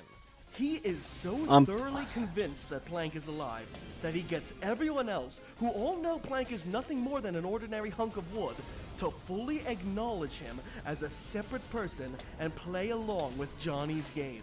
But like I said before, Johnny is largely a pacifist in nature, mostly concerned with just having fun and occasionally standing up for mutant rights. BRB.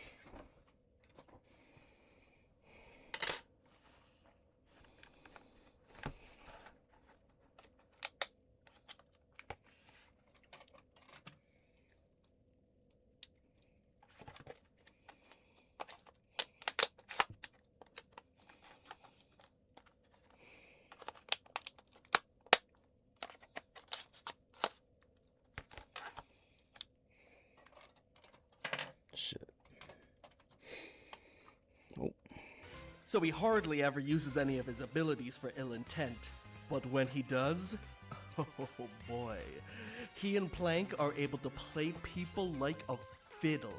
One of the best examples of this, of course, comes from Gimme Gimme Never Ed, where Johnny and Plank end up toying with the Eds throughout the whole episode, getting them to build increasingly more elaborate and expensive thrill rides for Plank, and then, through one decisive move, they end up swiftly defeating all three, getting their money back in the process.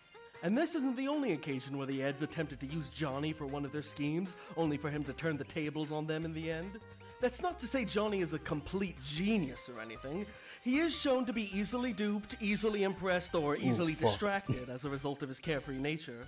And another drawback that Johnny happens to share with Eddie would be his, less than stable mental state, which is probably even more apparent here, often being pointed out by the other characters. Who knows what this will do to Johnny when he sees this, Eddie? His ties to reality are I already got way too much, whatever that sauce shit is on. See, whenever Johnny is separated from Plank, he tends to lose it, either falling into a deep depression, paranoia, or becoming manically dependent on others. And by the end of the series, Johnny completely snaps. But seeing as it was the final scene of the whole show, we're ultimately unable to tell what this transformation was capable of. As far as direct combat capabilities, Johnny can be surprisingly competent, but only when he's motivated by some outside force, causing him to make some decently effective use of the Rage Boost form, such as when the Eds destroyed his house, or when Plank was captured by the Cankers, in which case Johnny actually managed to pull off one of the most impressive strategic victories in the whole series. The only other main time Johnny engaged in direct combat was for his own amusement as he donned his Captain Melonhead persona. In this form, though, Johnny is able to take advantage of a move called the Melon Rush, where he builds up an incredible amount of speed and charges headfirst into his opponent, and unlike the Ray of Riches, this was actually shown to be a real move he can take advantage of. So yeah, that's Johnny. Now we move on to the A tier, and this was probably the hardest tier for me to rank. All three characters I have ranked here are pretty similar in power levels, but I dug into my notes to see what kind of attributes some had over others. So, at the bottom of A, we have our final member of the main trio. Now, in terms of raw physical strength, yeah, no one surpasses Ed. This is the guy who's able to effortlessly lift an entire house over his head. This leads the more casual fans to deem him as an undisputed S tier, but amongst the true fans, we know that isn't quite the case. You see, raw strength isn't everything. And Ed's overwhelming power is balanced out by having the lowest intelligent level out of every other fighter.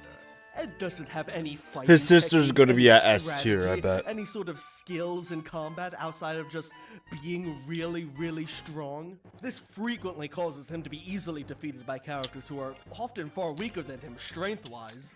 But let's not underestimate him either. I'm placing him this high for a reason. He is damn strong. And if he tries his hardest, has a good chance of defeating many of the cul-de-sac kids. Ed might seem like a predictable one-trick Dude's a pony, freak. and for the most part he is. But he does have access to quite a few unique forms that he's managed to see some success with. One of the most popular being the monster form. Ed was actually able to subdue a good amount of the roster with this, however, it wasn't due to any significant power boost granted by the transformation, but more so the fear it induced from the other kids believing he was a real monster, so it isn't all that reliable now that the ruse is up. Ed also once entered one hell of a rage boost state, which even managed to intimidate his sister, Sarah. But this was a very rare occurrence, born out of discomfort from one particular pebble in his shoe. But there's still one other form that I believe to be Ed's most effective transformation, and that would have to be his Lothar form from the Halloween special, based off of some Viking warrior character from one of his movies. With this one, Ed was actually able to apply some technique to his fighting style, albeit ones he mimics from television, but he was actually shown to be more than a capable fighter with this. Yeah, but the thing is, these forms are ultimately pretty unreliable due to the specific and rare circumstances they require to unlock. So, yeah. Next up, I can already tell this is going to be a controversial choice. Boom! Marie Canker! Now, I know what you're thinking. What? Joe, you're putting a Canker sister this low? And it isn't May? You're actually putting Marie below May. Alright. Let me explain. Yes, the Canker sisters are the most powerful and feared group in the entire cul-de-sac. The mere mention of their names is enough to make people shit themselves, and yes, as a group, they're an almost unbeatable force. But I'm not counting them as a group, am I? I'm counting them individually, and unfortunately, Marie doesn't have as much to show on her own. Now, don't get me wrong, she's no pushover, and she has a couple of solo victories under her belt, showing that she is quite a capable fighter. But much like Kevin, she seems to do most of her fighting as part of a group rather than on her own. Fitting how they're voiced by the same actress, too. Watching them run around so much is making my armpits sweaty. Hey, dork!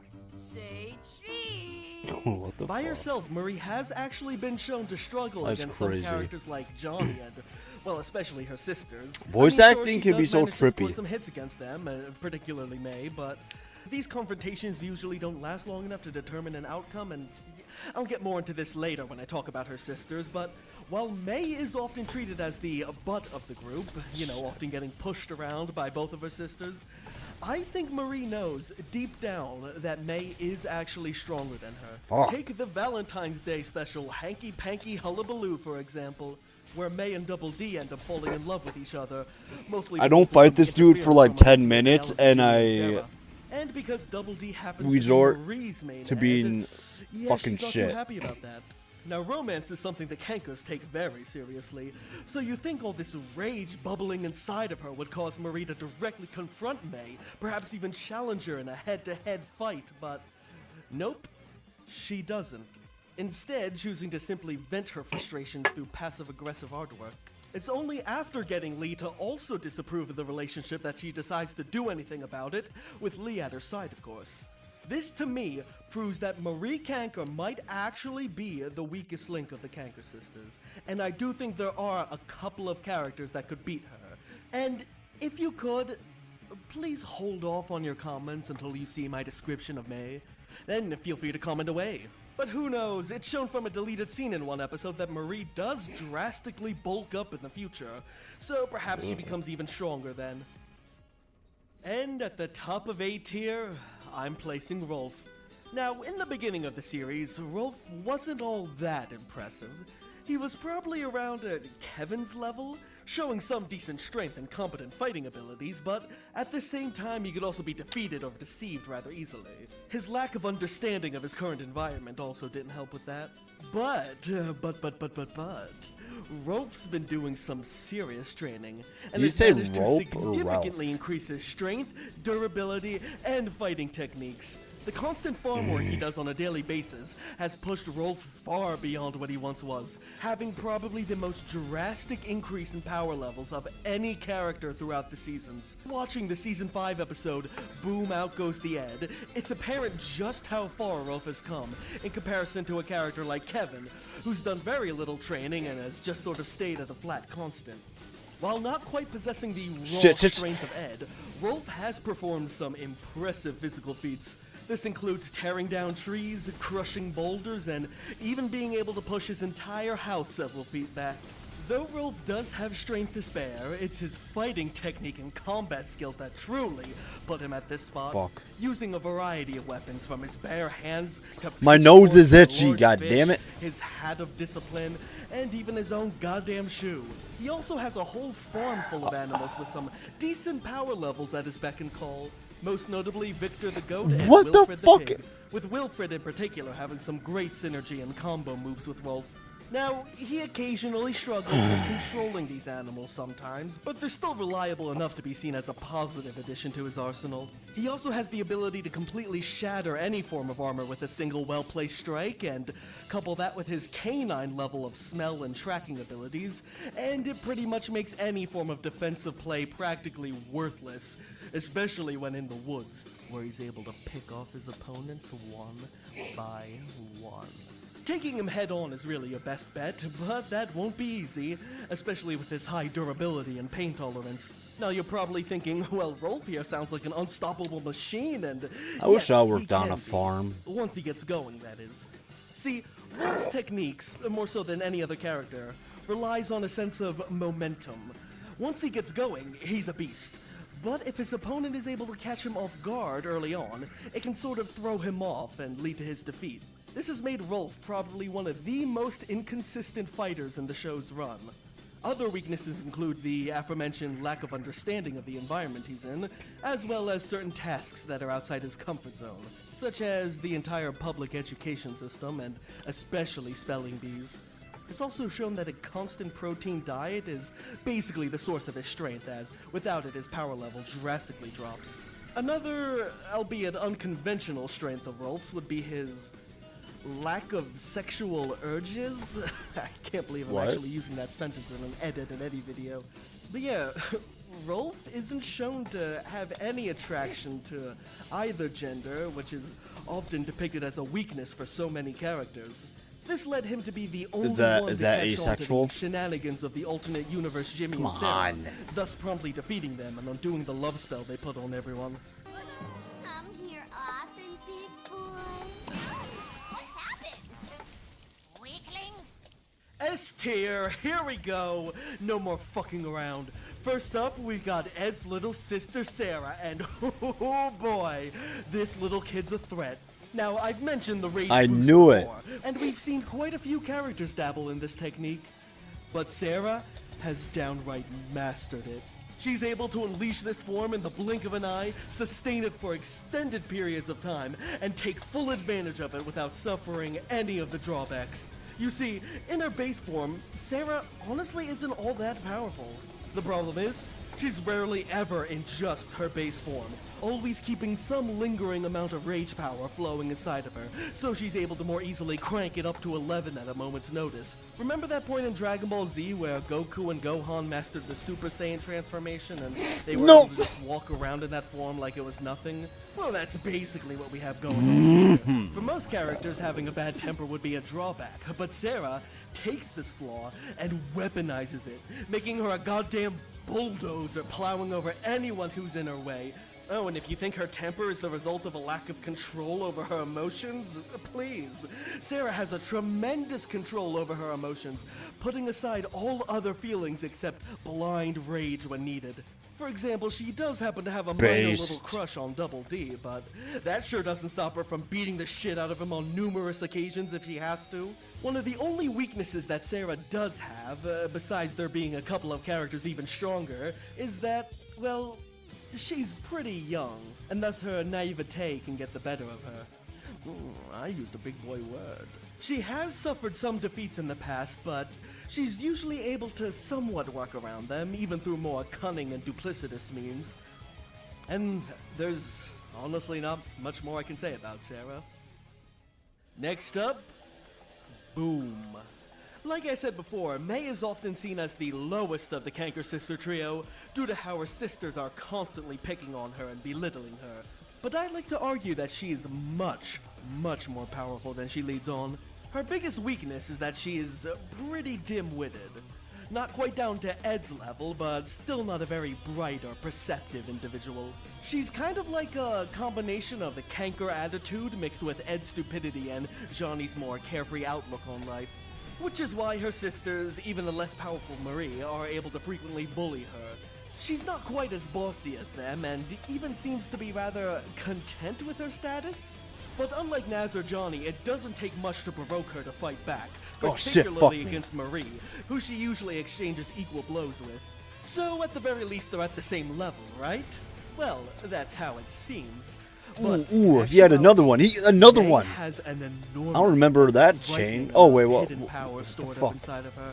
Power that, when unleashed, goes far beyond a simple rage boost and transcends to a nearly godlike level.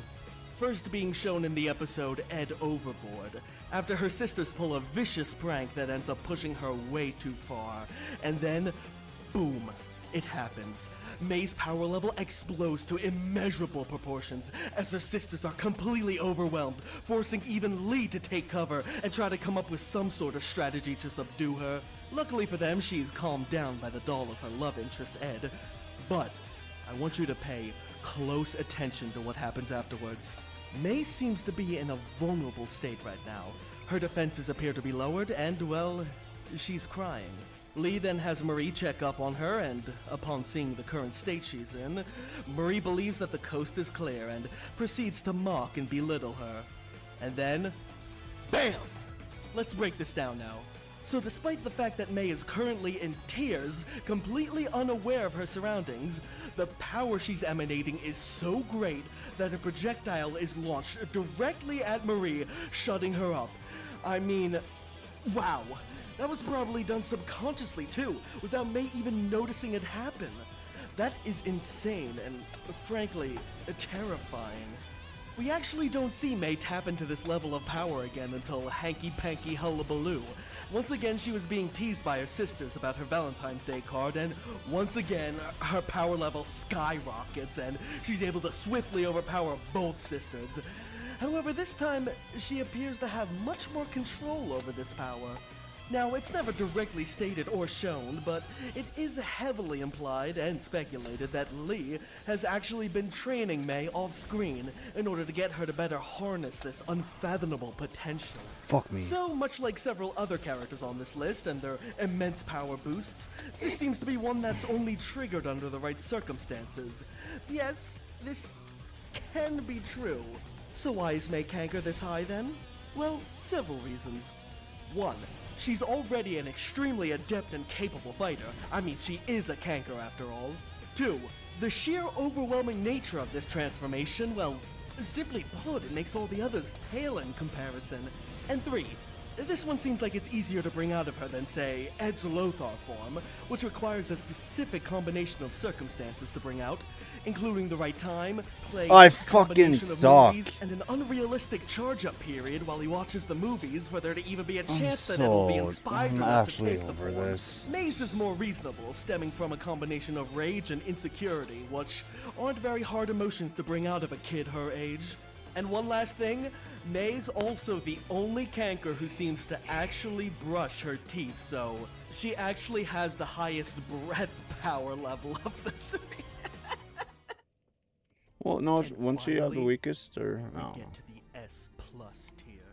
And by process of elimination, Is it Plank? the most powerful character in Ed, and Eddie. Oh. There's a reason why the Kankers are the most dominant and feared force in the entire cul-de-sac, and that reason is Lee fucking Kanker.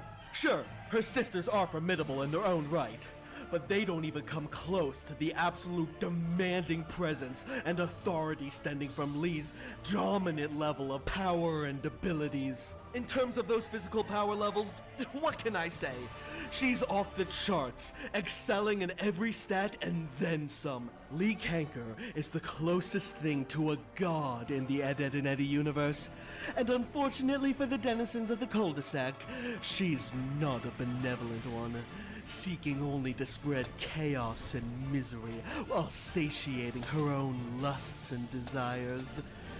Okay, now you might be saying, that's a little far, Joe, and yeah, you might be right, that god line was a little ridiculous, but I don't know, I thought it might have sounded cool. I mean, there are plenty of times when she's traded equal blows while sparring with her sisters, right? So is she really that much stronger than them? Yes, she is. Seriously, Lee is leagues above her sisters. Sure, May has her overwhelming power boost, but it's still a bit unrefined, and Lee can both outmaneuver and outwit her. As for the trading equal blows thing, you seriously think Lee is fighting at her max power? Think about it. Her character is all about delighting in sick and twisted thrills, and if she were to always fight at full power, life would become far too predictable and boring for her. Pay close attention to when the Kankers are sparring with one another. Often you'll see the three battling it out on a more equal level at first, but I hate as you. soon as Lee's You weren't had in the enough jail and cell, things need to get fucker. serious, she simply turns her power up a notch and then effortlessly I puts an end just to the want fight. a slab, Now, that's not to say dude. Lee is untouchable, far from it. Unlike, say, Dragon Ball Z, the enemies in Ed, Edd n Eddy aren't portrayed as these unflinching walls in order to artificially increase tension without expending much creative effort. At the end of the day, these characters are still technically human, and humans are vulnerable creatures. So, as powerful as Lee is, she still can get caught off What's guard up with the and take music? damage. With the most notable occurrence of this being from, believe it or not, Double D, when he accidentally dropped a heavy object on her foot. Now, this wasn't enough to be considered a definitive defeat, in my opinion, as Lee could have easily beaten Double D even with this injury. She just saw little point in doing so at the moment. Now, usually her losses come from being incapacitated or distracted long enough for her opponents to make an escape from her. But these are more of the exception than the rule. And in addition to her immense power levels, Lee is also extremely crafty and cunning. She may not be as book smart as Double D, but she knows how to read people and get what she wants while toying with them in her sadistic and inventive ways.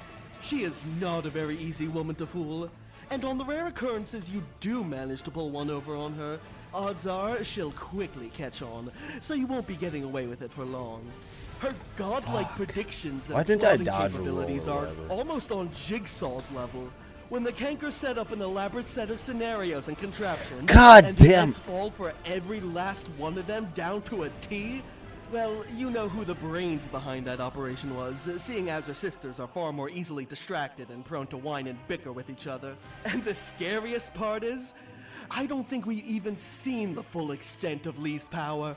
The closest we've ever come is in the episode Run for Your Ed, where the Kanker's special family heirloom was accidentally stolen by Ed, causing the three of them to go on an unrelenting rampage in order to find it, resulting in the most devastating level of destruction ever seen in the series. Now, it's hard to tell how much of this is Lee's own doing, and how much of it is the result of May letting loose, and to that end, the fanbase isn't exactly sure.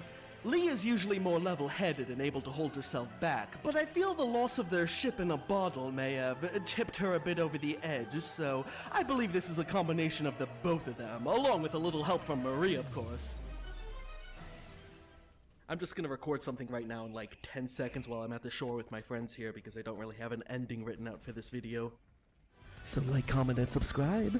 Seriously though, let me know what you think, because this is kind of a bit of a weird video, and I want to know what you guys have to say about it. Good outro.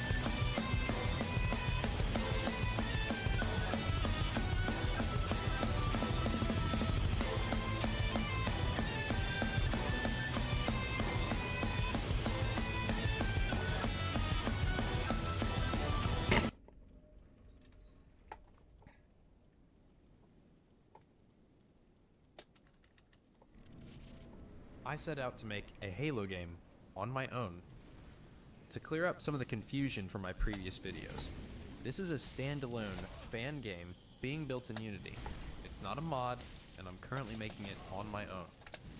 Doing the 3D modeling, animation, programming, music, sound, level design, etc. would prove to be much more of a challenge than I could have ever planned for.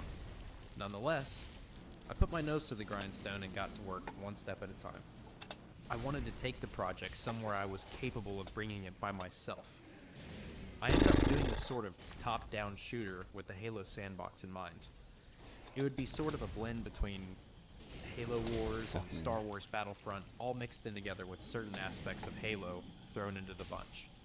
However, I wasn't in love God with it. damn, I'm so fucking. It sounded at best What like a time very is it? interesting blend of different game I think I'm gonna be experiences. done. And at worst, it sounded like I was throwing a bunch of elements together and hoping to come out with something good in the end. Yeah, I'm gonna be done. Assuming Oh, that I actually did end attempt up this with more something good, tomorrow. let alone playable, I realized that it just Goodbye. Wait.